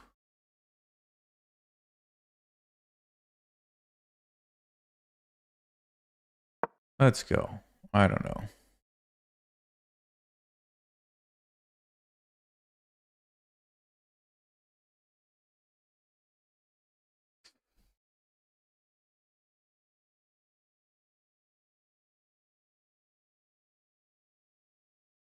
So knight d5. We take... He goes there.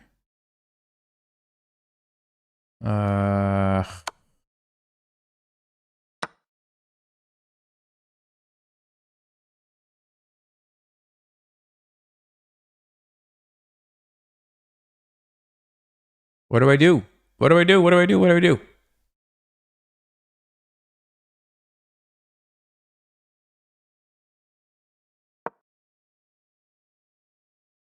He offered me a draw. No way, dude. No way.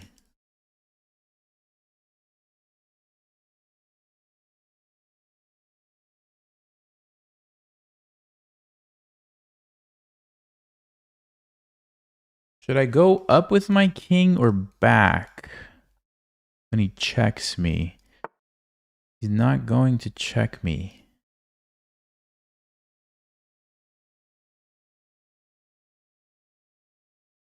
I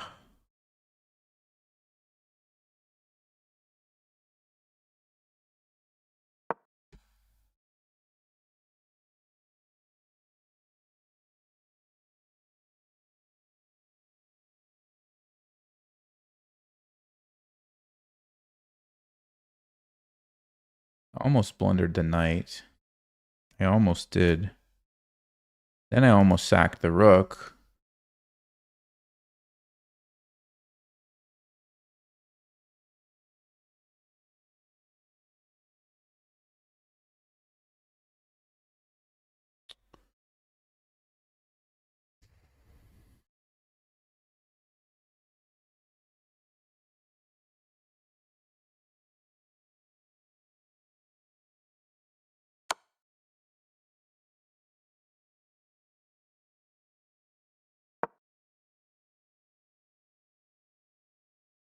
Trying to avoid the checks. If he takes this now, what do I have? Do I even have anything? I don't know.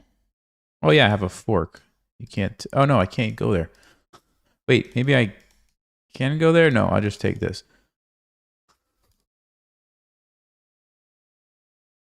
This game. This is so ridiculous.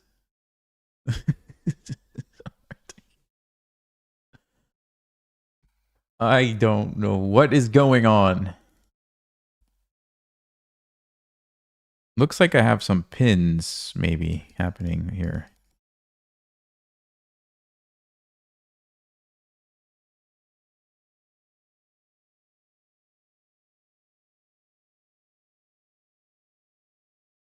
If he takes here, I think we just take. Check. I guess I have to go here.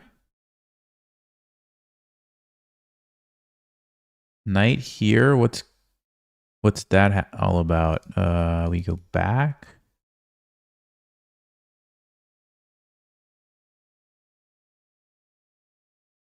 Or over. If I go back, am I getting checkmated here? Check. There is a knight to worry about. It's not checkmate though, right? This might be safer. That might be safer. Maybe I should do that.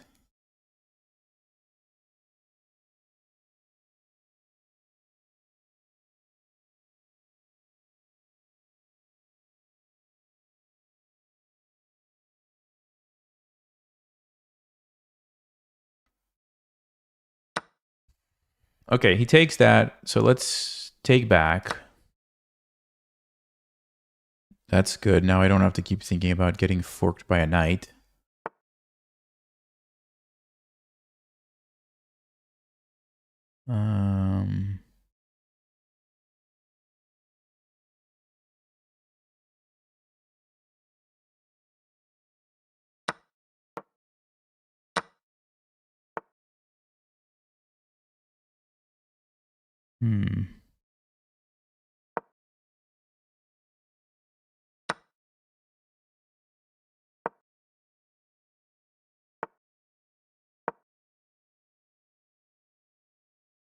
I'm going to try to get my king here. I don't know if we can do it. Doesn't look like it. Unreal. Unreal.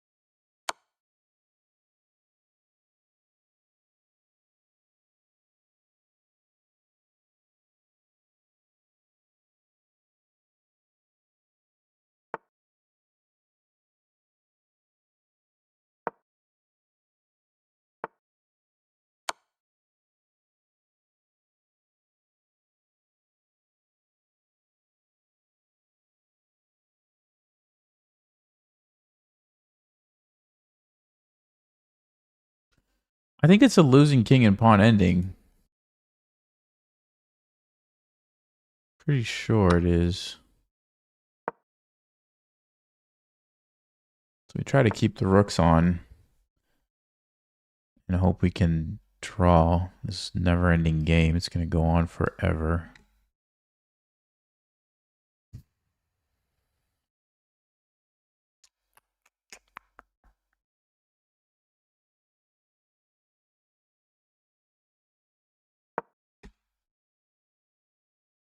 I have a lot of questions about this game.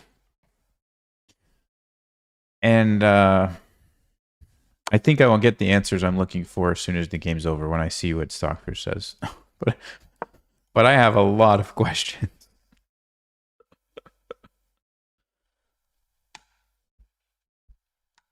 I'm sure you guys probably have the same questions.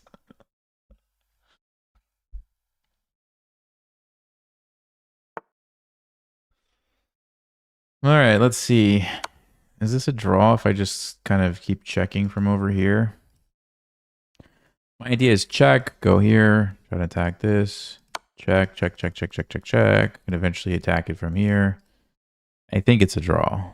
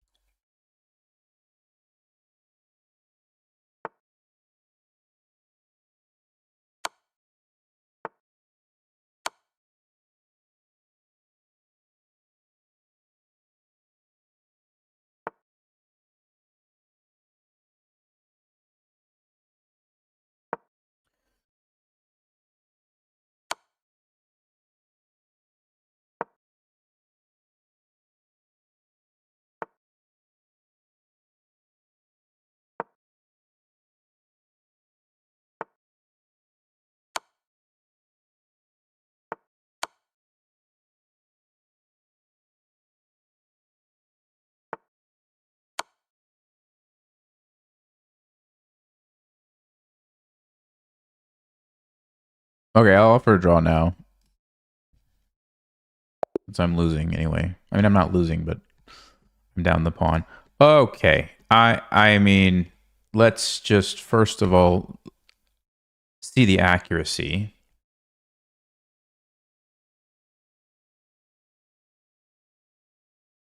This game review is going to be like the most interesting game review I've ever looked at. Okay. We were completely winning. So that answers a lot of questions. Just seeing that answers a lot of questions. Like all of these moves that were being played must have been terrible moves, right? Let's see. Castling. Bishop h6. e6. Yeah, I felt like that was a bad move. Okay, h4. He trades. Yep, looked like a bad move. I played the best move, knight h3. Knight g8, okay. This is the second... No, it's the top engine, second top engine move. It's the top engine move.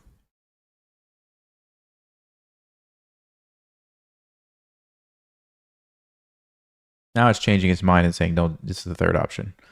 I mean, okay. Why would you want to do this? You know? Like, guys, if you're watching, don't play chess this way, please. Don't ever do this. I don't care what Stockfish tells you. Don't ever do this. You never want to open up a rook in front of your king in a position like this. Like, just don't do it. Okay, I should have played queen e5 check. What's the point of queen e5 check? If they go f6? Oh, Stockfish actually wants to come taking the pawns. See, Stockfish is so ridiculous sometimes. Okay, but that being said, g3, not a bad move, just not the best move. Okay, they make a very bad queen move. Knight g5. And I found the best move. Knight takes d5. Great. And they play an awful move. It's just awful. Check. Check. Queen f4. I should have played queen h4 right away. I should have played it right away while I had the chance. So f3 was actually a little too slow. Now e4 right away is fine. With the idea that after this, now we go g4 and we're getting our piece back. f3 is a bit too slow. Engine doesn't hate it, but it's a little slow. Okay, e4 though, still great. I'm still doing fine. And that was the big mistake.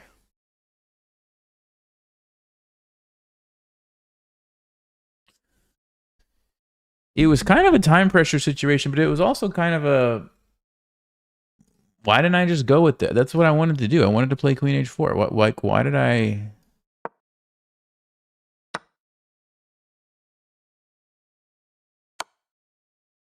Part of it was like, I didn't see what to do here. I thought he just gets away. I didn't see knight c5. That's one thing. But I especially didn't see bishop c4. Now he can't get away. And it's checkmate. Doesn't matter what they do. This is checkmate. Any move you do. This is going to be checkmate. So all I had to see was one thing. Bishop c4 here. And if they try to do anything else, like, for example, save their bishop, let's just say, this is checkmate. Oh, not yet, but after this. Queen f5, bishop h3, whatever you want.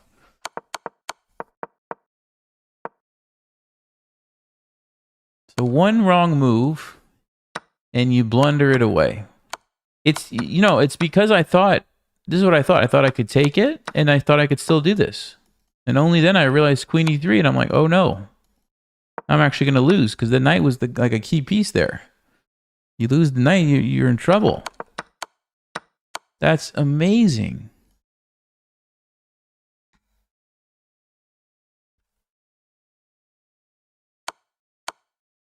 That's amazing. You know what's funny about this position? I'll tell you something that's really funny. Stockfish says I could have played the move a3 and kept my advantage.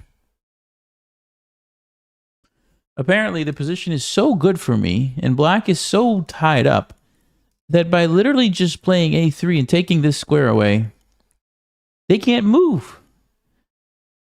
They can't do anything. But as soon as I push e5, the ability for them to sacrifice that piece completely frees up their game. And now it is a draw. It should just be a draw now. And I did make the right decision to take that, and then we fought for a draw. Chess is wild, guy. Chess is something else, man. This was a blunder? Wait. Oh, my.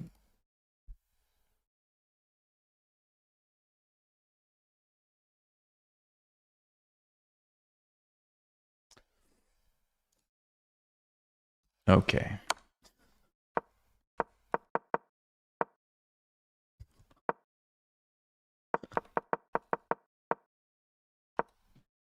So we had another win there.